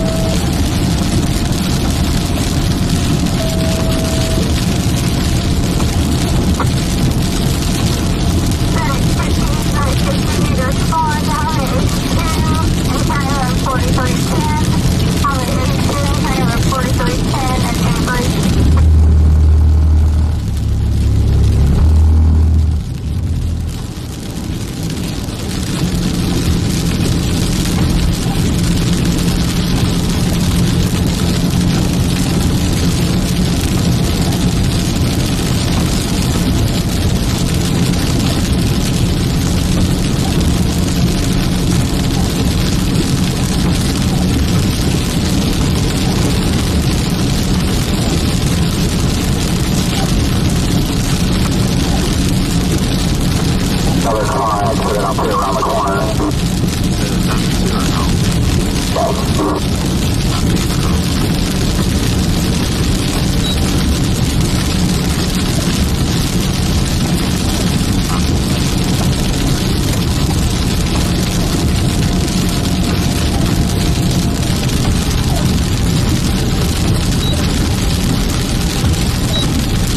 Well, he said no, but apparently he meant yes. That would have been nice to know, but whatever. Yeah, they have plenty of people here.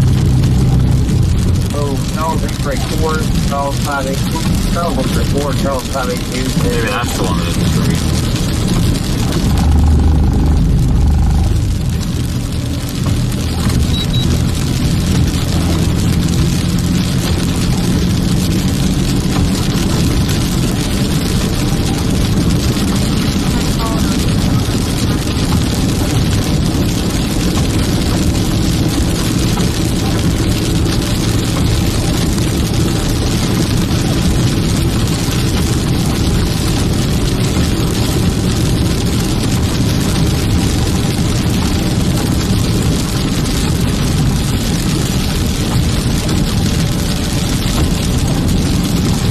Tow trucks might be busy, but they sure haven't been.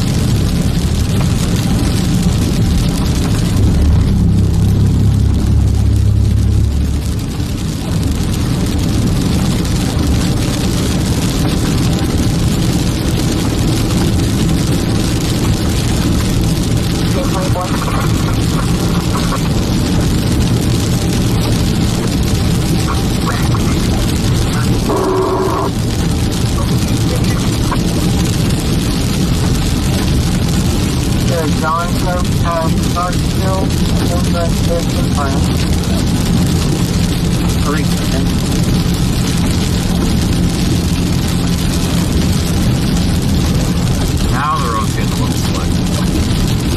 Not bad though. Definitely manageable. Might just be because there's less traffic. Right now. Road doesn't feel too bad right now. No, there's definitely more slush on though, but I think that's just because there's less traffic out here. I'm really impressed. I honestly thought that today was going to be a nice day to read, but it's managed really well. I haven't come across anybody other than those two back there. Yeah, the answer is the same. It looks like once we cross onto 30 and go up into Arkansas, it won't be long after we cross into Arkansas, it's going to be straight snow, so that's a good sign. Yeah, that's what I'm hoping for.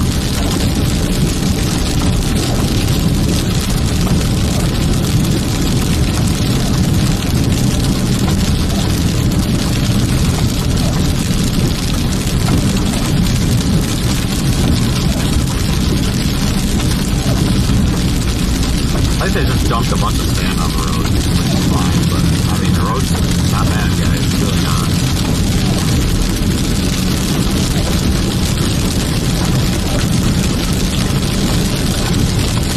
Now that I said that, it's probably going to get terrible. Usually how it works.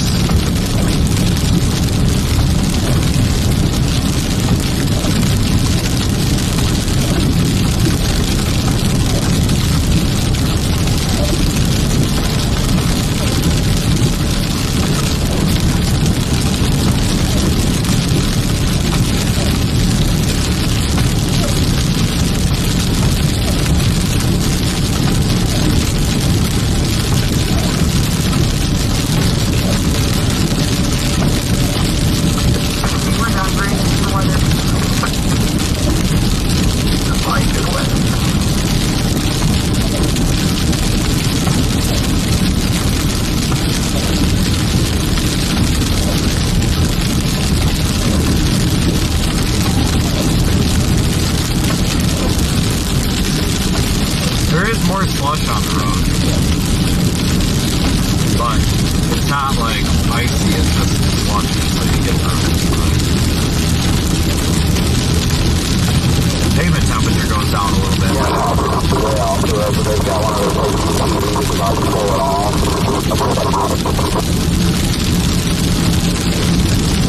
Yeah, the road's getting a little slippery. Yeah, I can get a little more.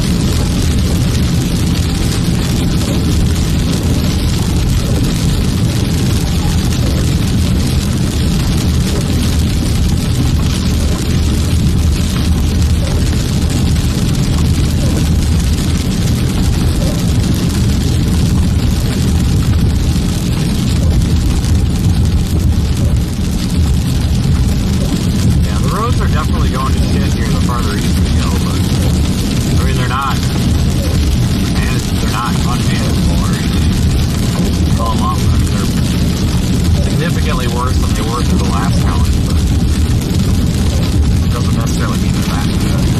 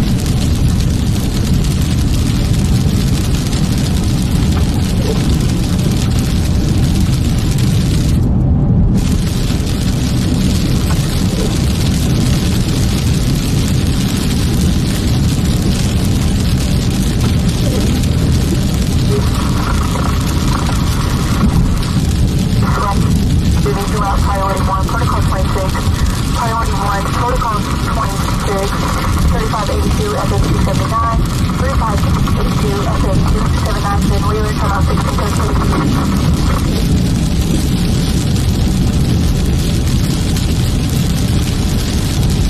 Yeah, this is some heavy rain. If this was coming down as snow, it'd be a freaking blizzard.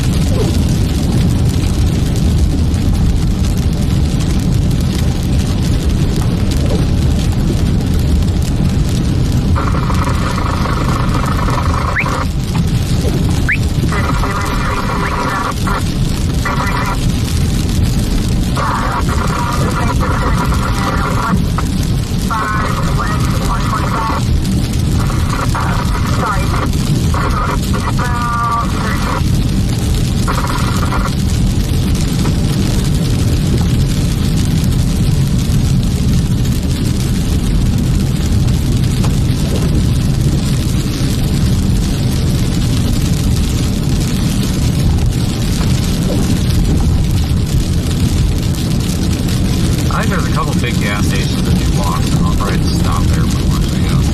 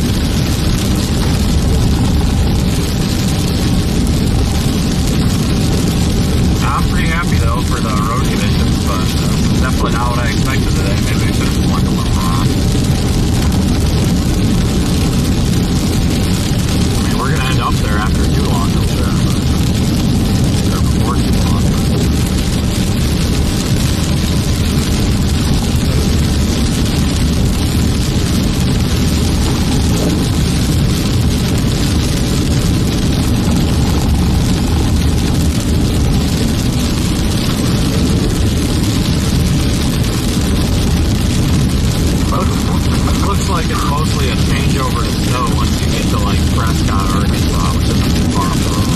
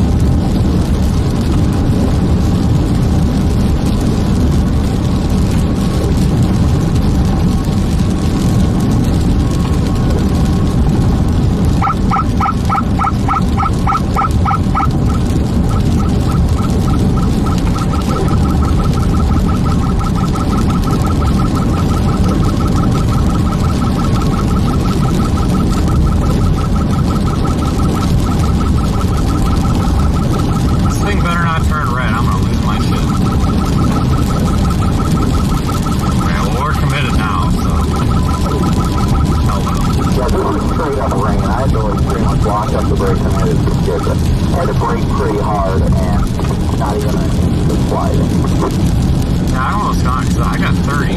Costs between 30 and 31. It's been cold last night, so I think the pavement seems to be down. I don't know, I wouldn't be surprised if in a few hours all of a sudden this like flash freeze is over and chaos. Alright, here's the freaking lugs.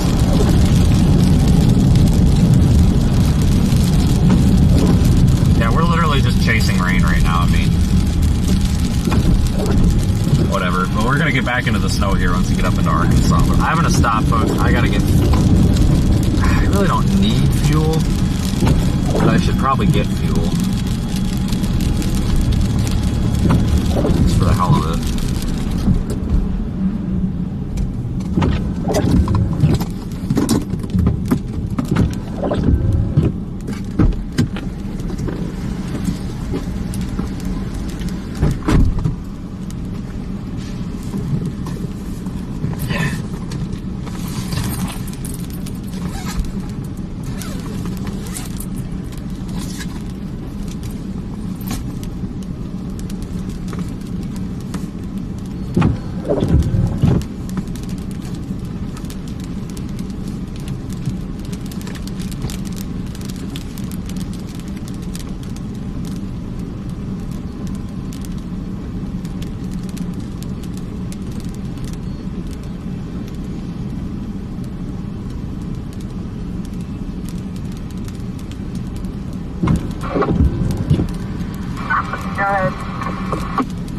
Yes, ma'am. I got another service inquiring about the roads here in Clarksville Parish. You got a quick update on them? I'm on my watch. Can you hear me? What does this thing look like? I'm trying to find it in my suit kick. Oh, never mind. Here it is. Is it this thing that looks like a roundabout? So as long as they stay in one lane, it's fine. They do have a salt truck going to salt the roads. Alright, I got it. The bridges are still completely iced over. Thanks for the update. Yeah, I got it. Alright, I'll talk to you later. Love you. Bye.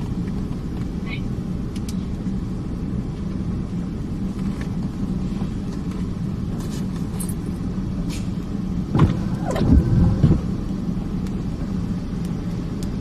the fuck do you operate this thing?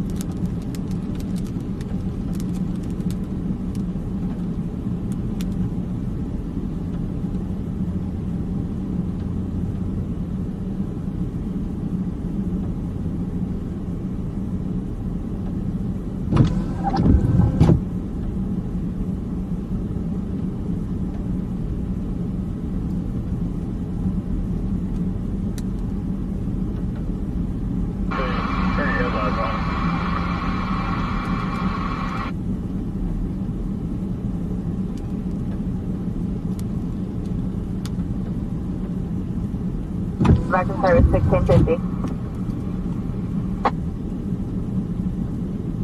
Y'all good?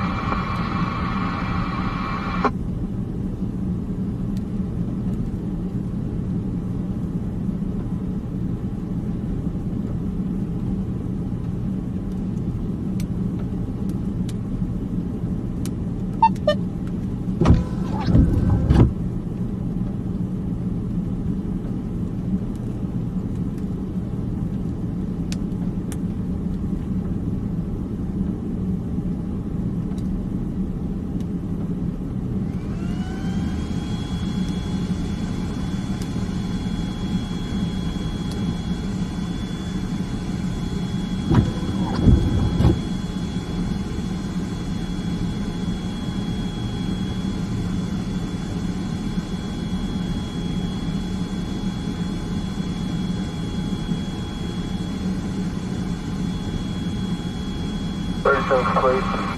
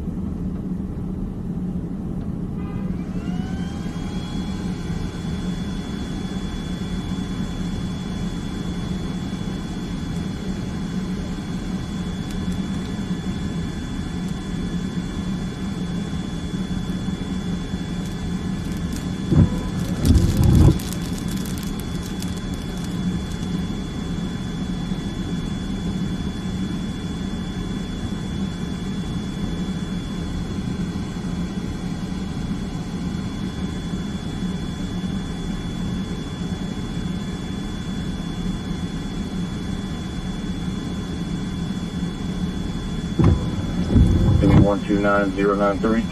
129093.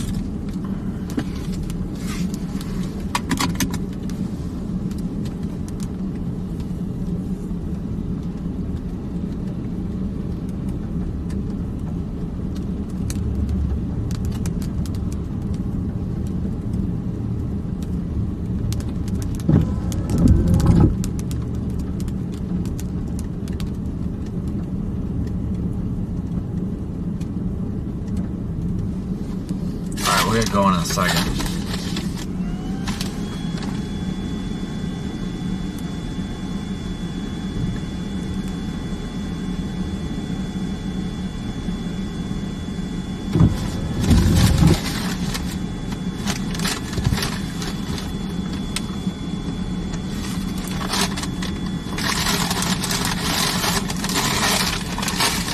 Oh, they turn the lights on.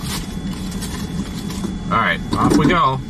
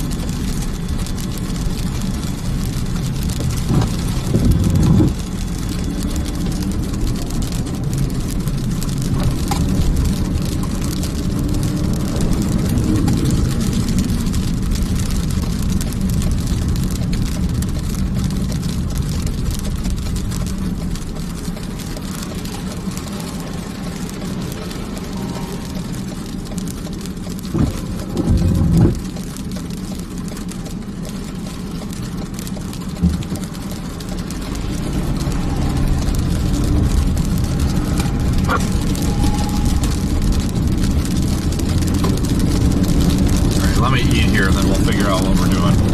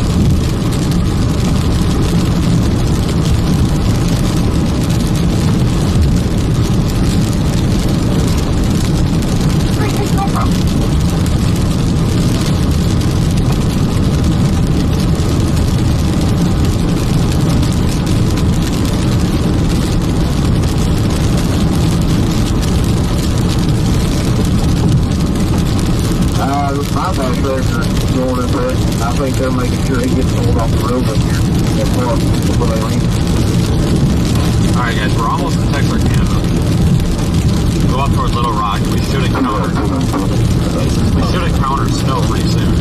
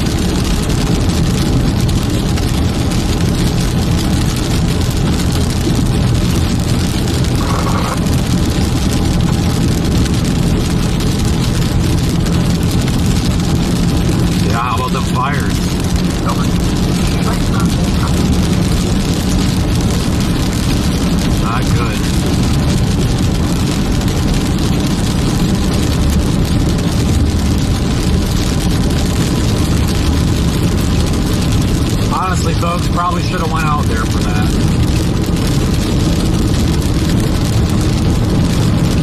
Need some live, I hate to say it, we need some independent live streamers like us out there. Giving updates, because I just can't trust anything out of the mainstream media anymore. We don't know what to believe.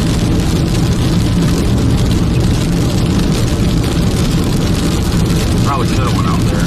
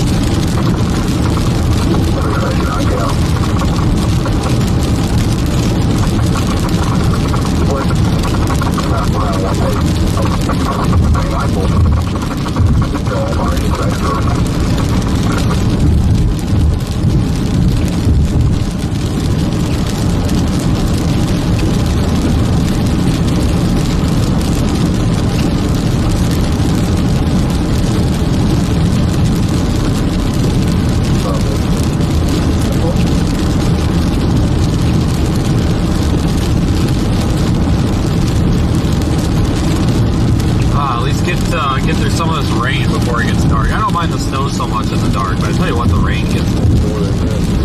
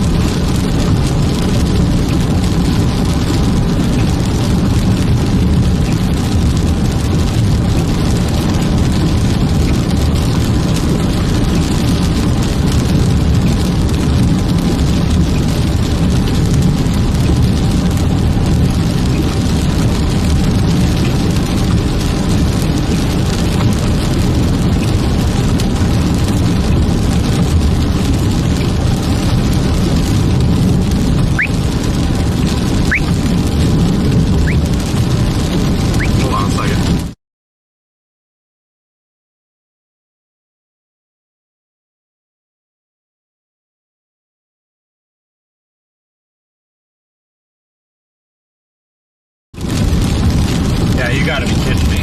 So this is shocking, but I'm gonna share it. It would appear that I think the Weather Channel just aired a deceased individual today, apparently.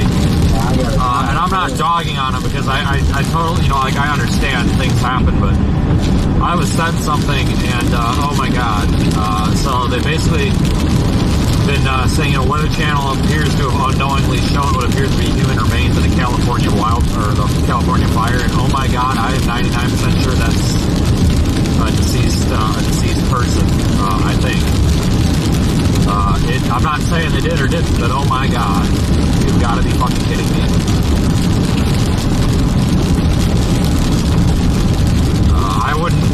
I wouldn't go looking for it, guys.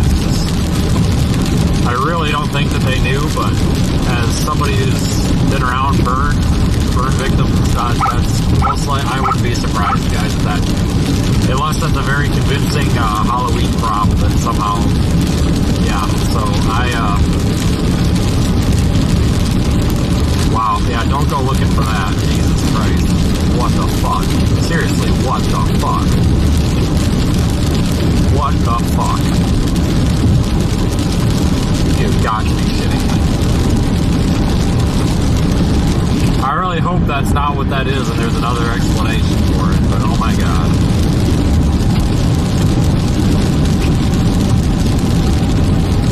I'm not dogging on him because, the camera person probably didn't intend to do that, but oh my god.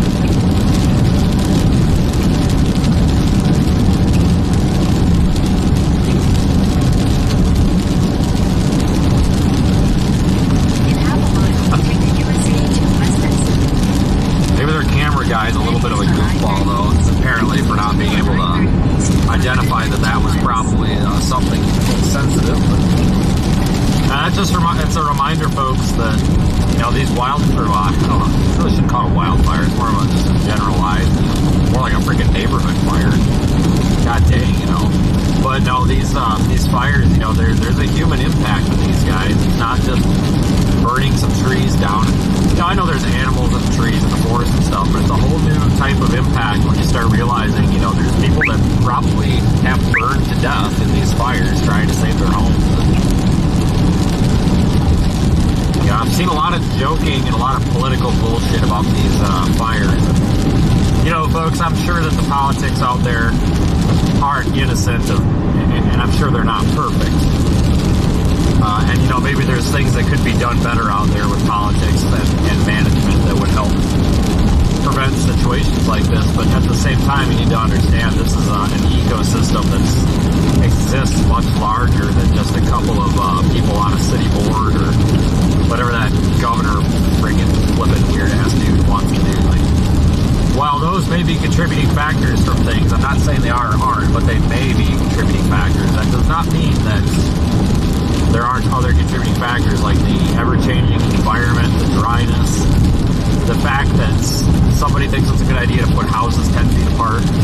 And I'm not saying that it's the builder's fault or the resident's fault. It's just when you start cramming houses together like that too, not that it's their fault, but it does make it very difficult to slow the spread of these mass fires because everything's one big exposure to this fire. One house burns down, the other house is 10 feet away. It's going to ignite with, indirectly. It's from the heat. So, a lot of politics and a lot of joking and stuff, and it's sickening because we really shouldn't worry about the politics right now. We shouldn't worry about the joking right now. There's people out there that are dying and losing their homes. I mean, for shit's sakes, a little bit of decency would be nice. So remember, people, just because the stereotypical homeowner or renter in that area is someone with money doesn't mean that everybody there has money, and it also doesn't mean that just because you have money you should be susceptible to that. I hate that. I've been seeing a lot of that on social media where people are like, oh, they're rich, it doesn't matter. It doesn't matter how much money somebody has, people. Money's not going to buy somebody's things. Well, I mean, it does, but, your furniture, your house, your photos and all that, that's part of your family. I don't care if you've got $75 million in your pocket, your family photos still mean something to you, your house still means something shouldn't be shaming people because they have money. Just because somebody has money Use the left lane to take the does not mean that they're like a bad person or something, or they shouldn't have any, we shouldn't have any empathy or sympathy or anything. It's just like, what a sick world we live in where people think that just because you have money or don't have money, like, I don't, like, why does everything have to revolve around somebody's financial status? Like, people are supposed to just be like people in general, like, for Christ's sakes. What a shit show. Continue on I-30 east for 129 miles. But I tell you folks, once those fires started, I think it was the inevitable, and I think a lot of people do that, which is good and bad. I mean, it's bad that we're in this situation, but I think that was a pretty well forecasted event. You know, I know it was sort of short notice, but the Weather Service was messaging it saying, hey, this could be a serious problem, and the local officials were trying to, you know, manage it the best they could. And I think the word got out is just that that's a lot of people that have to get out of the way in a short period of time. You know, it clogs up roads, it clogs up the gas pumps. Like, it's just not a good situation. There's just no good way out of that. It's really an unfortunate situation to be in. But, you know, we can sit here and armchair quarterback it all we want, but it's not going to change the fact that it happened. You know, all we can do is kind of learn from it. And, you know, I use the buildings as an example. I'm not saying that we have to build stuff differently, but that's just one thing. You know, maybe we need to allow a little bit of space between it. Maybe building codes need to be updated. Maybe we need to manage the brush a little better. I mean, you know, God forbid, you know, we take care of the fucking environment a little better. I mean, I'm not one of these tree huggers at all. I think a lot of it's kind of a crock, but I'm going to be honest with you guys, there's no reason to treat the environment like garbage. I mean, you know, people just throw their trash out everywhere, and I know that's not a direct contributing factor, but like, everybody treats this environment like crap. We don't manage the forest. We don't manage the wildlife. We don't manage anything. You know, we're supposed to be the, I have no idea why I just started another live stream. I have no idea why any of this garbage is, in general, just, I don't know why we treat this environment like it's so disposable when we have to live in it every day.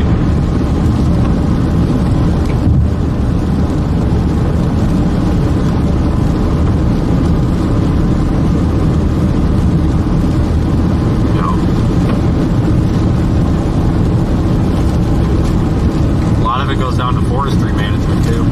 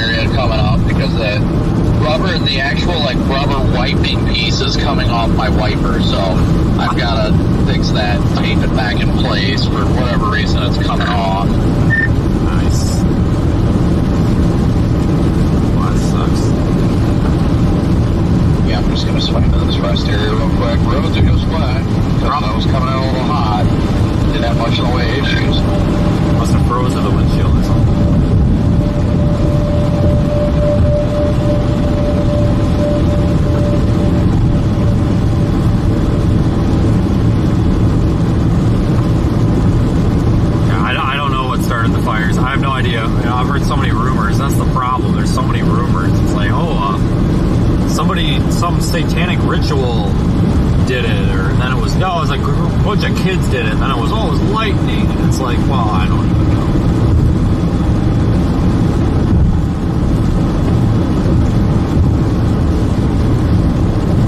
I don't even know, guys, and I don't even claim to know, because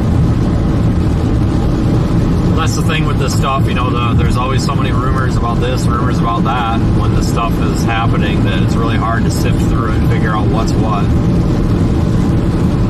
The story will change 57 times.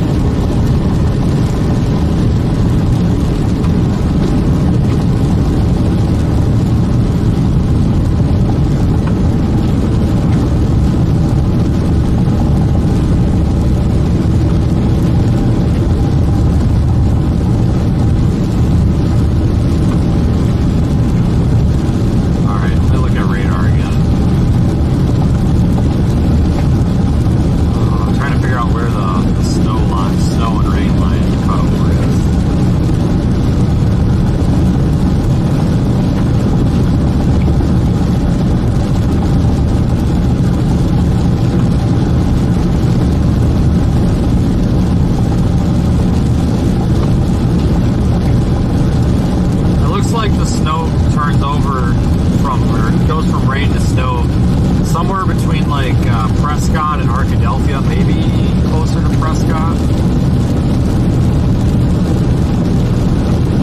We should start seeing snow pretty soon.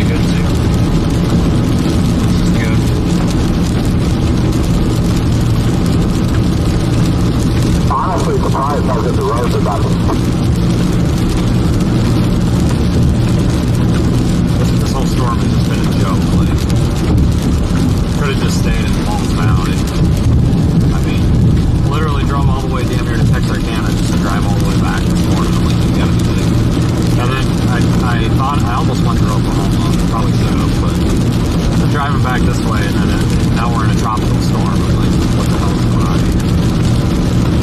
Yeah, I know. It's what I've been.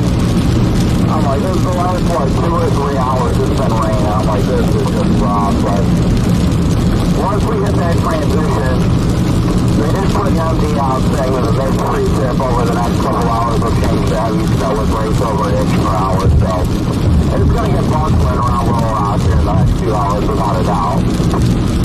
What the hell's Corey doing? I don't know. He got a hold of me on the radio that his video monitor was blacking out every time his wiper wiped.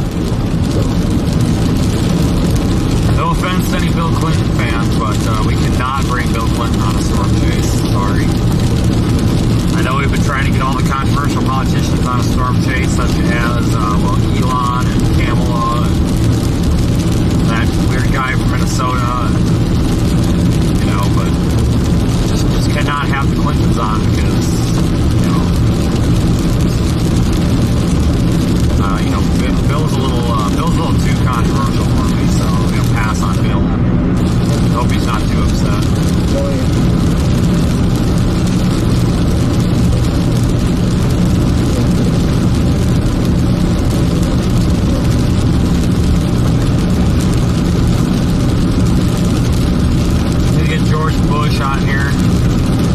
I like George. I feel like he's a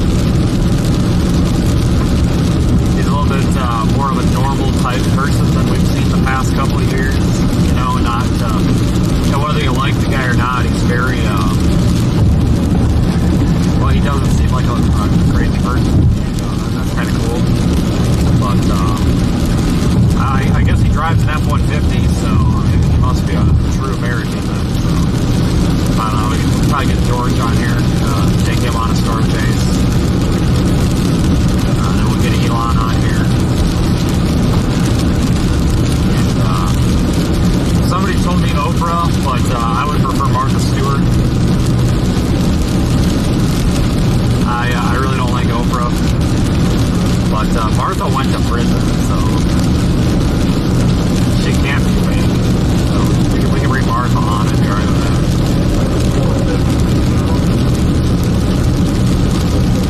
If anybody's got a direct contact line for any of these people, start calling.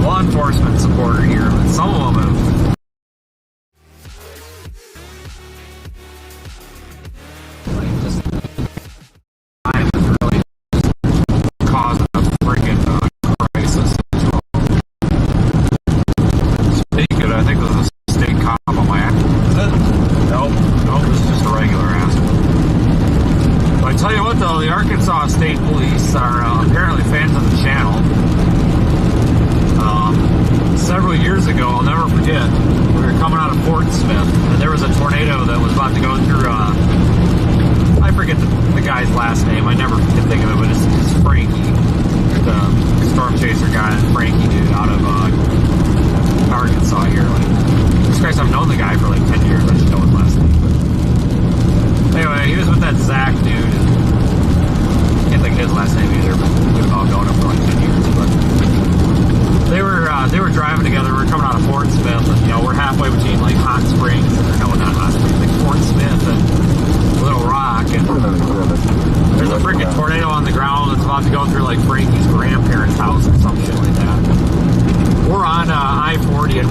doing every bit of probably 100 miles an hour in the left freaking lane, like to the point where I could not get the car to go any faster. Like just everybody, it was them, it was me, it was Brandon.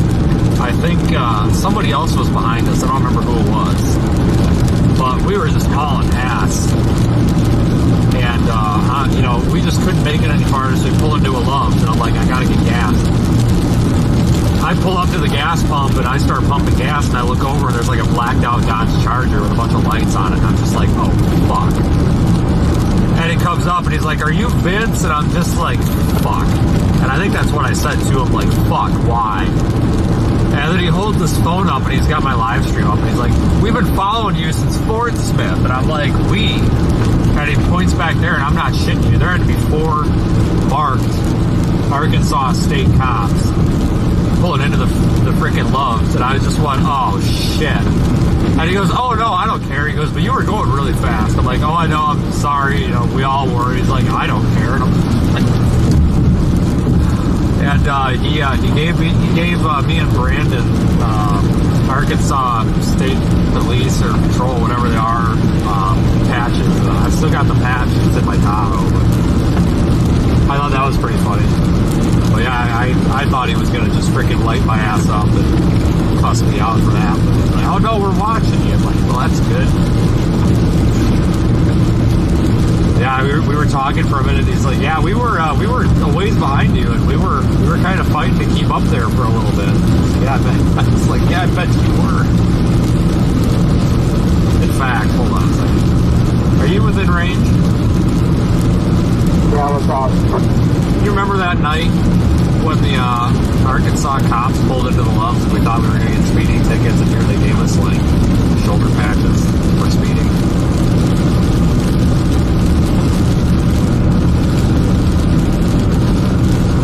The tornado night? We lost it. Or whatever. Yeah, I did probably lost it. What about it?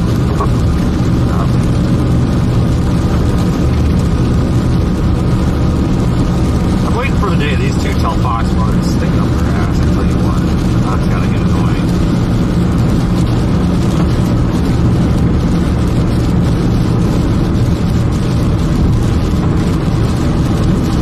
Yeah, that was pretty funny. I think we peeled out of there and hauled ass again too, and they were right behind us the whole way. I think Chris Florida was in the mix too. I can't remember. I tell you what, I haven't seen Chris for a while. Last time I saw him was, I don't even remember. I talked to him the other day, but I haven't seen him, which is sad because I always like running into Chris.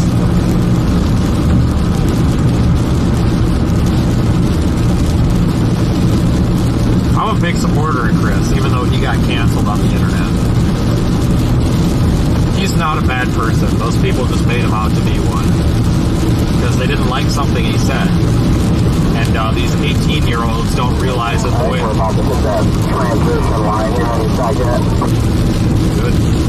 Sometimes these kids... I want to get into the snow. This is getting old driving through rain.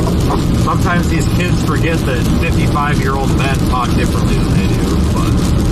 No, he said something and I guess it offended them and they tried to cancel him. Whatever. I get so fucking tired of that. He's not. He's one of the, honestly, one of the most genuinely nice people I've ever met. Like, he, you know, there's been plenty of times where, you know, people go after me for dumb shit. They'll text me or call me and make sure that I'm not about to, like, don't jump off a bridge or something.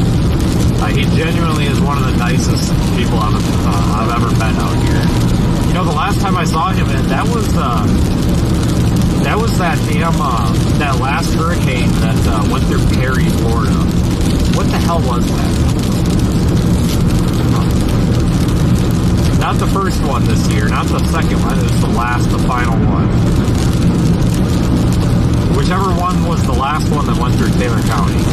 That was where we saw him on the side of the road. He came up to us, but I like Chris. He seems to be chasing more again, which is good.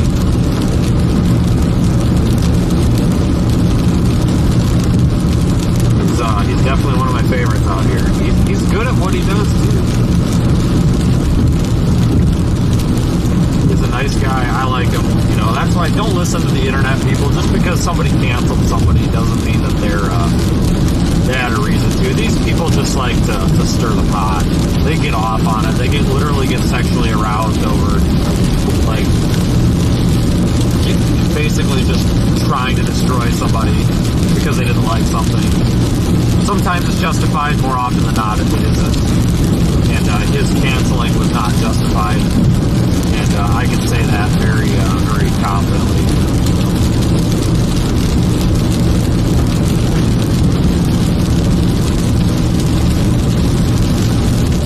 Same with Connor. Connor got canceled too.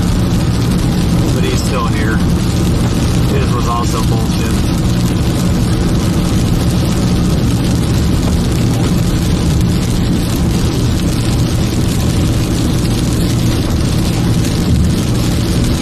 One thing I've learned, folks, is it's best to judge people based on, you know, your interactions and not what somebody else says. Because there's a lot of shitty people out here that people say are nice, and then you meet them and you're like, wow, you're a piece of trash. And there's a lot of people out here that folks say are pieces of garbage, and then you meet them and you're like, wow, you're really nice. You know? So, stop giving a damn about what other people's opinions of other people are unless there's a very justifiable, concrete reason. How about that? That's pretty reasonable.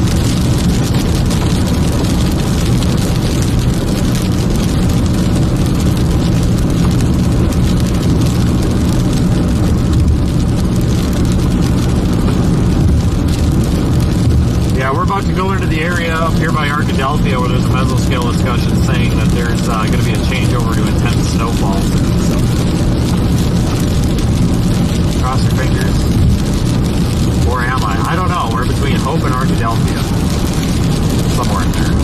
I-30, Southwest Missouri. I do like this drive though. In the summer, it's always kind of a pretty drive. Well, and the spring. Takes the alleys too. Make this drive a lot.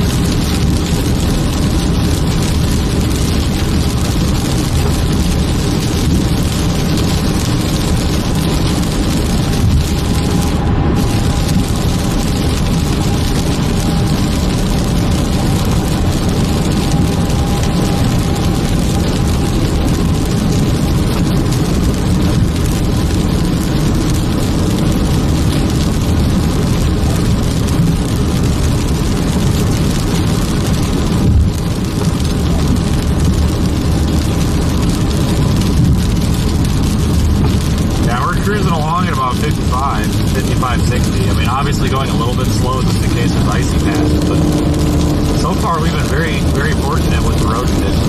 So that's cool.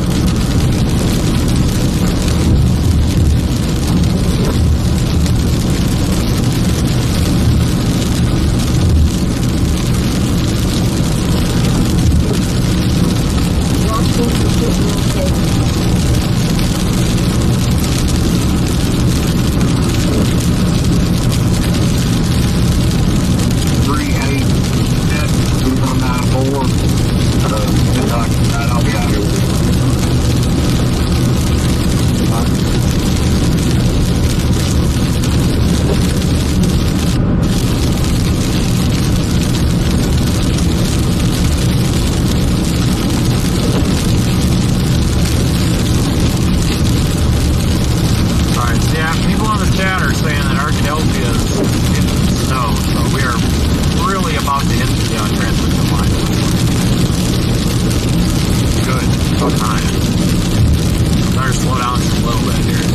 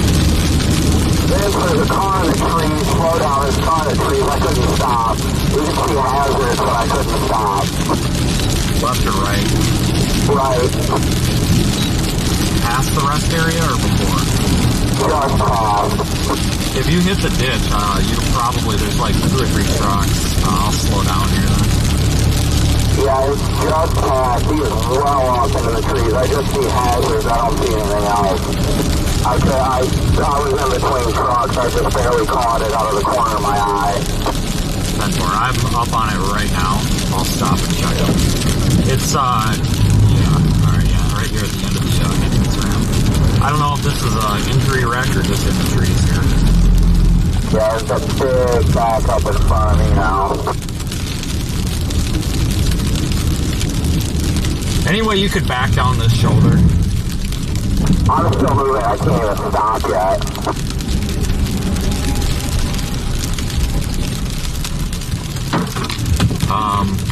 Alright, if there's any way you could get back here, I'm not seeing any people. I'm gonna be out of the car for 1 second here.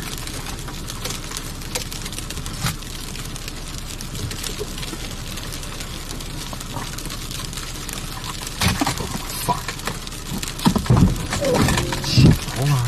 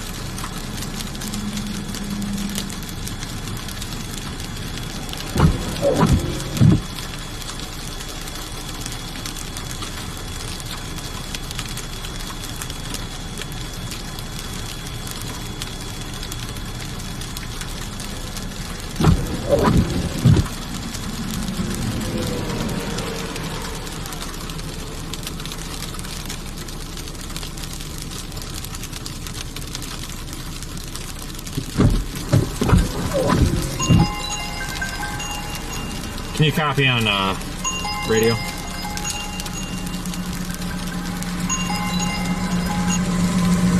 Yeah, 10, just disregard. He's somehow okay. The front of it's a Sprinter van. It's destroyed.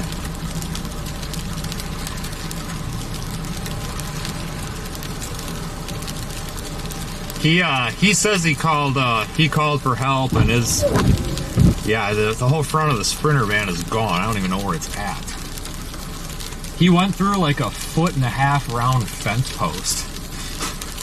Yeah, he's all right. So I'll get moving here. That wave wasn't working, but so I rebooted it here. Yeah, I'm about to call them tomorrow and tell them to put some pep in that, because holy, we got to get this fucking head. Well, yeah, all right, I'll be in the car. Yep.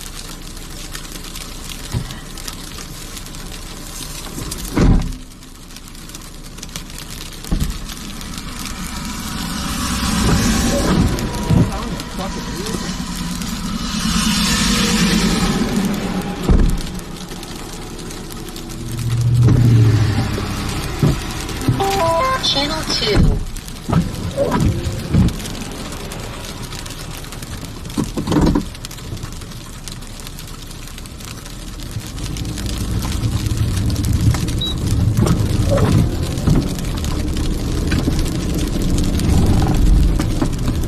So this guy's all right. He's called for help. So, oops. So this guy's okay. He's called for help.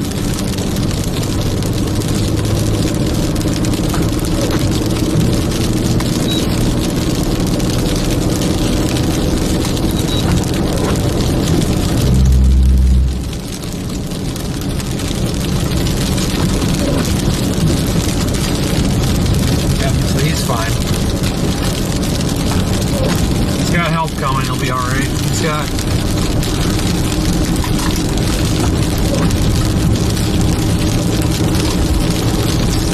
battery medium. All right, look at the chest testing this. We're good. Yeah, it's working now. There's a stalled vehicle ahead.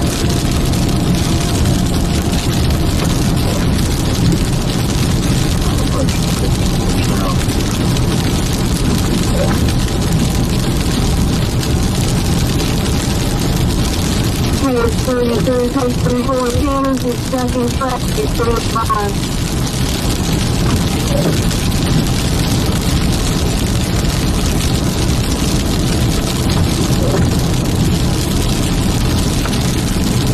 Yeah, that guy has got a Sprinter van and he went through like a 1.5 foot round fence post. I can't believe it.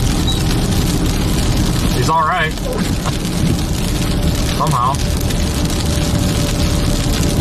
Just be careful. These freaking trucks are going way too fast and they're going to wreck out. Oh, I know. When I was trying to get back in my car, they weren't even moving over. And there's no excuse for that when there's plenty of room. I'm just passing where these tow trucks are now. And there's trucks in the left lane behind me that aren't moving over for this. Like, I don't know what the hell is going on. He's right.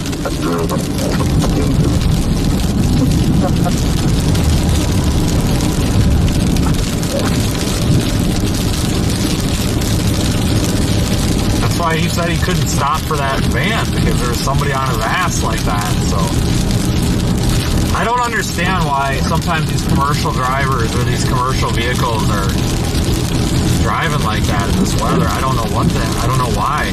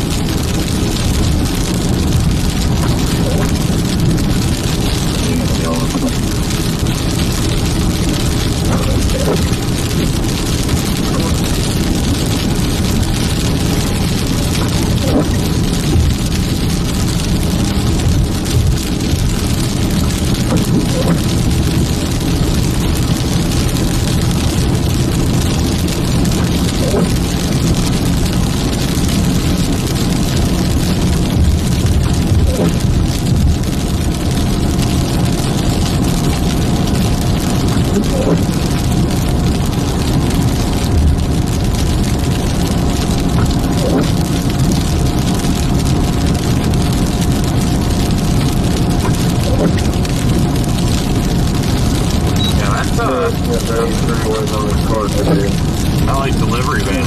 Yeah, you went to this giant fence post, snapped it right off.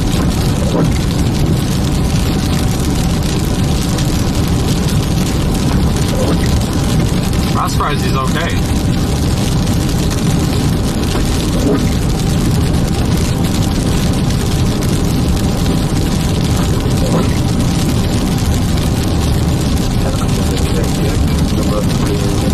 The rubber got different? What? It was just the left down ramp and sure they were at the end of the time.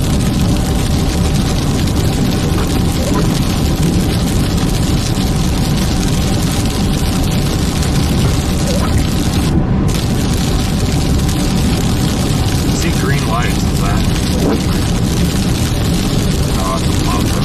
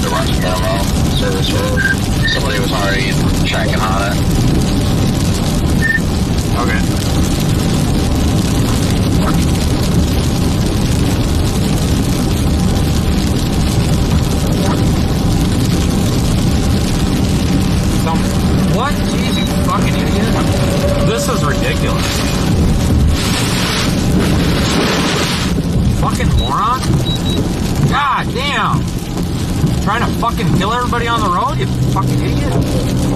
Jesus Christ, man. Doing 65, this frickin' bonehead doing damn near 80. What the hell? Idiot. Guys, it's slippery than shit out here. What the hell? Like, I don't understand what happened, because it never, like, back when I was in the industry, like, people didn't drive like that behind the wheel of big rigs. Now everybody just drives like fucking bats out of hell for no damn reason. God dang. Fucking moron. I'm sorry. If that offends anybody, peace out. That was stupid. To do that on an overpass like that, where it's icy, Jesus criminy.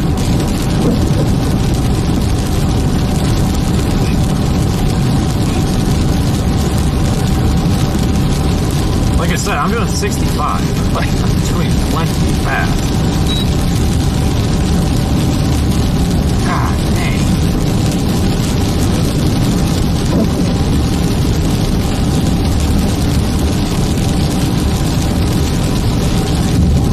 Icy out. Common sense is you gotta slow down a little bit. And it's not all these commercial vehicle drivers, it's just some of them. I don't know what the deal is, man.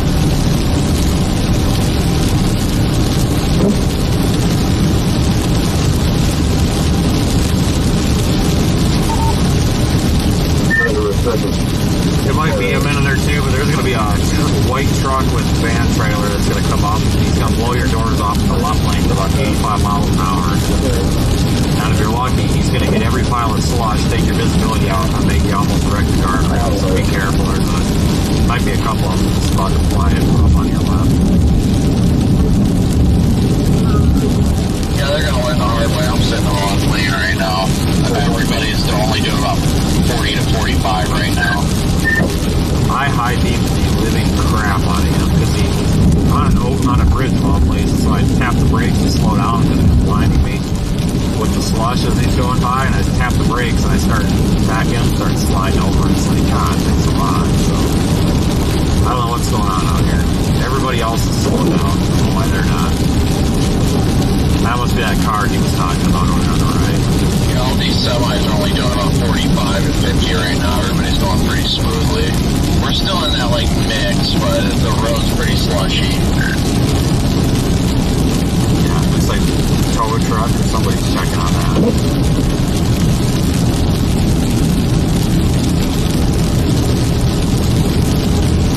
I'm going to leave the spotlight on for a minute to try to melt some of that ice off so it's more effective. That's kind of partially blinding.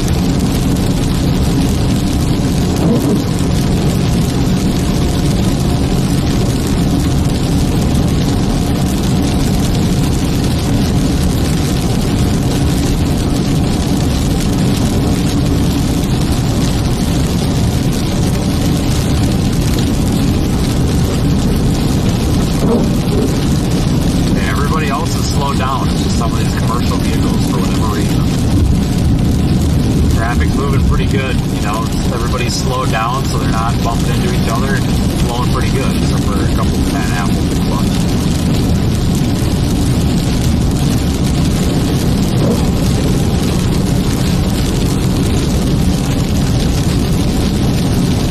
You can see all the slush accumulation on the road now.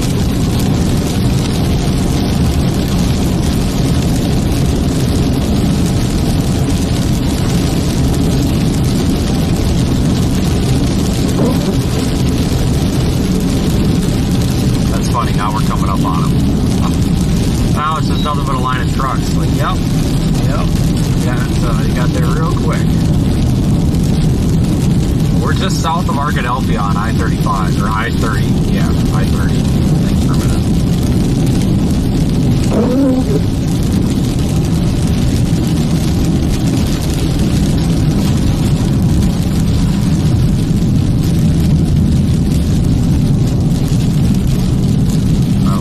In the traffic he's in, because he was saying 40. We're doing about 40 now. Probably can do a little better than 40, but there's some cars coming up in the left lane. I'll see if they want to go by. But that left lane don't look too bad. If I just go sit over there, try to get past the trucks. Maybe get up ahead of this traffic before they cause a wreck.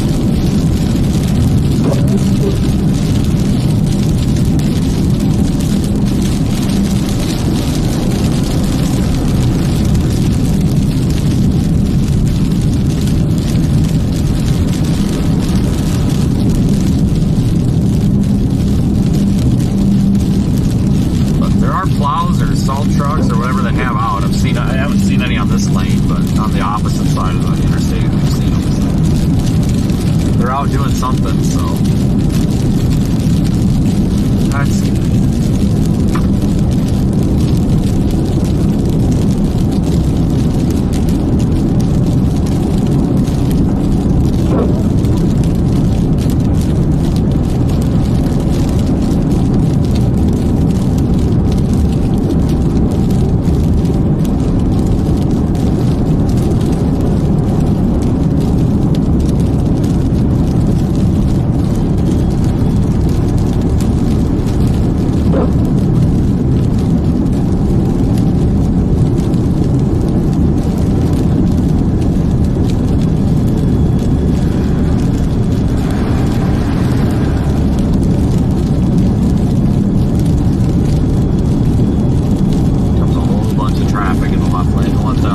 Hopefully those get by here and then let's follow them up the left lane, let them go first. See how slippery it is by the way they drive.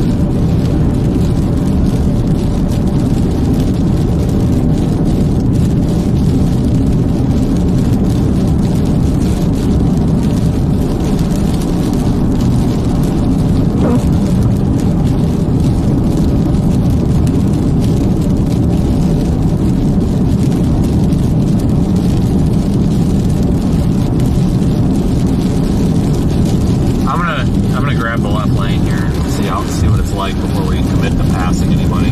Sit in it for a minute. Alright, it's actually not bad. Doesn't feel too slippery, so I'm just gonna sit over here so we don't have the spray coming off the semi and we'll just slowly creep up. So all these people in the left lane behind me don't seem to be in a hurry, so we'll just kind of very slowly pass everybody as we go up here. I'd rather sit over here and not have the spray, so I'm only doing 45. Should be alright. It's icy and slippery, but it's not that icy and slippery yet. It's gonna be soon, I think. I'm trying to get up ahead of some of these trucks in case there are slowdowns or whatever. It'd be easier to be around the field. Because this might be the last opportunity we have to really kind of get by anybody, so we better take it now while we have it. Otherwise, we're not gonna have it. It's gonna be slippery, you know.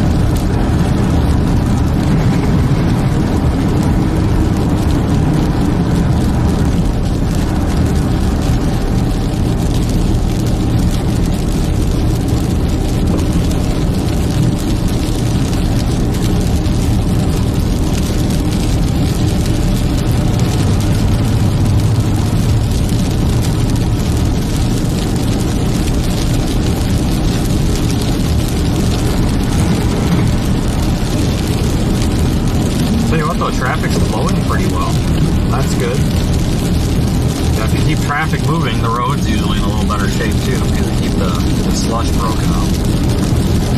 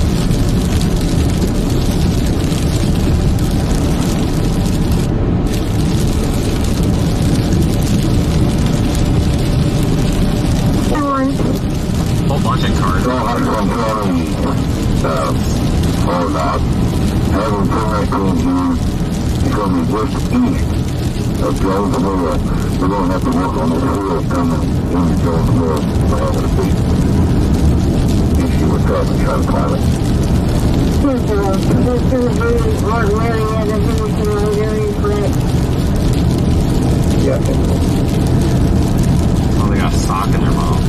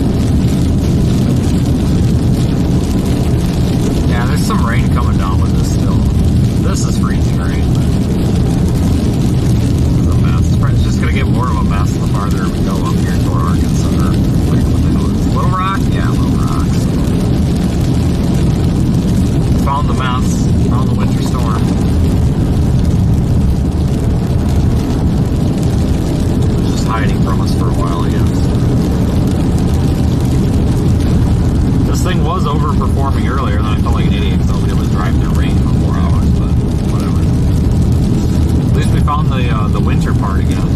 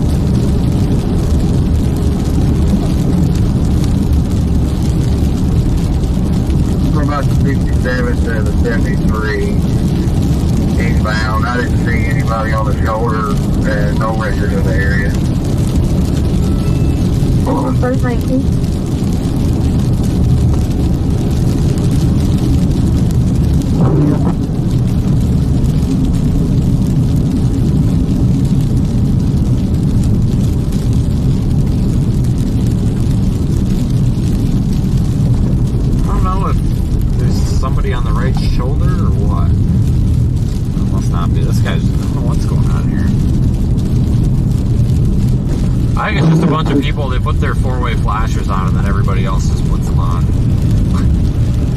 It's like a domino effect. I don't think there's actually anything up here.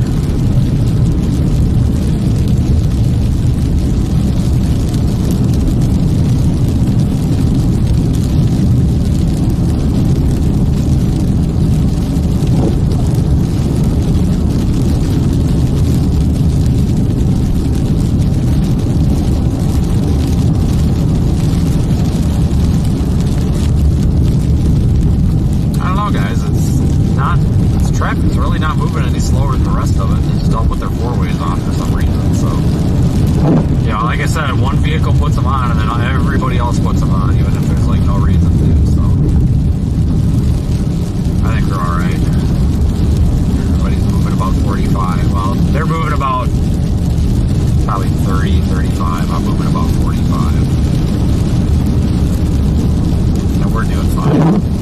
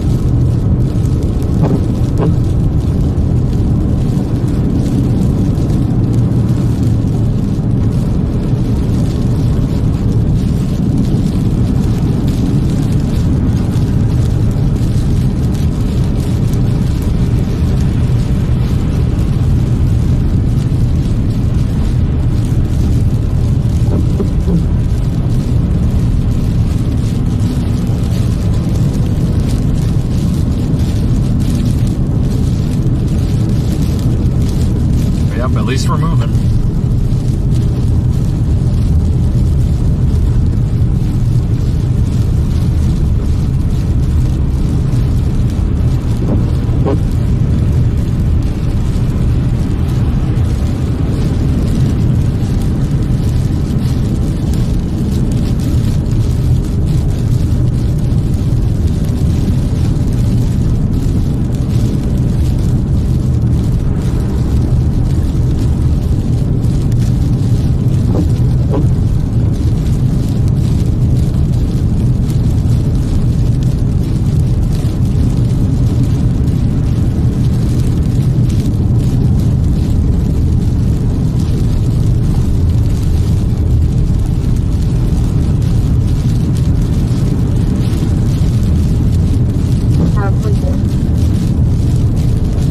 We're at 38, 40 east down with 146.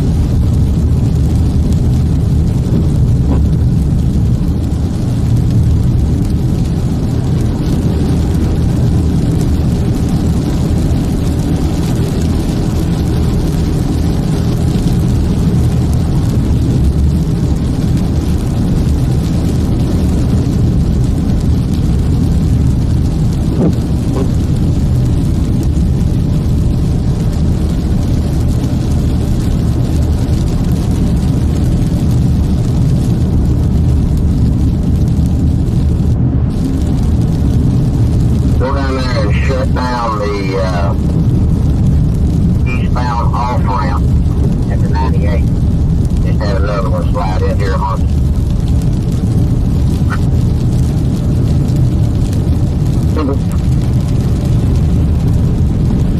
We shut it down all the way. I'll just all locked up.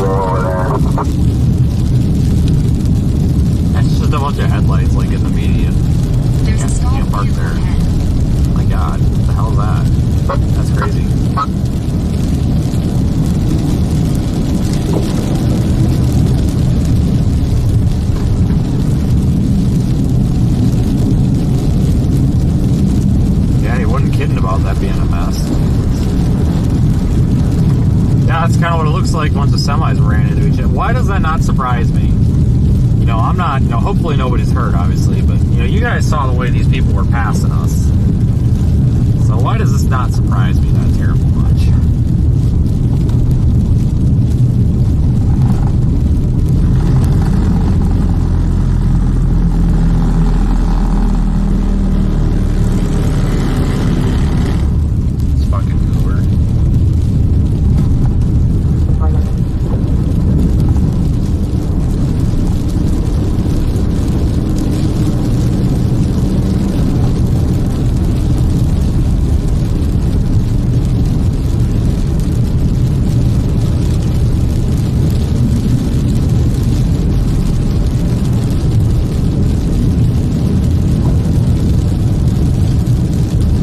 Didn't even look that bad.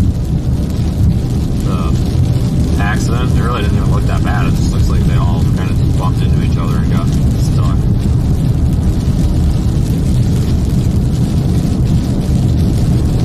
Yeah, look how far this is backed up.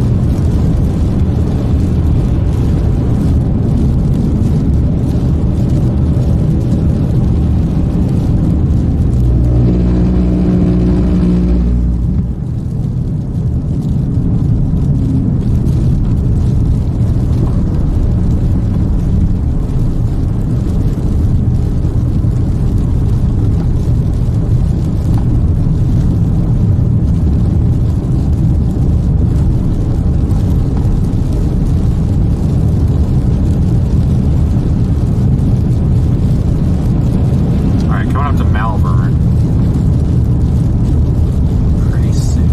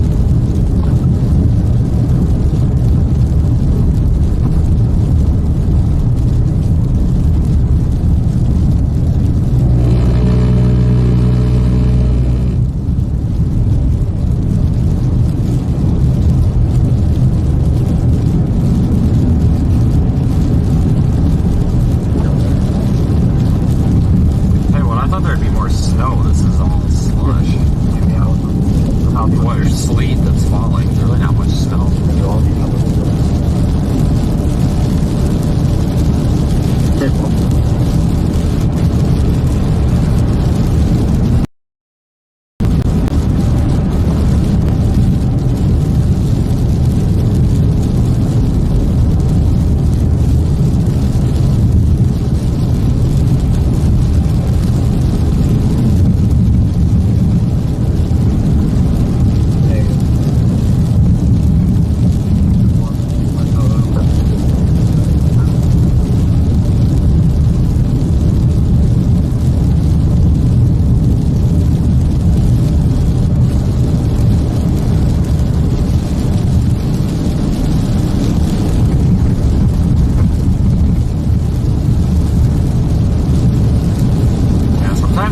Winter storms, you get a lot of ice storms. Well, I shouldn't say a lot, but you can get some pretty good ice storms that happened in the Little Rock area.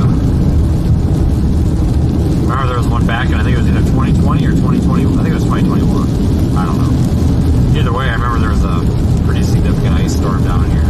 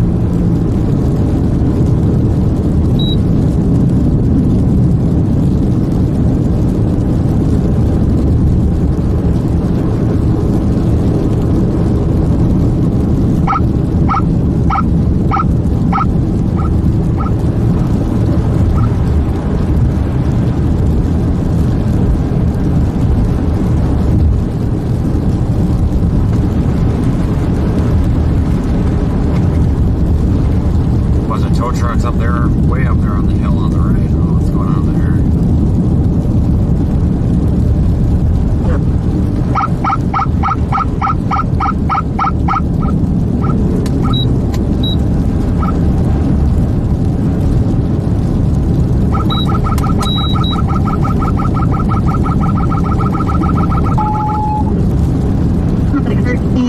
Three 860 South Wall Road, 860 South Wall Road. Hold back in the area for county.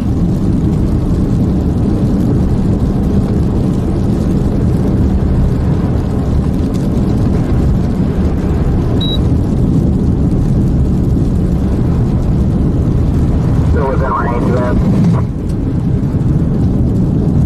Yeah, I'm the asshole that just high beamed you. I didn't even see. So are you behind me now directly?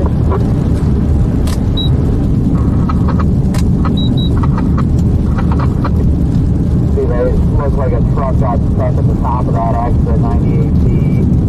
It looks like we're finally transitioning to freaking snow though, at least. Yeah, I heard it saying a couple people slid off of there too. They just closed it down maybe 10 minutes ago because someone went up and then slid off. So I don't know if it's more than those trucks or not.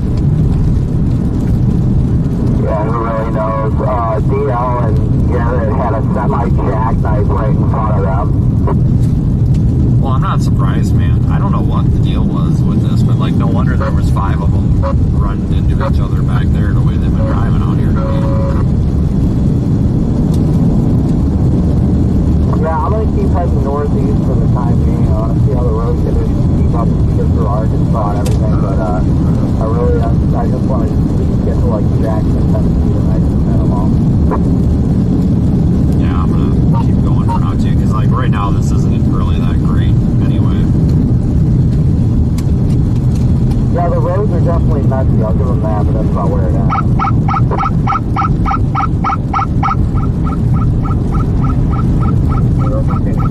Yeah, thinking about doing Tennessee tomorrow.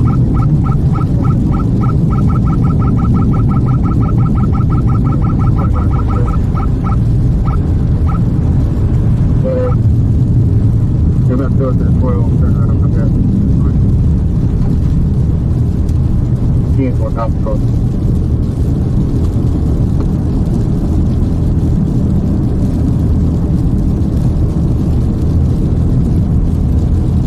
Yeah, I put Jackson on the GPS and it says it's about 4 hours and 16 minutes with traffic the way it is, so I mean it could be worse. Right, yeah, I see the winter storm warnings going into effect at 3 a.m. over there, so that's not too bad. They go from 3 a.m. to 6 a.m., which that's pretty broad, but I haven't looked at HRRR, so I don't know when the bulk of the snow is supposed to fall, but I'm assuming it's like morning or midday, afternoon or whatever. Yeah, it's supposed to be an all-day event in Nashville, 68 inches now expected. Yeah, that's a no-brainer. Just because how easily, I mean, that was just really easy last time. I mean, they didn't even touch 40, so that's not a bad idea. I thought about, part of me wanted to go down to like Tupelo, like Chattanooga and north of Birmingham and stuff, but I mean, there's going to be snow down there, but it's really hard, you know, when you're talking several more inches to just write that off, so I was going to go with Tennessee myself. Yeah, I don't know what Corey's plan is. He's not happy with things the way they are, I guess. I don't even know where he's at, honestly, right now. Sources tell me he's in Arkansas. Looks like he's down there by Hope.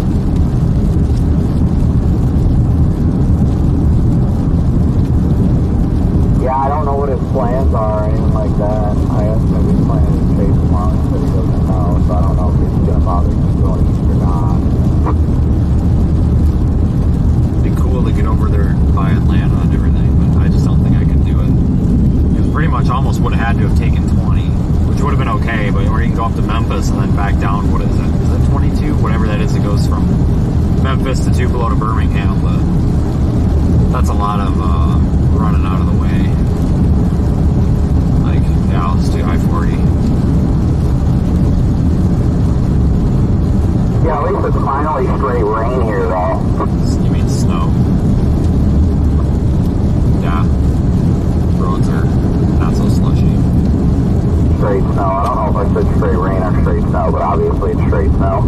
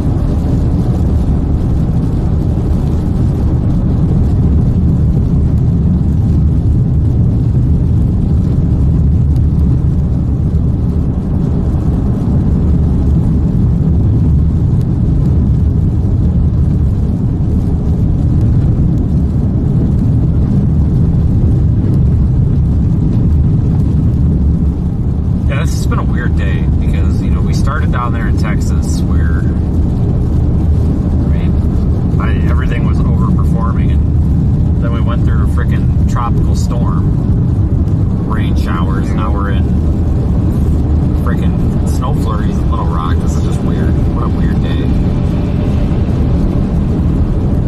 We'll be streaming for a couple hours. Yeah, this has just been really a weird day. Really weird.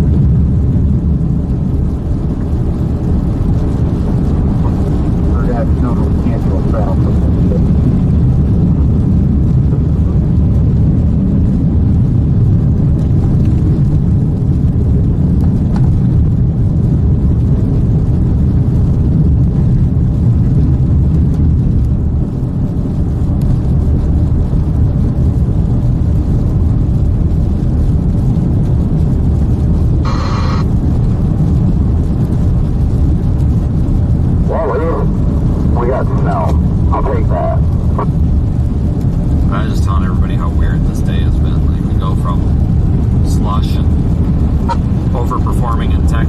to tropical rainstorm and then flurries in Little Rock. Yeah, this has been weird. I mean, literally haven't had to help one person. Well, that person's off. They got their passes on. They're definitely not the dog. Haven't had to help one person today. In fact, the person I checked out was spun out. It's actually been kind of shocking. Now, I guarantee it's going to be a drastic difference today than it will be tomorrow in Nashville. Because you remember how it went last time. My goodness. Well, that's why I'm kind of obligated. I really wanted to start driving home tomorrow. I'm kind of obligated to Chase because, you know, I'm not saying this was a dud, but this was not. I guess Oklahoma was the place to be, but I was gonna shoot up there, but it was like, you know, drove all the way to damn near Texarkana. It's like I'm not just gonna totally backtrack. Like that would have been kind of dumb. Yeah, I think when was the Missouri day? Was that Monday or was that Sunday? I honestly don't remember. I think the Missouri day was Sunday. I don't even know what day today is, so I'm not sure. I think you're right. Yeah, like I just can't believe it. If I would have known that this was going to be a little, like I could have just driven to Little Rock. I would have went home, and then I would have just left yesterday afternoon, drove to Little Rock, and then dumped the snow here in Little Rock, and then tomorrow saved about $400 on hotels. I mean, that's all right, but man, what a freaking miss. Yeah, it's still coming down good here. Most of the forecast said it was going to happen here after dark. So, I mean, it doesn't shock me. We're 34 miles from Little Rock. I mean, it should be all right. Tomorrow, I think tomorrow's going to be the fun day because Nashville is not supposed to even touch like a mix. It's supposed to be straight snow. Yeah, I definitely probably should look at stuff, but I don't know, we'll see. I'm sure something, as long as nothing screws us up, like something on 40 between Little Rock and Memphis and shuts it down, but I don't think it's much different anywhere else than it is here, so I think we'll be alright.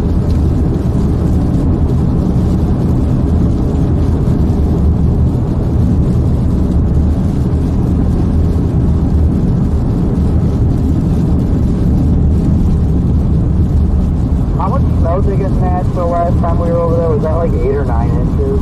Or was that like, I can't remember how much it was. Well, I think it was somewhere between like 5 and 9. I don't know if it was 6 or 7 or what, but it was a decent total because I started that morning in Memphis. I stayed in Memphis, but it was like outside of the loop where you don't get shot. And I drove all the way over on I-40, and it was a mess the whole way. I think that was the night that we ended in Knoxville or something like that, and then the next day we drove up to Buffalo. That sounds about right. Yeah, looking at Memphis's radar, it looks like it's not even snowing in Memphis yet. So everybody was sitting here concerned. I know Connor, Storm Runner, and Corey were saying there's no chance in hell to make it to Tennessee. And I was like, I'm sure it'll be fine. And it's not even snowing in Memphis yet. Good, because if it was like this the whole way, that wouldn't be a problem. But yeah, if it's lightening up a bit, so like if we have the choice to get out of it when we need to get out of it by giving it some gas, then that'll make things a little easier.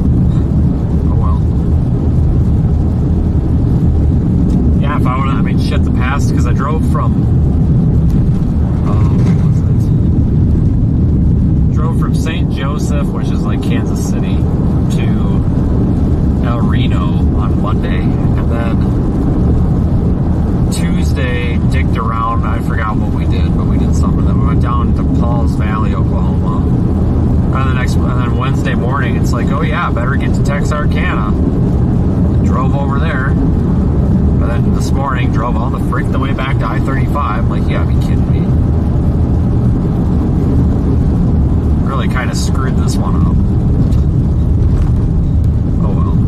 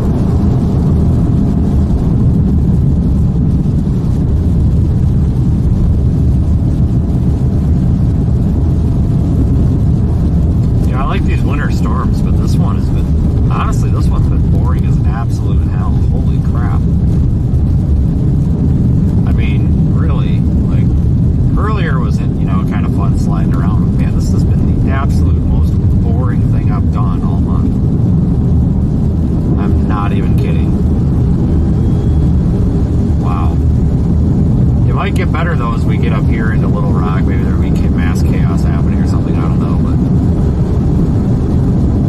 we got tomorrow. I think that I-40 area, like western and central Tennessee, is going to be interesting because last year it was crazy. So they just didn't really take good care of it. I think that'll be more of a snow event than a mixed precipitation event.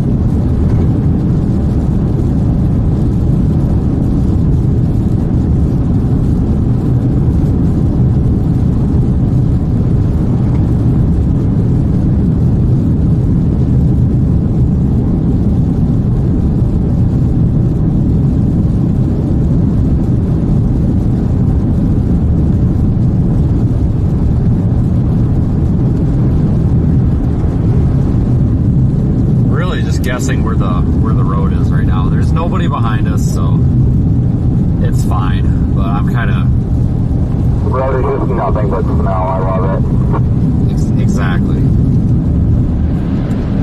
I just started telling people I have no idea where the lanes are, and there's nobody behind me, so I've just been kind of bouncing all over it. Oh yeah, I've just been wiggling all across the road. Did you eat your mozzarella sticks? Yeah, but now I'm thirsty. You ate all 12 of those things? Well, yeah. It's actually kind of impressive. I walk into Arby. We walked into frickin' Arby's at that Love's, and he's not that hard when you swallow the hole. And he's like, "Yeah, I'll have 2 large mozzarella sticks." And the lady behind the counter is like, "You want 12 mozzarella sticks?" I'm like, "Holy shit!"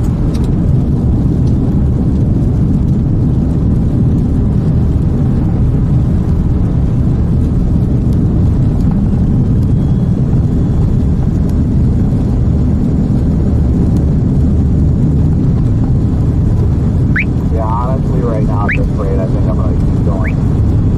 Go through Little Rock and everything and see how things look as we continue to move east. Yeah, this is kind of lame. I mean, the roads are a little rough, but they're really not all that bad, all things considered. I mean, there's snow cover, but for us, it's not a big deal. Thankfully, the occasional accident here and there, but, people are driving pretty good on them, all things considered.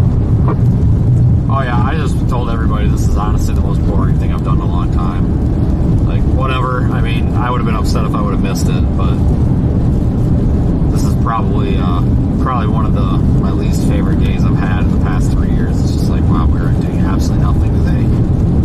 But I think tomorrow's going to be better. It's usually that I-40, they don't really plow it. And the plows are kind of crappy, so even when they do plow it, they don't really scrape it off.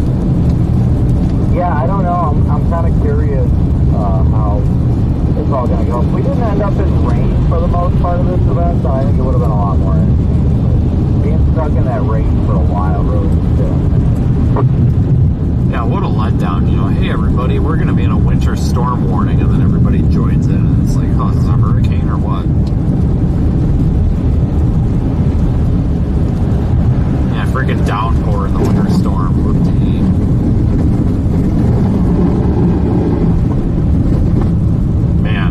So this has been. Got my back end kick out that time.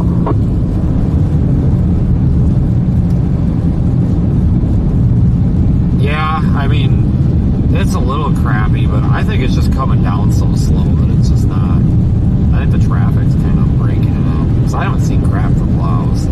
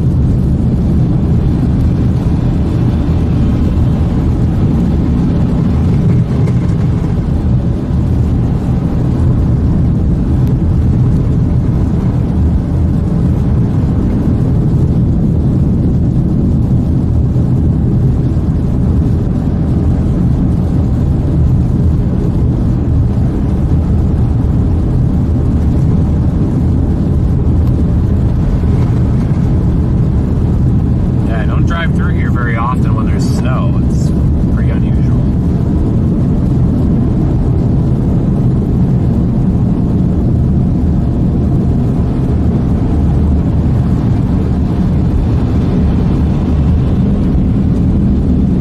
Somebody going to the bridge over there? I think it's just a semi that's broke down or something. It's on the front of the road.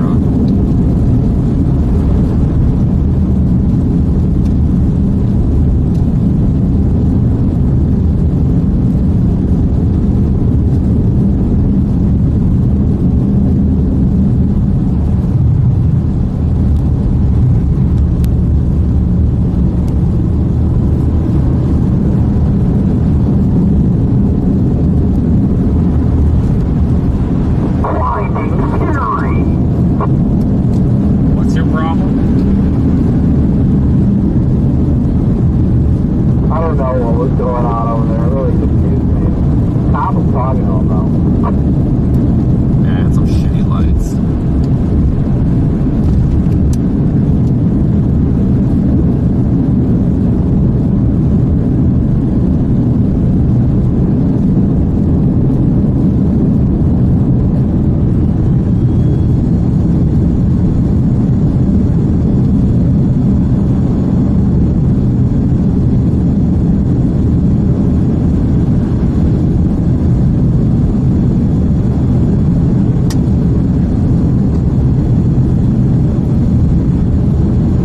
That good X reporting location.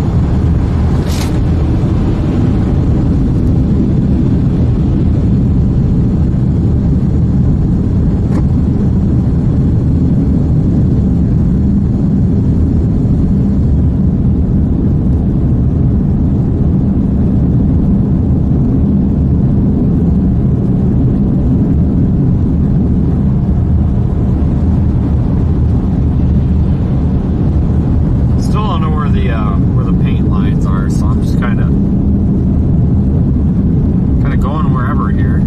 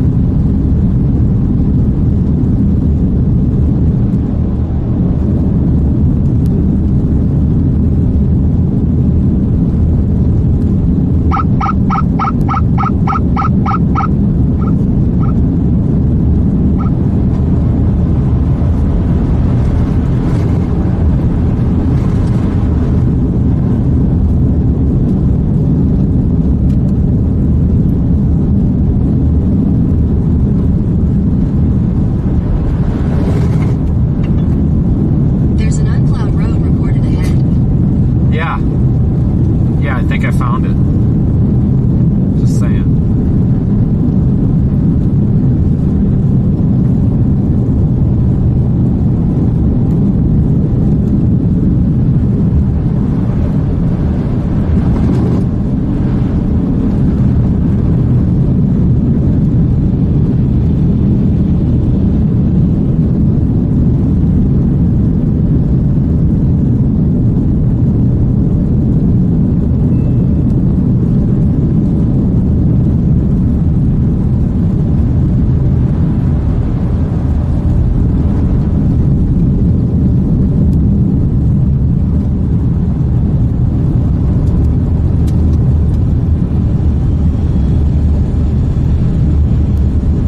These snowstorms are the only time you have the excuse to just like drive all over the road, and it's perfectly acceptable. Couldn't even begin to tell you where the lane is.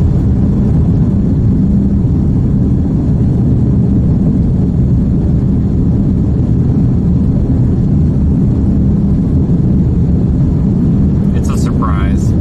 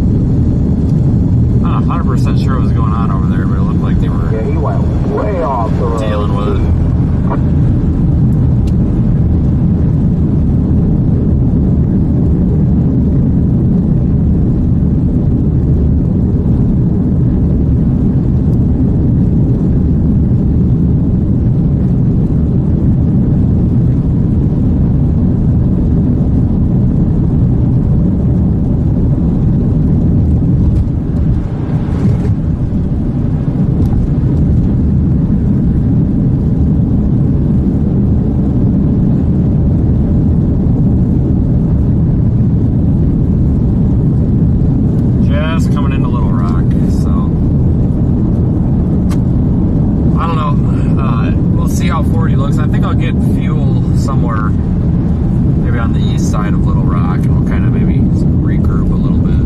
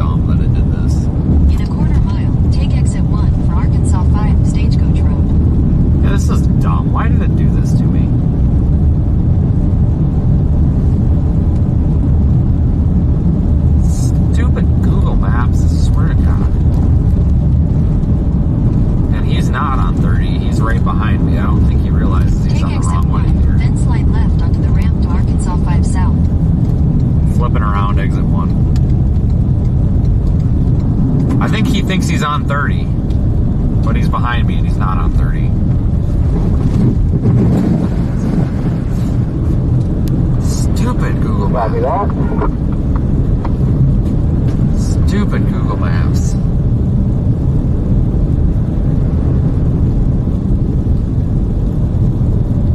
It's trying to take left onto the ramp to Arkansas 5 South, then turn left onto Arkansas 5 South. It was trying to take. God, shut up. It's trying to take me the stupid eco-friendly route. God, I hate that. Trying to force you to take the eco route. Like, come on. Turn left onto Arkansas 5 South, US 70. That eco route's not very eco when it's the wrong freaking way. In a quarter mile, turn left onto the I-430 South ramp.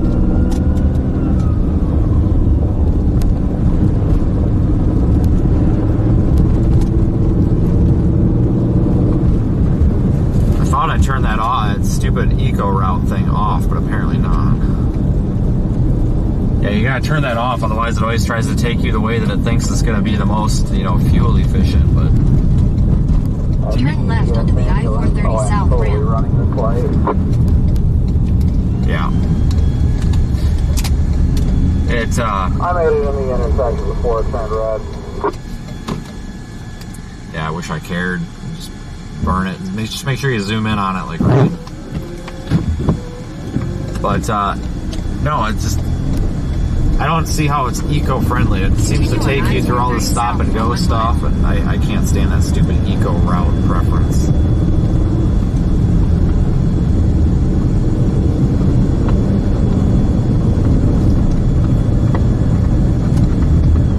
I think that's kind of the most pointless feature they ever put in there.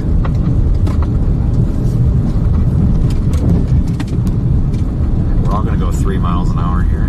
Awesome.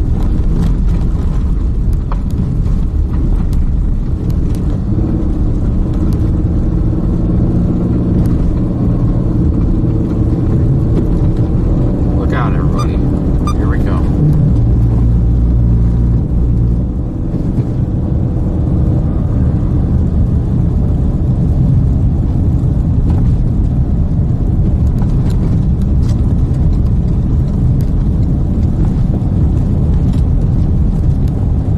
I'm only going 35 miles an hour, people. I swear. I'm not even being sarcastic. I'm going 35 miles an hour. That's just how slow everybody's going. Exit 129A for I-30 East toward Little Rock.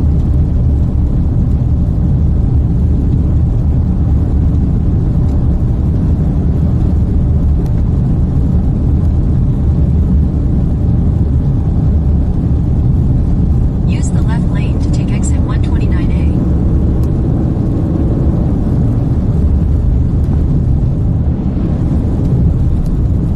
Continue on I-30 East for 9 miles.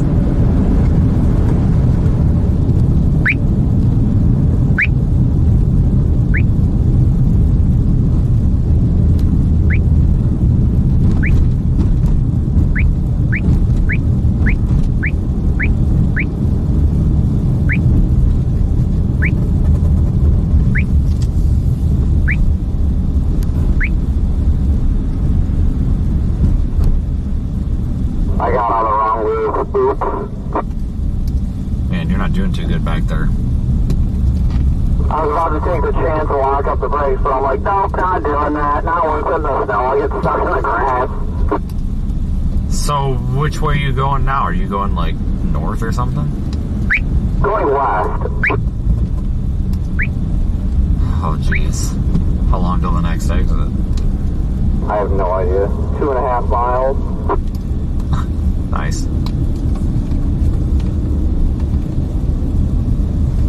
Holy smokes, dude. Do you need a push or are you good? My foot hasn't even been on the gas. Like, I don't really think I can slow down anymore here.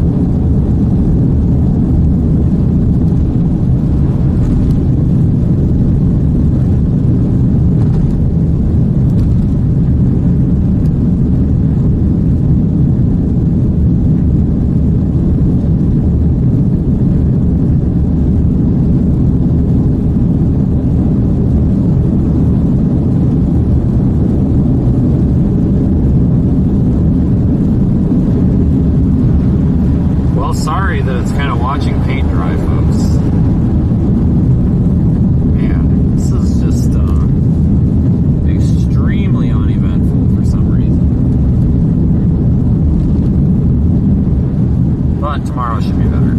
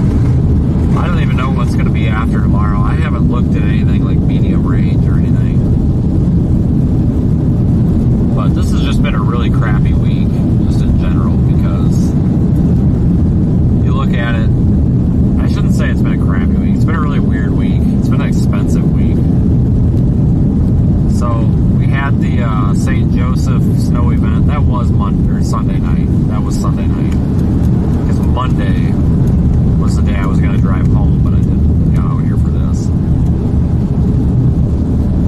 But, yeah, Sunday. I think I left Saturday. Yeah, I did. I left Saturday. Thought I was going to be home Tuesday, and then ended up down here. Well, it was really roundabout to end up here. It's kind of went to El Reno, and then went to Pauls Valley, which is on I-35 between Oklahoma City and Texas. And then almost Texarkana last night. And then all the way back to I-35 this morning. And all the way back to Little Rock. And then probably somewhere in Tennessee tonight. And tomorrow, I'll probably end up in the Nashville area. Just a really weird week, honestly.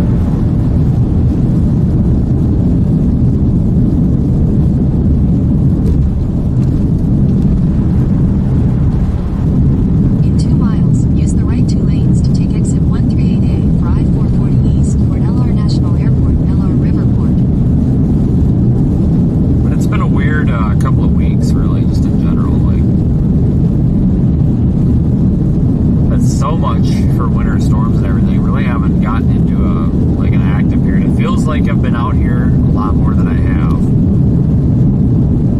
Just because of all the driving and everything. And like I said, it gets really expensive on weeks like this, you know, where it's just, you blow all this money in hotels, you blow all this money in fuel for like a day and a half.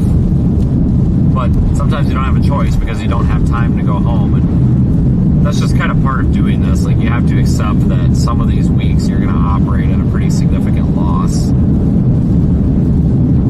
And there's just really nothing you can do about it. Like, that's one of the hard parts about what I do, is you have to accept that a lot of the stuff you do, you're going to operate at a pretty significant loss.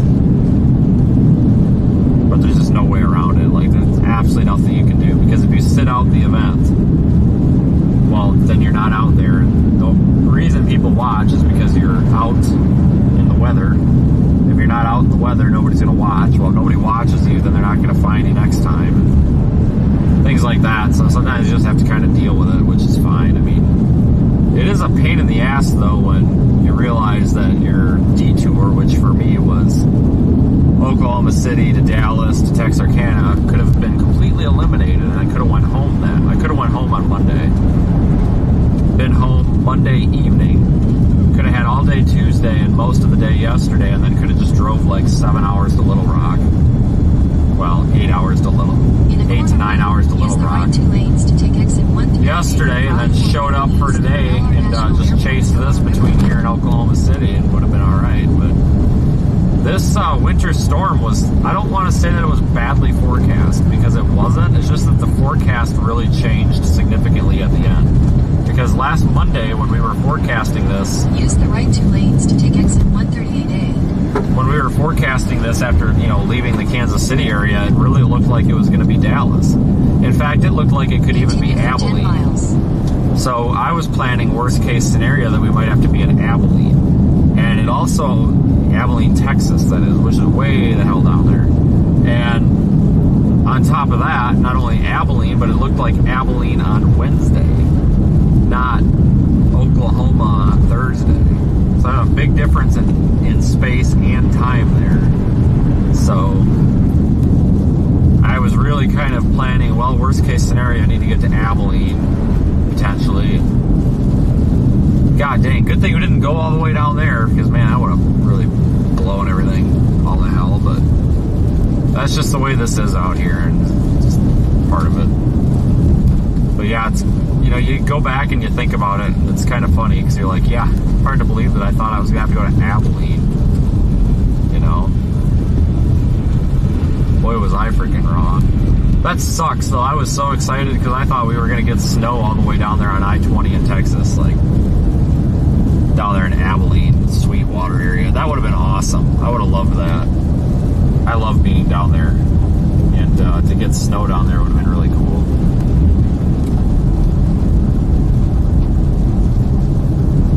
Like, we gotta plow.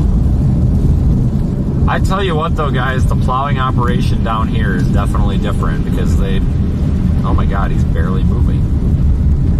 Alright, are you kidding me?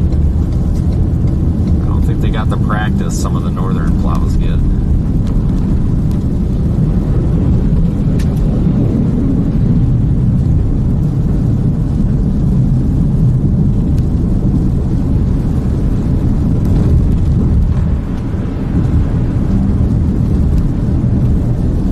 This happens from time to time, you know. I'll never forget it was sometime last year, I don't remember when, but I think it was in February, I don't know, it was the day before that Nashville tornado, whatever that was.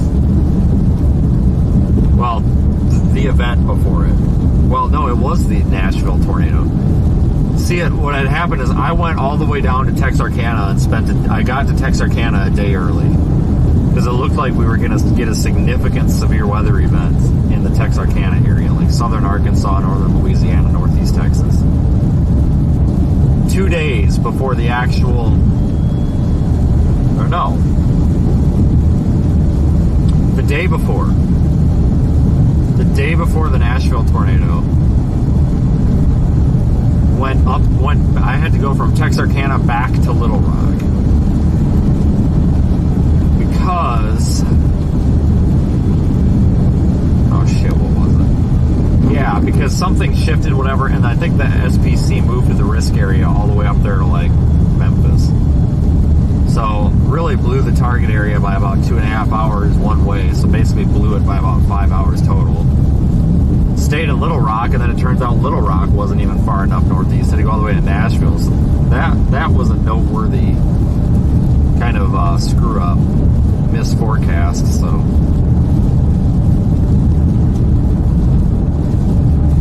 That one is definitely memorable as a time where everything was kind of screwed up. Doesn't really have to... 17, rescue town assignment. Rescue on a shooting just declared. 7515 Dire Springs Road. 7515 Dire Springs Road. Spanish Willows Apartment B24. B as in boy 24. Timeout 2007. Shooting, that's nice. But it doesn't really happen that terrible often. You know, when you really miss the target area. It's fairly somewhat rare. I mean, it's one thing to kind of misforecast, you know, by a little bit, but to be totally, completely in the wrong area does not happen that often.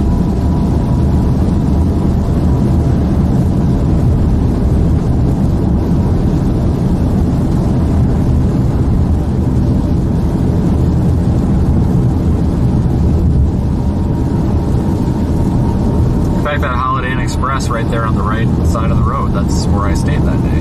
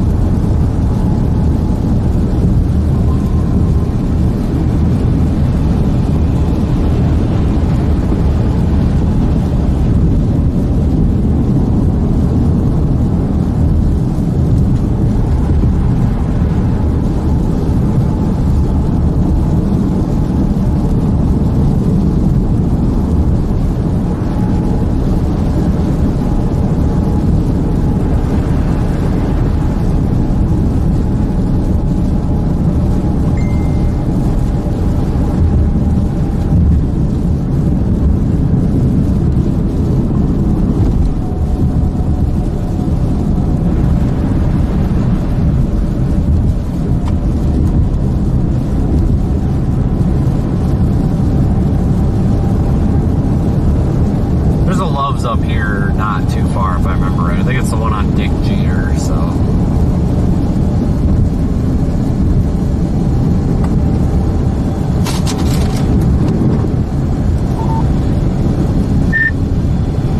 I think I'm gonna go to Love's on Dick Jeter.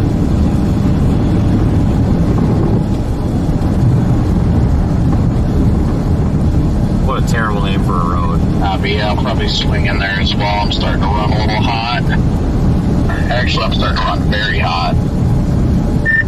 It probably is all iced up. My white Tahoe, the way that radiator sits, it gets all freaking clogged up and iced up and shit. Because I remember that winter storm in Wisconsin last year. I had to keep sticking a snow broom in there and like brushing it off.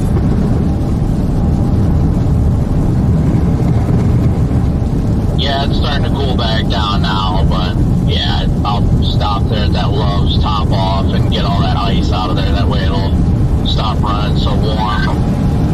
Okay, I don't remember exactly where that is, but I know it's somewhere up there by 40 and 440 here where it intersects, so. You know, plus it's got a funny name, so I always like stopping there, but yeah, I'll stop up there, and I gotta clean the car off and everything, so I'll probably run into you here shortly. Dick Jeter. That's a terrible name.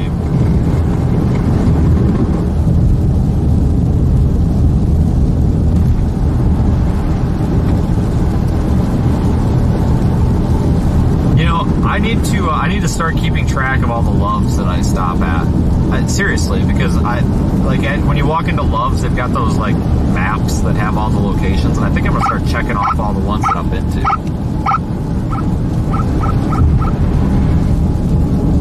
Like, I honestly think that I've been to the majority of the Loves between the Rocky Mountains and the Appalachians, honestly.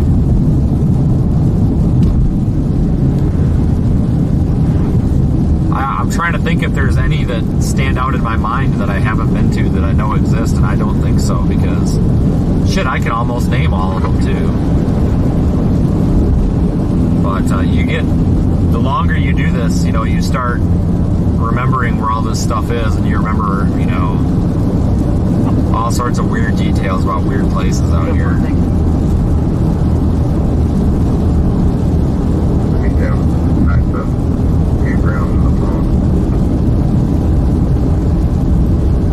My least favorite loves is the one in Nashville. It is a disgusting, nasty, dirty dump. I mean, it is disgusting. Absolutely. I'm serious, guys. Like, if anyone's ever been to the TA in Gary, Indiana, this Loves is worse. I'm not joking. It is worse.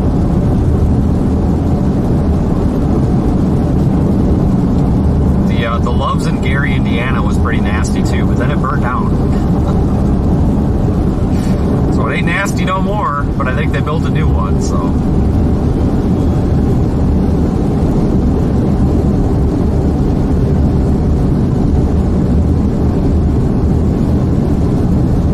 Yeah, that freaking Loves in Nashville, I'm pretty sure you get like Ebola or COVID or something just by walking in there, or freaking chlamydia or something, I don't know. That place is so bad, they've got an armed security guard. Like, it's rough, guys. It's really, really rough.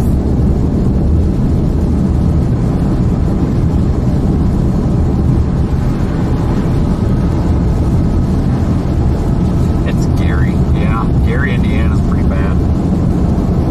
Pretty rough.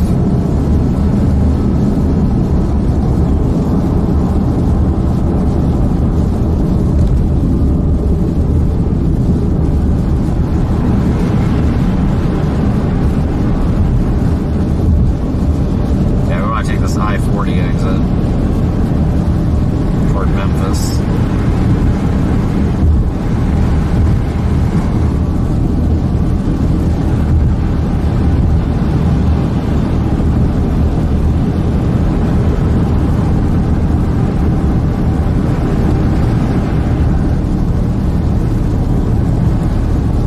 Honestly, one of my favorite loves is probably that one. I'm trying to think.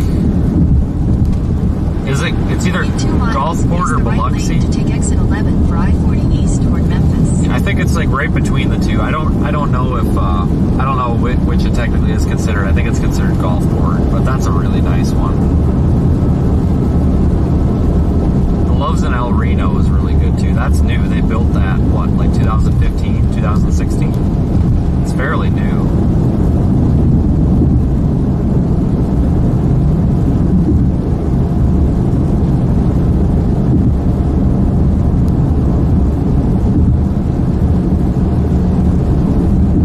That's a good one.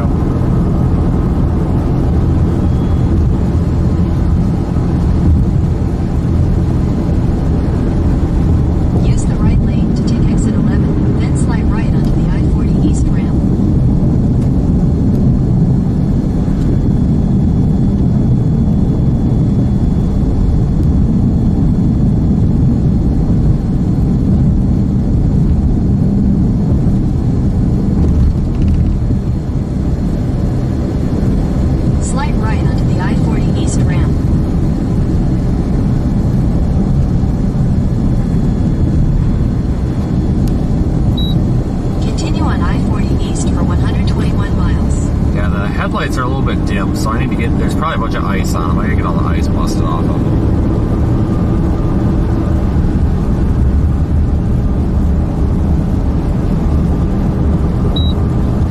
Copy that. I'm fixing to take the exit in about a minute. Yeah, Dick Jeter, next exit. Hell yeah, everybody. You go to Dick Jeter.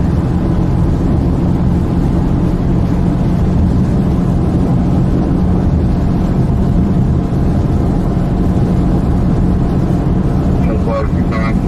Leave both of the vehicle. There's one.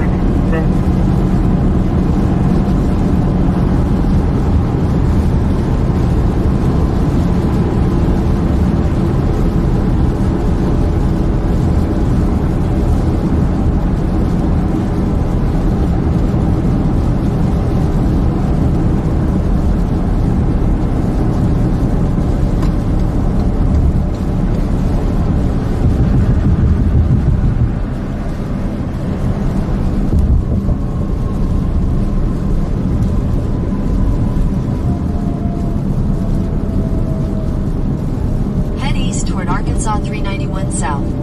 In a quarter mile, merge onto I-40 East.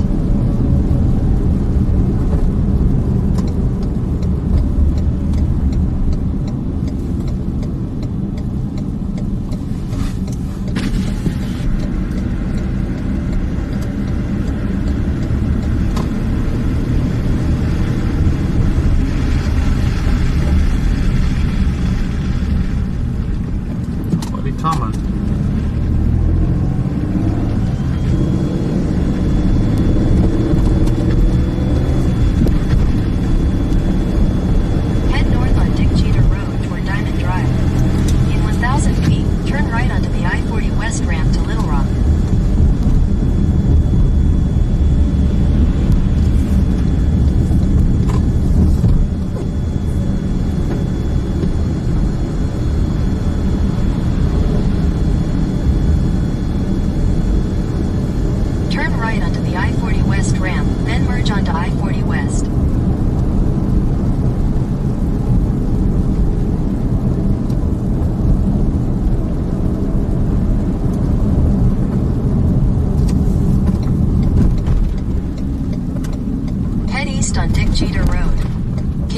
Dick Jeter Road for half a mile.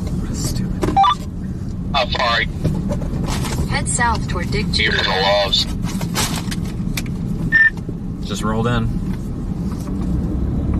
In 400 feet, turn left onto Dick Jeter Road.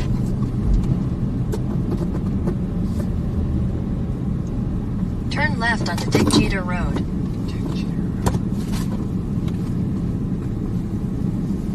Copy 4.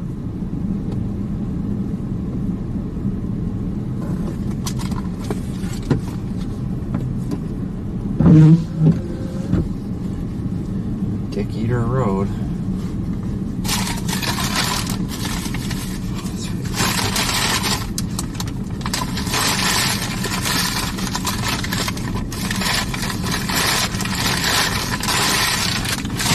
Yeah, I get my Probably quote. about 40 feet. Alright, everybody, this will take me a minute. Cause I'm gonna get I don't need my coat, I got my sweatshirt on. I'm gonna.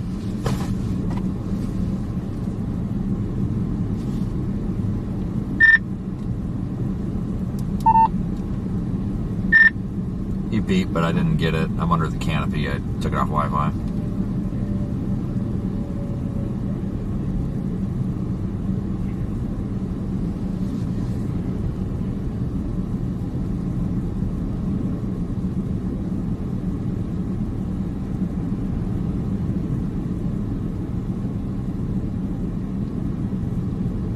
Yeah, okay, whatever.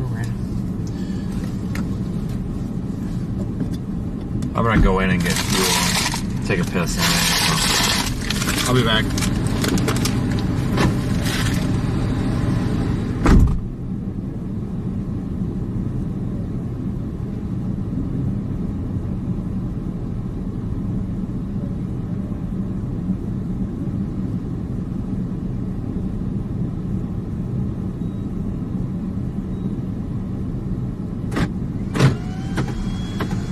Rescue on a vehicle accident with injury.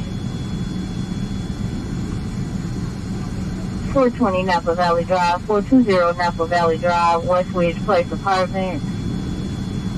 And it's going to be for Squad 9, Engine 9 disregard, Squad 9, rescue channel assignment and rescue on a vehicle accident with injury, 420 Napa Valley Drive, 420 Napa Valley Drive, West Ridge Place Apartment. I'll show you guys something.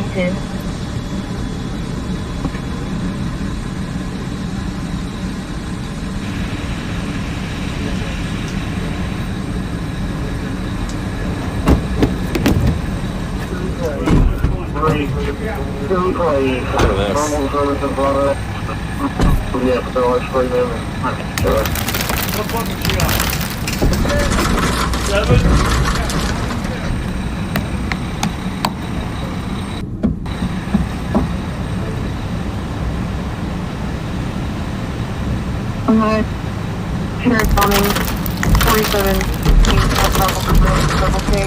Please serve for 25 Alpha 2 Victor 36 miles an hour out of place.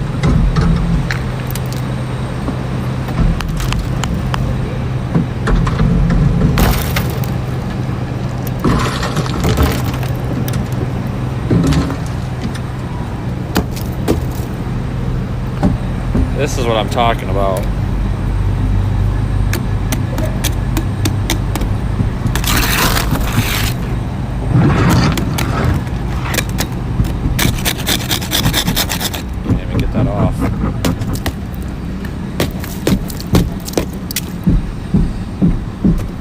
Ridiculous, man. Ridiculous. Circle K, City Secure 25 Alpha 2 Victor 36 miles an hour out 2024.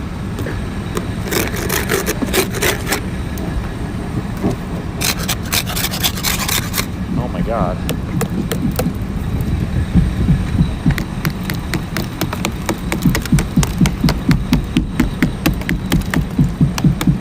No wonder we can't see for shit.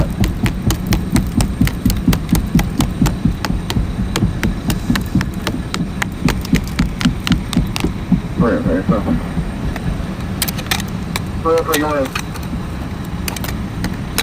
Please fax all information on the PD. I'll sit on your 260. Cool.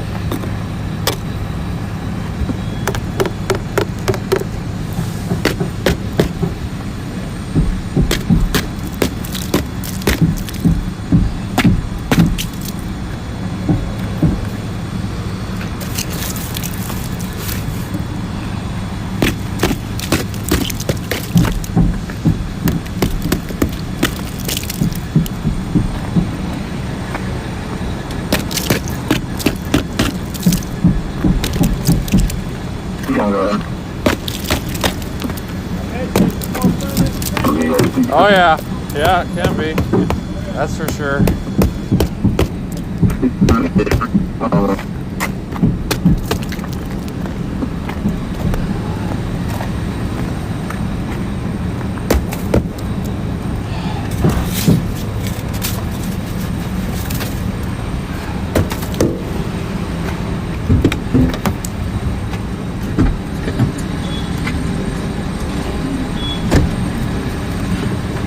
Man.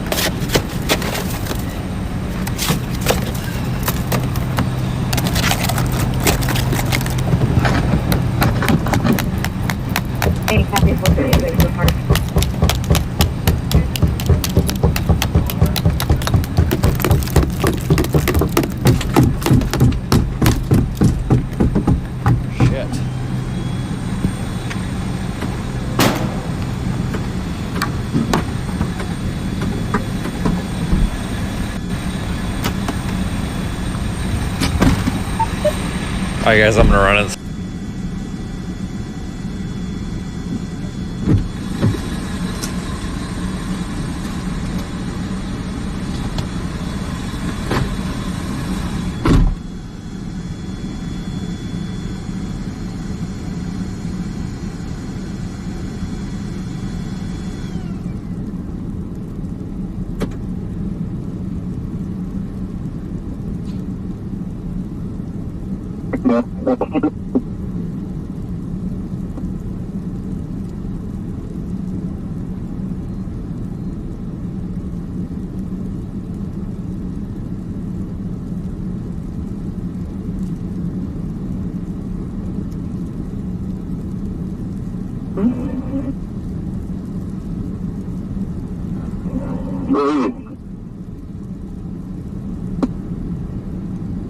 You have one of those one-ton trucks over here near Candace, and the animals right here by this big road in McDonald's over by Candace Park.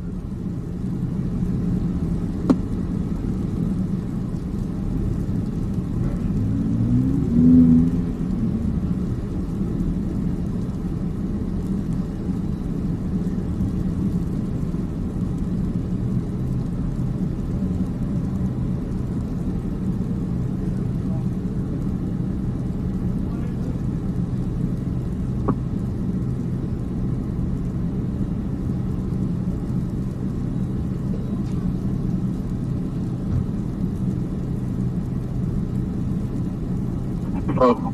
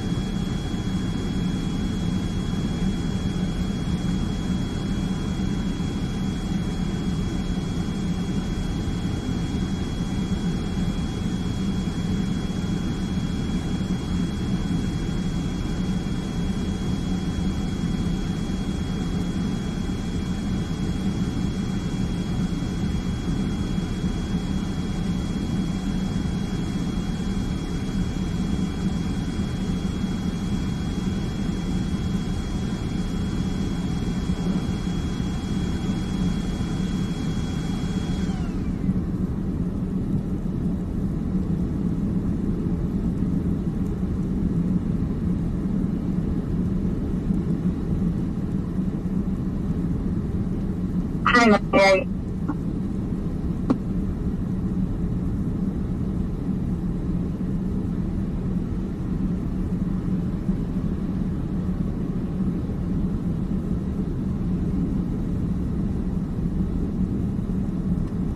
The road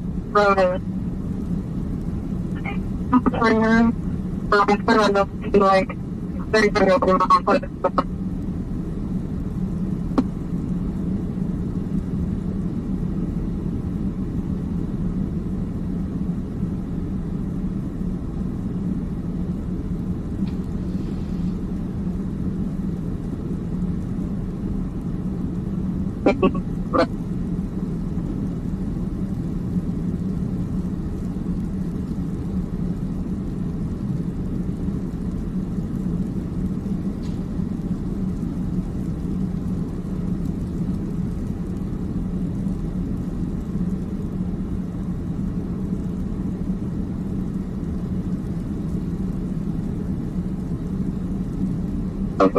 Where you at?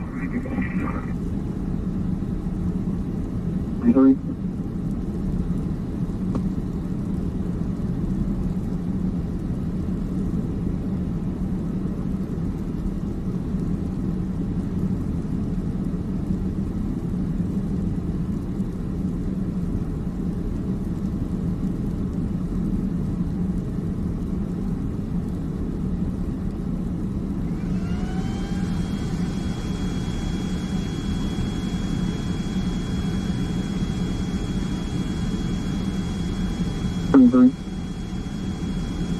be out with the tractor trailer here to 55 eastbound. It's going to be a Missouri trailer, 82 Lincoln, 5 Sam Edward.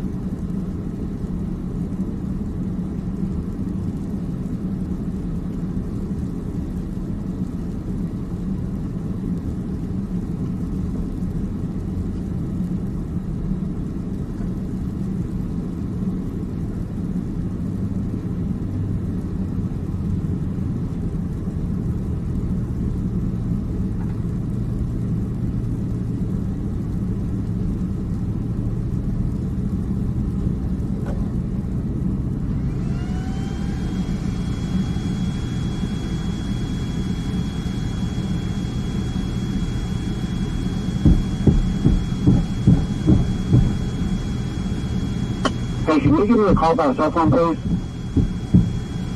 Triple.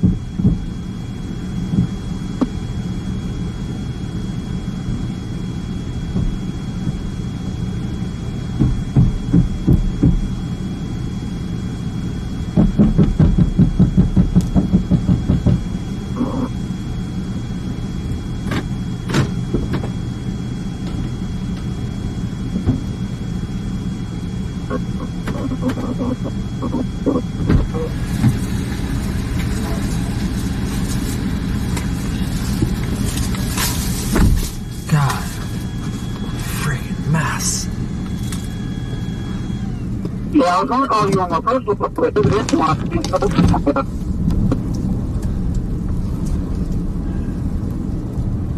Brandon over here hitting the front of his car with a rubber mallet. You guys see this?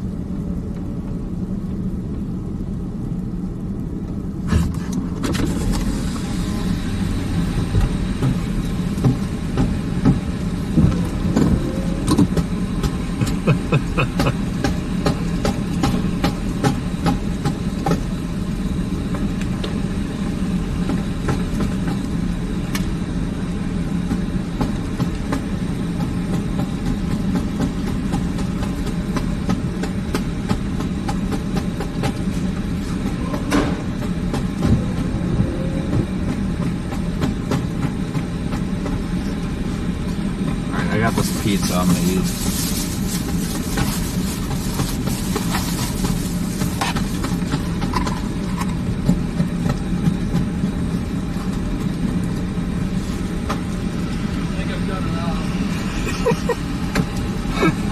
I was gonna say, don't forget that.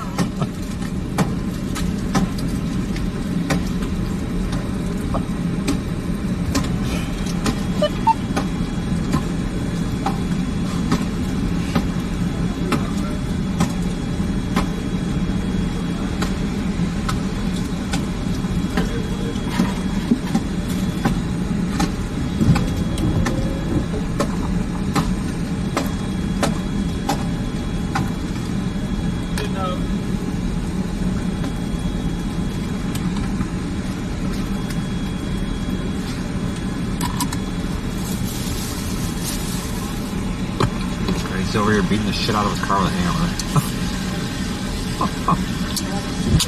Break myself.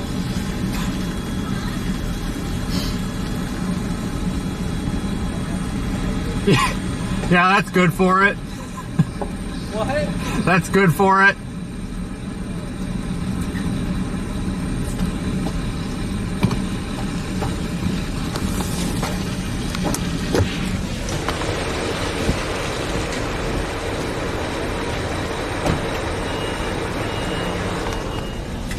This is where they're beating the shit out of the ice with a fucking hammer. Whatever, man.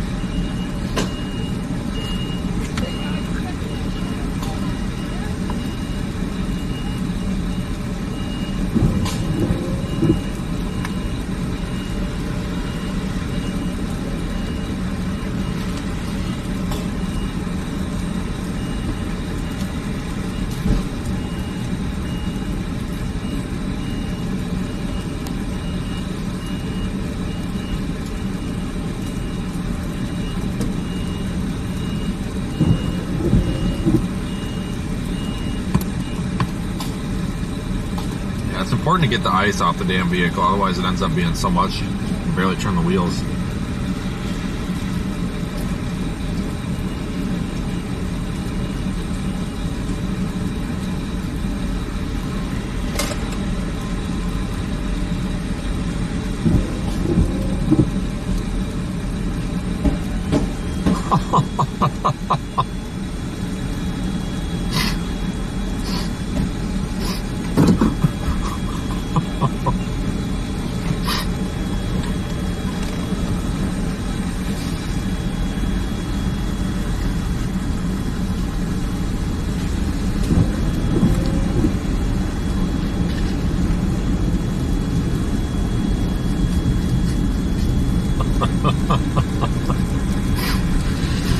So there's beating the shit out of his car with a hammer.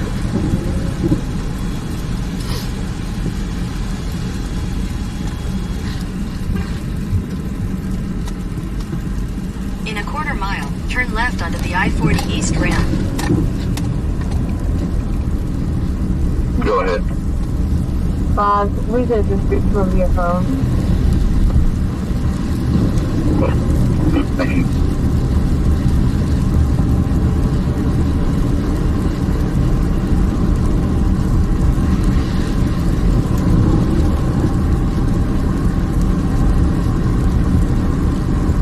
Make a left here to get back on, don't we? Follow it up. Oh, god dang it. Hold on. Oh, you're going the right way. I almost went on westbound. For you.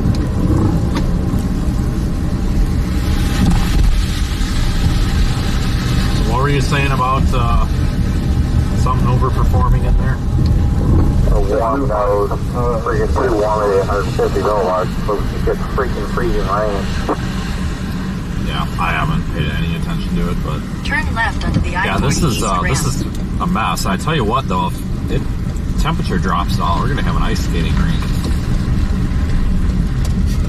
Whoops, sorry. Or he just said he 110% will not be out tomorrow. Everything good? I know you said he was having like a technical problem, but it's not like a car problem, is it? No, he said now he's just driving in too much freezing rain and won't make it even to drive. Oh, that sucks.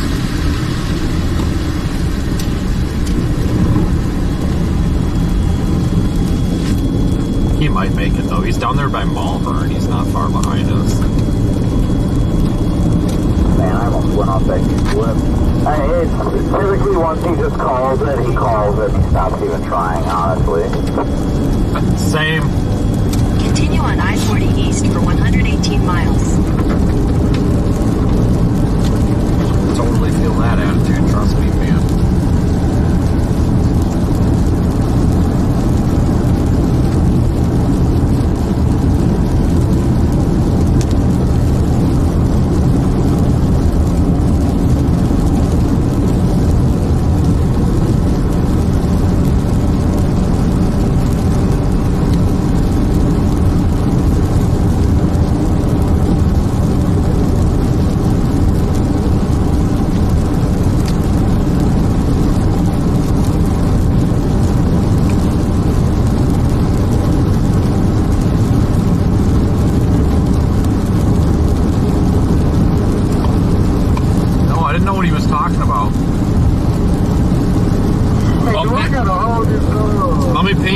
picture. I'm in the Loves looking for something to drink. And Brandon comes freaking just running in there.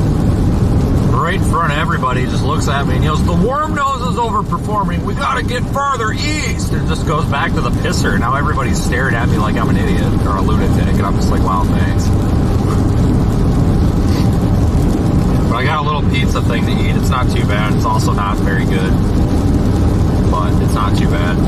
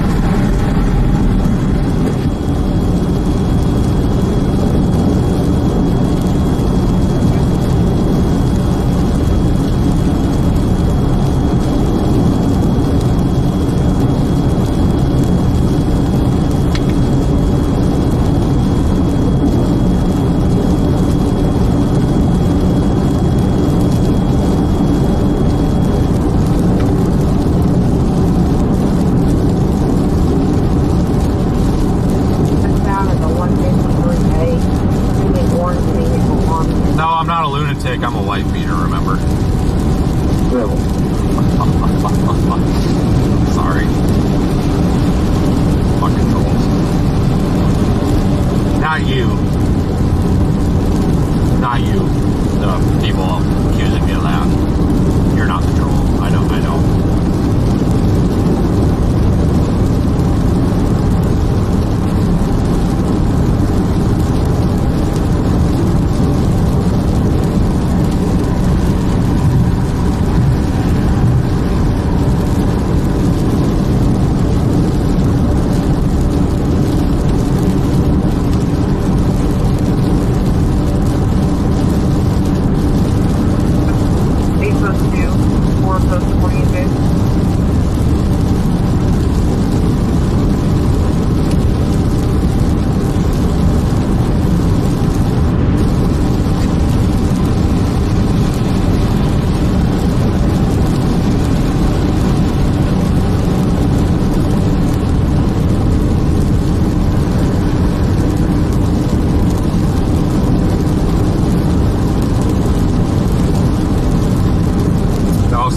Some of you guys that don't get the reference,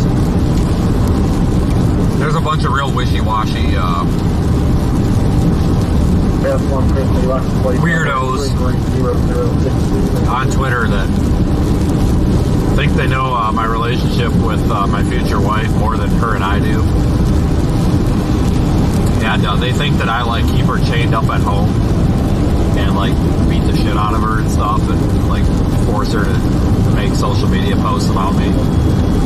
I'm not even kidding. So there's this conspiracy going around right now that like I beat the crap out of her because I joke around with her all the time about beating the shit out of her.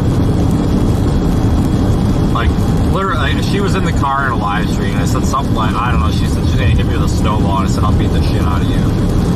And apparently that was just the most disgusting, inappropriate thing that someone had ever heard. And I'm like, oh my God. You can't say nothing these days. You can't even have a relationship with your spouse these days.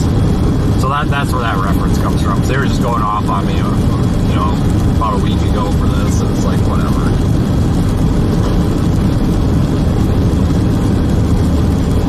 But I'm only streaming on my platforms right now, so I'm going to go ahead and say this. This is going to sound ridiculous and inappropriate. I don't care, but it's kind of funny. You hear these people complain about something like that, and it's like,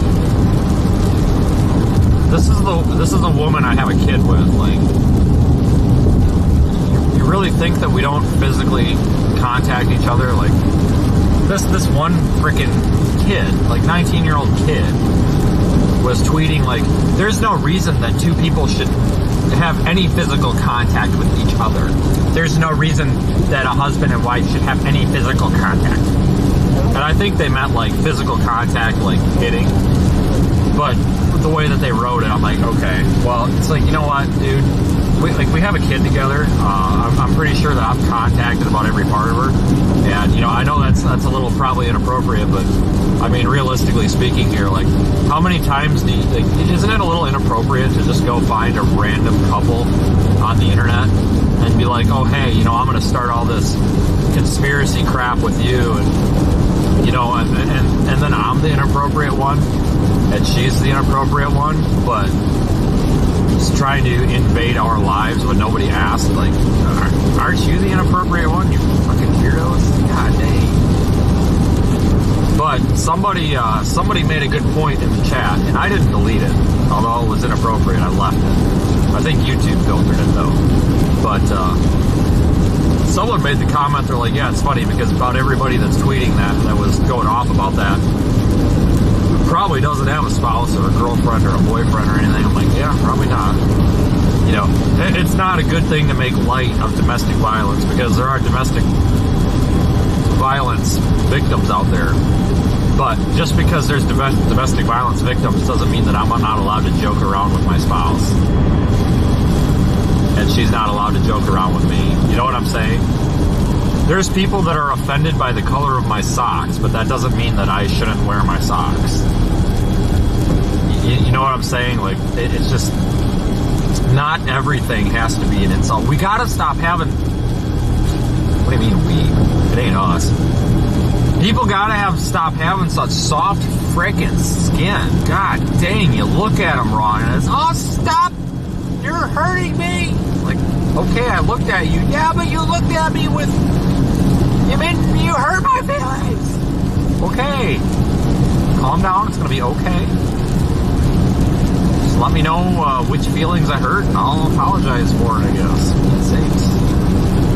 Obviously, I've never had anybody do that, but it's just, I don't know, guys, like, this world's gotten out of control. Social media's gone down the toilet. We're fucked.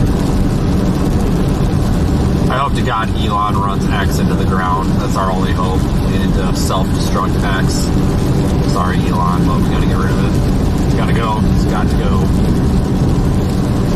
Oh yeah, yep. You can't forget him. I said that I found Nikki hot. You know, and I said how, you know, I think she's hot. And somebody made a comment that was a very something like anti-feminist and sexist thing to say, because I'm telling people about her body and not her personality, and I'm like, oh my freaking God, come on, like, for the love of God, find something legitimate to complain about. I swear, you know what, folks, everybody does stuff, but let's put it this way, you know, we can nitpick apart every live stream that everybody in the world's ever live streamed and find a million things to complain about, but like, we don't need to go looking for things to pick fights about for no reason. But you know what, you guys explained it to me best. There's no reason to really give a shit about what John Q Twitter says when he's got 15 followers and all they are people, and all his tweets are just complaining about people, because it's either a troll or somebody that's opinion does not matter, because literally all they do is start shit and stir the pot. So why do we even care about their opinions? And I don't. I just find it, I kind of wanted to tell the backstory, because I know people were wondering why I found that so funny, but it's like I made the comment previously. It's like, we're, you know, the professionals out here, you know, the people that matter, the pros, the people with lives, the people with respect for one another, aren't making stupid comments like that left and right. You don't see Reed doing that. You don't see Cantori doing that. You don't see the Brandons, the Corys doing that. You don't see the Connors doing that. Why? Well, it's because we've all got better shit to do. That's why. But everybody's so willing and quick to weigh in on somebody's opinion from a troll account that can't even use their real name on the internet, so whatever. The hell with them. Get off my lawn, basically. This pizza sucks. Seriously, it's burnt, but it's not burnt. I don't know. It's weird.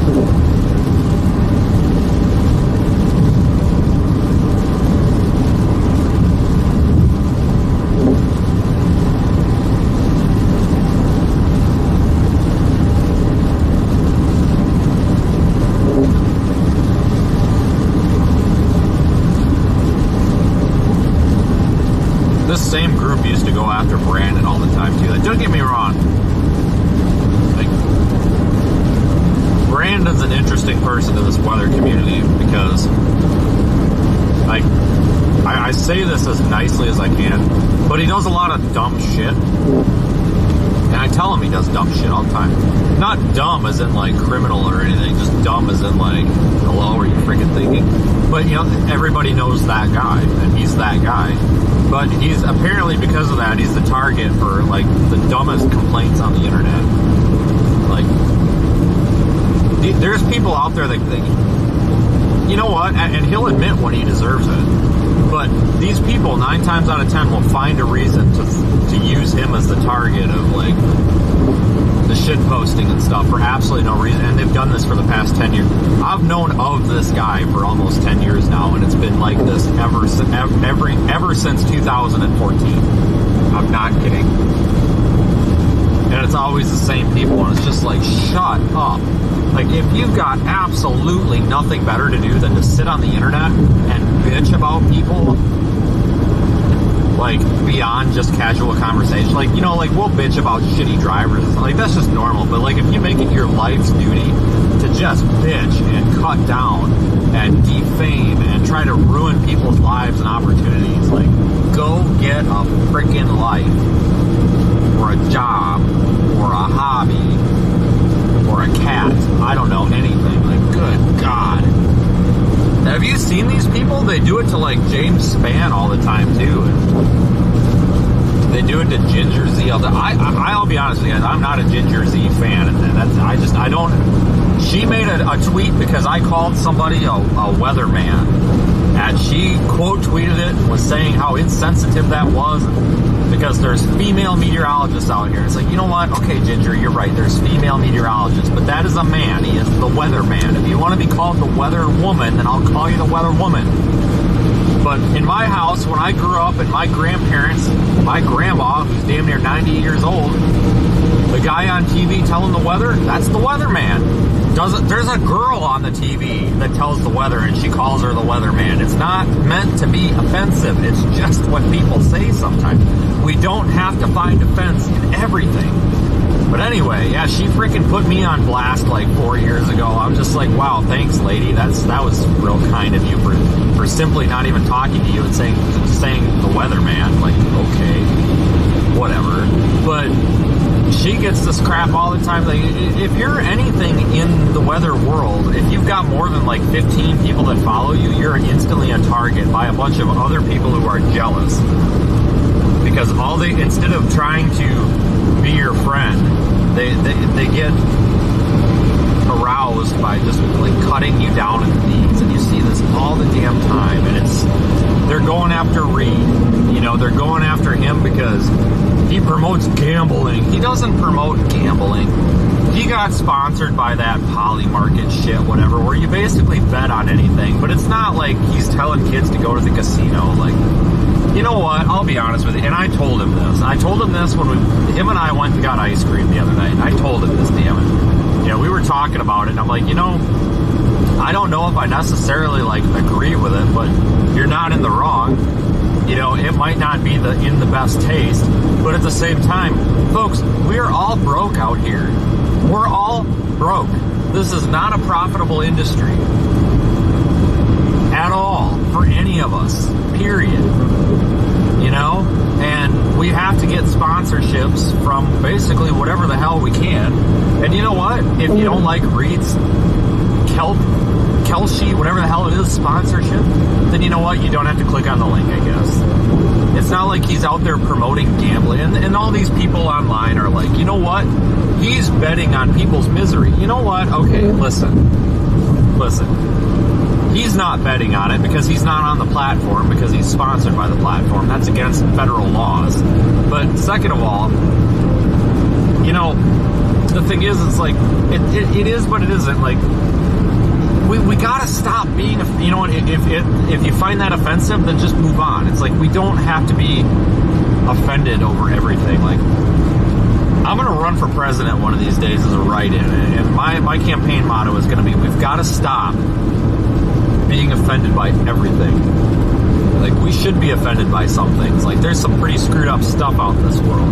But my God, we can't be I feel like there's people out here that are looking for reasons to get upset with people or to try to cut them down and ruin their lives. But feel bad for these people, guys. Imagine how miserable somebody must be to have nothing better to do than to sit on social media and try to destroy people's reputations. Think about it. Like Reed blowing the red light. What the freaking do? You know all the dumb shit I used to do when I was in high school? Jesus Christ, like, we used to race lawnmowers up and down the freaking street through the four-way stop and nearly hit cars with our lawnmowers. Like, we're crying out loud. Like, oh, this guy needs to be put in jail. Ugh, like, shut up. Like, and you know what? And I'm not trying to make this the Reed Timmer show, but I'm just using him as an example. Like, totally unbiased, because I have huge disagreements with the guy. But he's always been a good supportive person to me. But listen, the guy's been doing this for like, what, 25 years? When has he ever gotten in a car accident storm chasing? Ever. Except for that one time that lady sideswiped him because she ran a stop sign. And that was 100% her fault, and everybody saw it. But when has that ever happened? Never. So you can't sit there, these guys can't sit there and say that he's going to kill everybody. The guy's been driving no different for the past 25 years, and he hasn't killed anybody on the road yet. Jesus Christ. Probably driven over 1 million miles probably over 2 million miles in the past 20 years. Like, he hasn't killed anybody, so I think statistics are proving here are pretty reasonable. You know, I know some storm chasers that have been in 2 or 3 accidents in the past 4 or 5 years. I know some that have been in none. You know, like, it's got nothing. It's so stupid. So stupid that this is what the world has come to. Like, I swear to God, I'm gonna be running for president in 2020, whatever. So you make sure to write me in. None of this Republican Democrat shit. We're just gonna go and try to fight for some common sense. I'm gonna rename it, instead of the Gulf of America, I'm just gonna rename it the Gulf of Canada and really screw everybody up.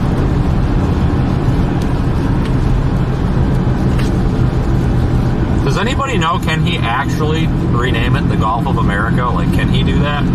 I feel like he can't. Does anybody know? Don't make this a political thing, but honest to God, can he do that? Question.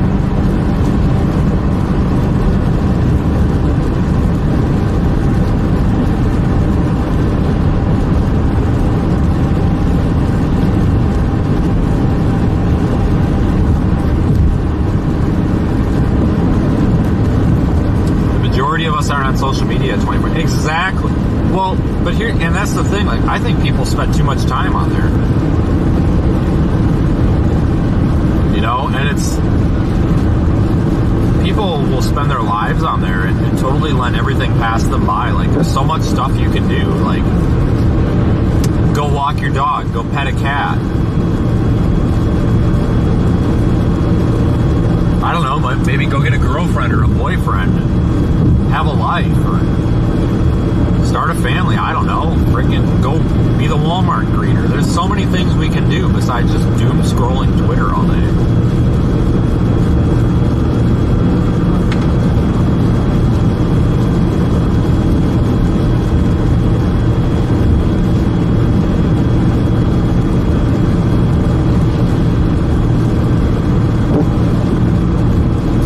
Sakes, if I'm going to get canceled for that topic, then the hell with it.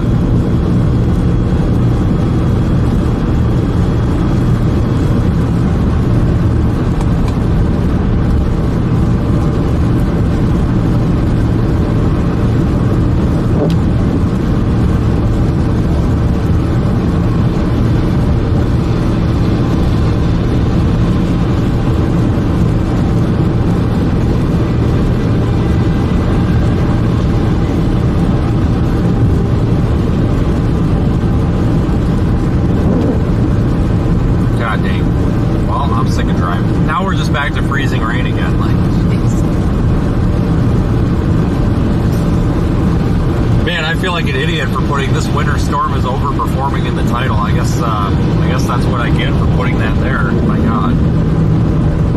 Because it was overperforming like 10 hours ago when we started. Not so much now.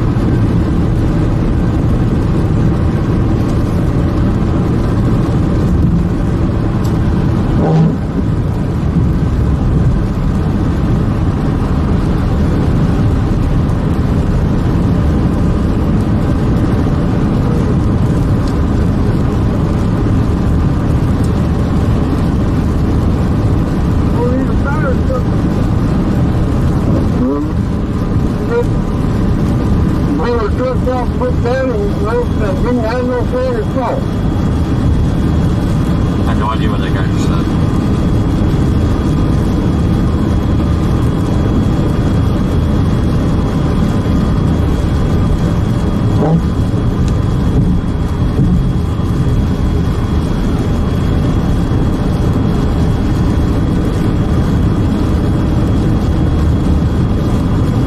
You want investors? Might have to get girls on your team. Don't say that on the internet, you'll get canceled, boy.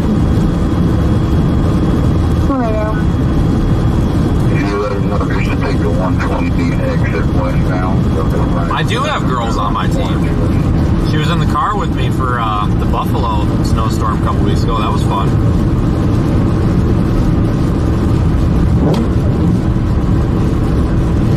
It's pretty hot.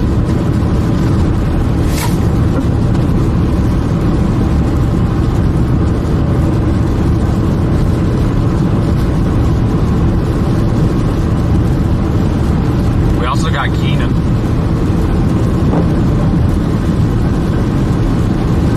That was a joke. That was actually that was a joke because I know that's one person that I could say something about like that to and I'm not get offended, so that was a joke. Amy's probably like, fuck you, Keenan.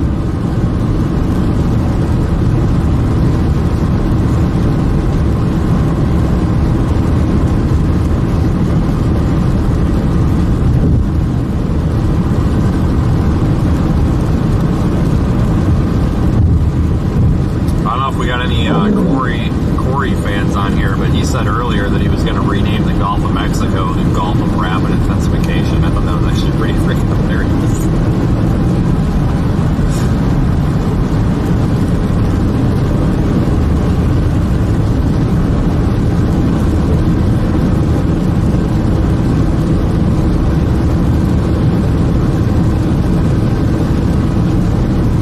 I wish we had Tom on right now because Tom and I could talk about DJ Toby. Oh my God. I was 70 DJ Toby kicking me out of my own freaking Discord. Jesus.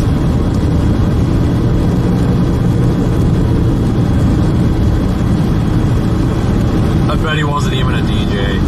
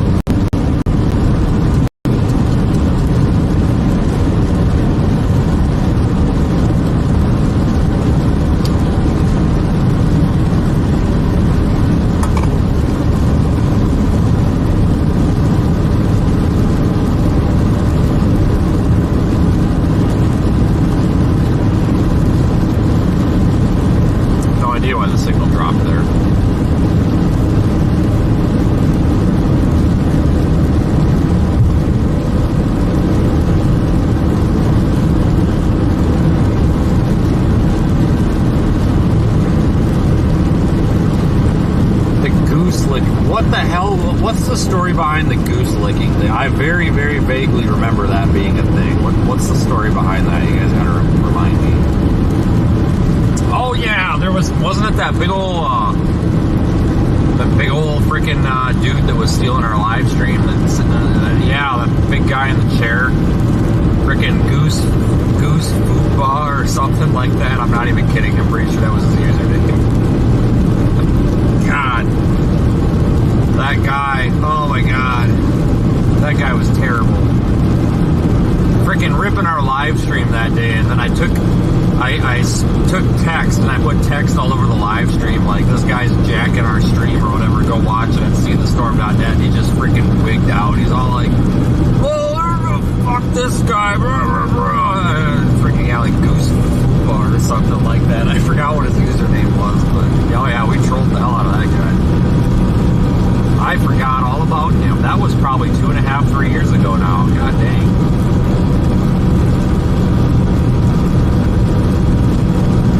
This guy's got no tail lights. That's not safe.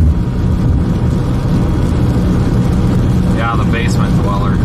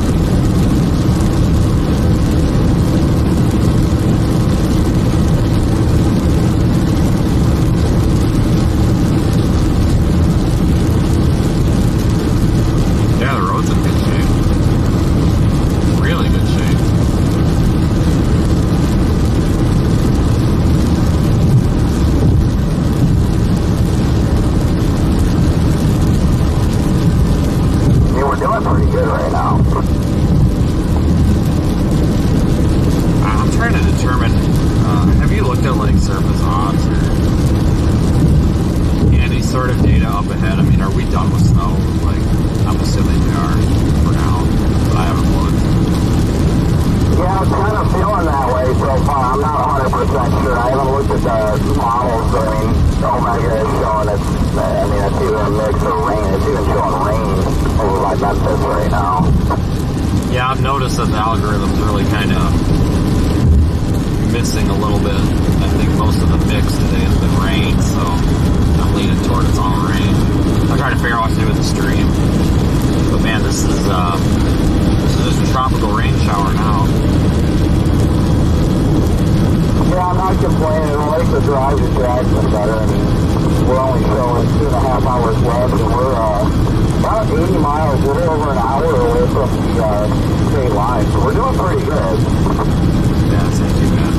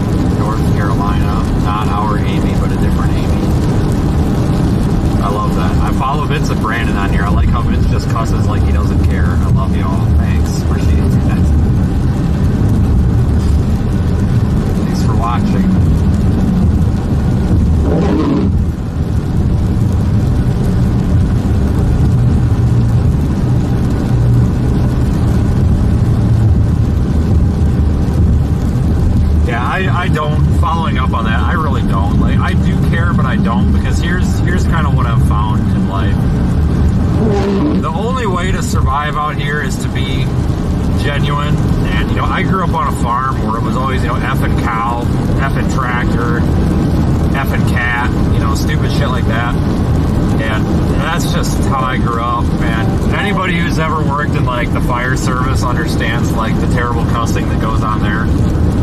And, oh my God, so if I were to basically never say a bad word or never say some dark humor, I honestly wouldn't be being genuine, and you guys would know it's fake. Because people know when people are being fake, and that doesn't get any views. I'd rather be a little bit polarizing and just be honest and truthful about my personality than be fake.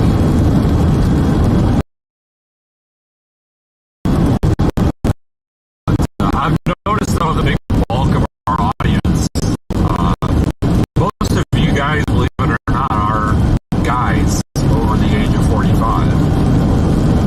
And I really fit in with the over 45 crowd because I feel like we're a little bit more connected with our thought processes and the things that we find appropriate and inappropriate.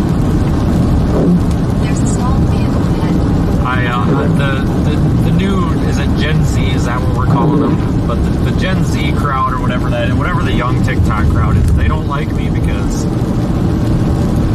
a lot of them don't like anybody over the age of 25 because they feel like the adults are out to get them, and that's not the case, but whatever.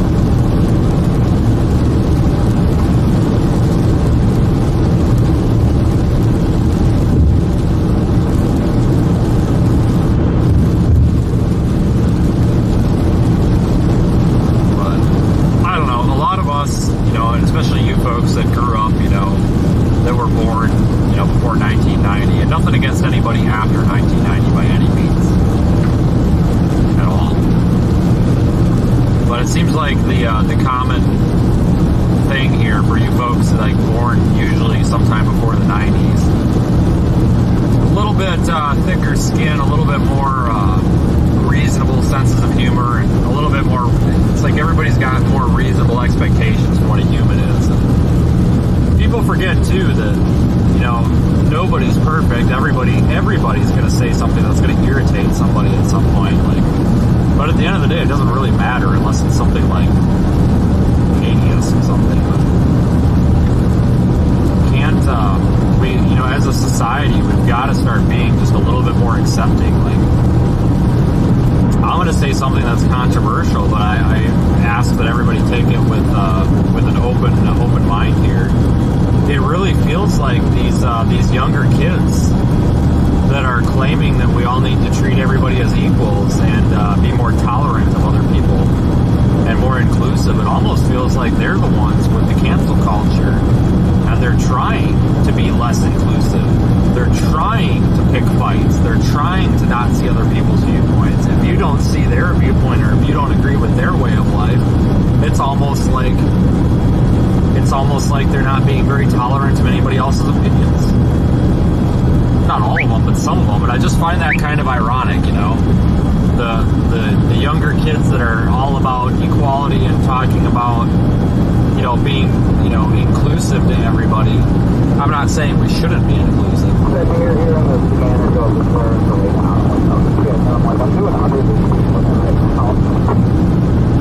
Yeah, about 65, 70. But some of these people saying this are the ones that are out here where 75-mile-an-hour zone. If you sneeze wrong, or if you just if you make a silly comment like, man, the price of gas sure is high, then it's, if you make a comment like, oh man, the gas prices are high, then immediately they're like, you're a Trump supporter, what the hell is wrong with you? And it's like, what are you talking about? And even if I was a Trump supporter, why does that matter? Aren't you supposed to be inclusive and tolerant of other people's viewpoints?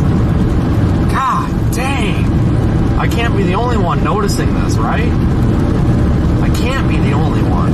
You know, I feel like I'm stuck in this generation. I was born in the wrong... I'm stuck between these people that think that everybody's got to be inclusive, but they're not going to allow anybody to be inclusive because they're just going to say it's got to be their way, and being inclusive is basically just believing what they believe, whatever that may be. And if you're not that, then you're a piece of shit, and you're a bigot, whatever that, I don't even know what that means, I'd have to Google it, but that's the word that they're always calling people. If you disagree with the price of gas, or if you disagree with whether or not Walmart should have paper or plastic bags, I'm not kidding you. There's a little weather weenie on Twitter that was throwing a fit because somebody said that Walmart should go back to plastic bags in Colorado. I'm not even kidding. What a dumb thing to argue on. Seriously. But it's like, and then you've got the adults who are just like, who cares? Like, we don't give a shit if somebody's gay. We don't give a shit if somebody's bags. Who gives a shit? And then you've got some of the extremists out there who, like, they actually do give a shit, and that's a problem. But the people like my generation, like my mental generation, like, you know, all of us that share this kind of like opinion where we're just like, we don't give a shit where you're from. We don't give a shit if you're white or black or Mexican or purple or whatever. And we don't really give a shit what religion you are, and we don't give a shit who you voted for. We really don't. We don't give a shit. You know, I'm not religious. Frickin' Brandon's the biggest Bible thumper I've ever frickin' met. You know, and he's not, I'm not offended by it. I don't give a shit. If he wants to read the Bible all frickin' day or whatever the hell people do with the Bible, go for it. I don't care. Just because I don't do it doesn't make it wrong. So why do we have people out there that, and I'm not trying to dog on, it's not a personal thing against religion, it's just an example. So why do we have people out there who are like, you don't read the Bible every day? What the fuck's wrong with you? It's like, why? Why can't we just not give a shit? I don't give a shit. I don't give a shit what you are, who you do, as long as you're not a piece of crap. You know? And I think the majority of us really don't give a shit. Like, but we are the bad people. We are the bad ones because we don't have an opinion. We don't care. We don't care. We don't tweet all the time about this or that. we're the bad people because we make a funny joke about the price of gas, or we make a funny joke about Joe falling down the steps, whether we voted for him or not. I know people who are hardcore Kamala supporters, and they made jokes about Joe Biden falling down the steps all the damn time. Like, for Pete's sakes, like, who gives a shit? Like, god dang. I'm gonna start that. I'm gonna get a shirt, like, with my name on it. It's just gonna have in quotes, like, who gives a shit? Like, I think we could go back to being a good society again if we would just stop giving a shit what other people do with their time. You wanna go marry a man? Cool. Who gives a shit? You wanna go, I don't know, go to church? Cool. Who gives a shit? You wanna vote for Kamala? Who gives a shit? You wanna vote for Trump? Cool. Who gives a shit? We don't. Dang, God. I'm going to start a podcast.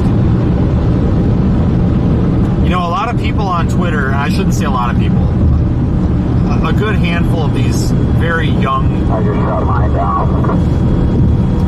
Okay, hang on. I'll tell you a story here in a second.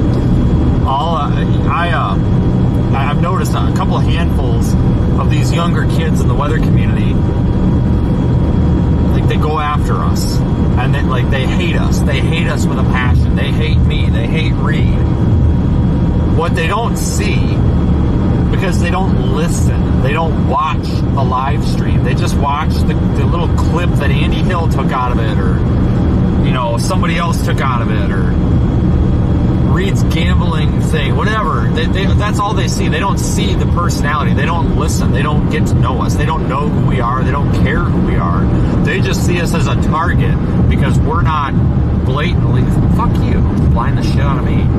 Because we're not always, oh yes, you're so right, you're so right. Because we don't care. We just don't care. We don't have a strong opinion on race or gender or politics or any of this crap, or sexuality. We don't have a strong opinion on this stuff because we just don't care. Because what other people do doesn't bother us. Yes, everybody should have equal rights. I get it. But it's not a hot topic with people like us because we just don't care. Because a person's a person. We just really don't fucking care. We're not messed up. And you know what? I think some of this is messed up, and it's reverse psychology some of these people are playing. Because it's almost like they're the ones that are sexist, homophobic, racist and stuff. Because they're always the ones saying stuff, or political extremists. Because they're the ones always being like, that's such a right-wing thing to say, or that's such a left-wing thing to say. It's like, why? Because I made a joke about the price of gas? Because I made a joke about the stream being about as stable as Joe Biden's legs going up the stairs? Why? You know, I voted Democrat in frickin' 2016. Maybe that was a mistake. No, I didn't. That was Hillary. Never mind. But anyway, sorry. I got my ears mixed up. But, like, guys, I've voted on both sides of this political thing. So, like, to sit here and call me an extremist because I make a joke about Trump or Joe, or if I make a joke about, I don't know, that tree over there, like, it's guys, it's not, we don't care. Like, you don't have to take that and say, oh, you're political. See what I'm saying? Like, I almost feel like these people play mind games with us all out here. It's almost like they are the extremists trying to find everything to be, polarizing or controversial. Thanks for listening to my TED Talk, but that's honestly something I've been thinking in the back of my mind. It's like, I'm not trying to flip this around on everybody, but I'm starting to think that some of these folks out there that go looking for problems, maybe they, in fact, are the problem. Not all of them, but some of them. Because I've seen this happen. I saw this happen to Connor. Like, Storm Chaser Connor, about a year ago, he was with this little storm chasing group. And I forgot what they did, but one of their members said something inappropriate. I don't know. Connor didn't say it. One of the members of this group did, and Connor just left the group because he thought the group was lame or whatever. So everybody's going off on Connor. It's like, why? You know, and they're trying to cancel him. It's like, why are you trying to cancel this kid that's trying to make a career that had nothing to do with any of this crap that was said? First of all, these were private messages that were leaked. You shouldn't even be giving a shit what's in a private message. But number two, like, why are you taking it out on this guy because he's friends with these people? He didn't say it. So yeah, they canceled the shit out of him, and I'm just like, what the hell's wrong with people?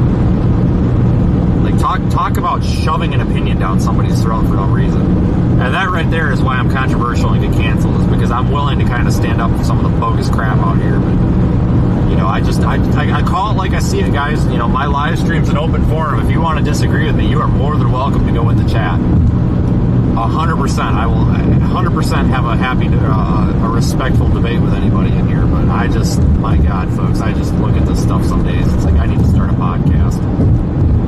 Like, we've got to get the population of this country back on track. We've got to get back to just being people that don't care. I'm not talking about don't care about each other. But we've got to stop caring about what other people do or think within reason. You know, but it's like we got to quit giving a crap if the guy at Walmart gave us a dirty look, or if the guy at Walmart believes something that we don't believe. Like, it's okay. Like, people went and there was bloodshed in wars to fight for our freedom to hate each other. Like, we're allowed to hate each other and disagree with each other. Like, it's a freaking right we have. Why don't we respectfully use that right? I'm not saying we have to, you know, actually hate each other, but if you want to dislike somebody, dislike them. Hate them. But you don't have to be crappy to them. You don't have to call them a bunch of names because you don't like them. Just hate them. Just don't like them. Don't talk to them. Whoop-de-doo. Freaking A, I'll be running for president in 2028. Vote for me. I'm probably going to start winding this down, guys. There's nothing happening. It's not even raining.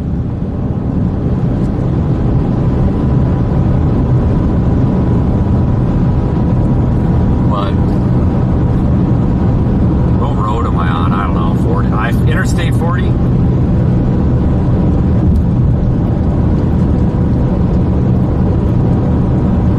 How many miles? I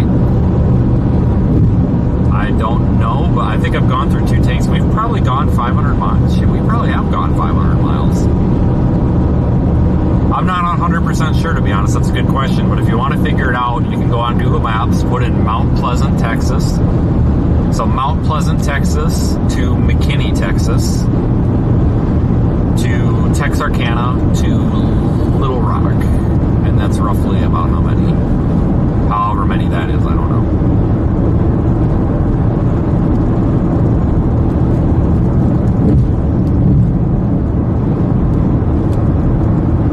Yeah, I plan on being live tomorrow for some snow in Tennessee. So yes, I will most likely be back tomorrow, unless it's a total dud, which I doubt.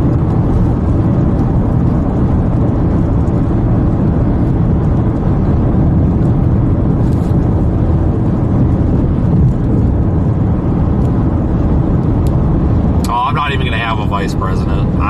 It's just going to be me. It's just going to be me, guys.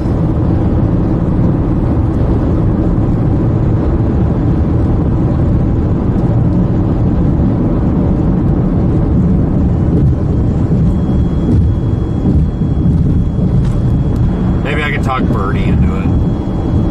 I feel like whoever's president now has to have been in some sort of a meme at some point, and Bernie's been pretty good meme material. So I'll bring Bernie in and we can have debates.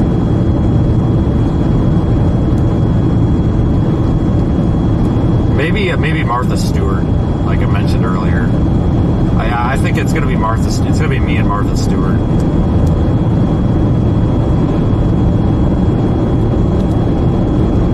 Anybody's got a direct line to Martha, let me know. Gotta get a hold of her. So, future guests on the live stream include Martha Stewart, that Tim guy that Kamala ran with, because he's kind of weird. And as much as people don't like him, I appreciate the guy's weirdness, so I feel like he'd be a good guest on the live stream. We're gonna get Kamala on, and we can get Vance on. We cannot bring Trump on because people are literally trying to shoot that guy, and I don't want to get caught in between that. So I'm sorry, Donnie, we cannot have you on right now. George Bush, we talked about Martha Stewart, Bernie, and Grady Judd from Florida, that sheriff that's always good at the press releases. So those are our upcoming guests. I need your help on getting a hold of these people. Oh, and Elon. Don't forget Elon. So, guys, we got to get direct lines to these people. I'm not sure. I think my direct line to the White House is in jeopardy. As you guys know, I control the weather. Remember, I had to talk to the flat earthers about this. I control the weather. And I have a hotline that goes right to Joe Biden's desk. And I tell him what to make the weather every day. But that's in jeopardy. I haven't been able to contact Donald Trump yet, as he is our next president. So I haven't been able to get in contact with him. And I'm starting to get a little bit worried that I've been replaced. So if anybody's got a direct line to him, let me know, and we'll go from there.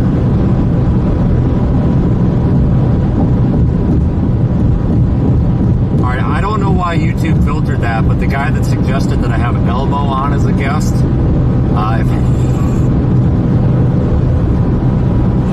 if anybody has a direct line to Elmo, please. Hold on. Are you still in range? Oh, fuck, that's the wrong channel. Shit, are you still in range? I still what? I had the radio off. I screwed up. Are you in range? Yeah. Hey, do you happen to know Elmo? I need the other radio.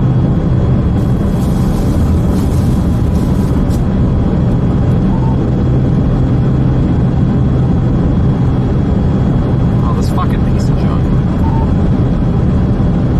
I was gonna... up on the other, but we did not come across. These are hunks of junk some days. Do you know Elmo?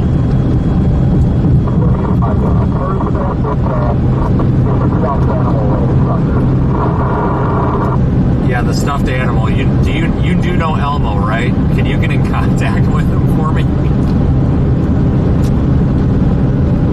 Oh shit, he's way the hell up ahead of us. Alright, well Brandon knows Elmo. He's gonna get a hold of him for us, so... Jesus Christ. Yeah, we can get Bluey. Somebody dress up in a Barney suit.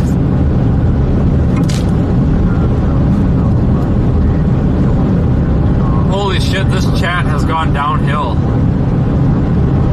Yeah, maybe Brady can dress up as fucking Barney.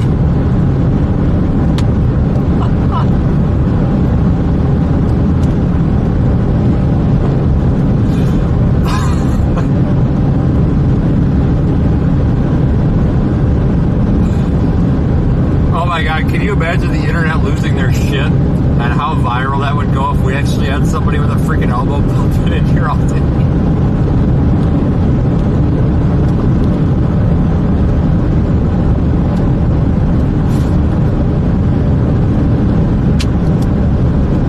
Ronald McDonald, get the fucking clown.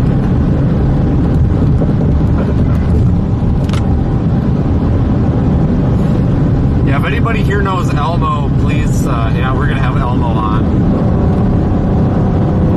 Holy shit, I'm doing 93 miles an hour. I gotta slow, what the fuck, I gotta slow down.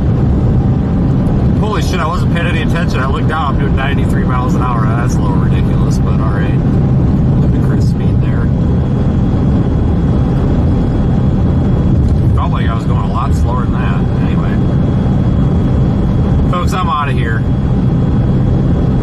I hope you guys all have a really good night. There's a bunch of emergency vehicles right next to my house. That's fine. My neighbor probably got shot again. Again? Oh yeah, he got shot a couple weeks ago by his brother or something, and I don't know. Holy shit, lock the door.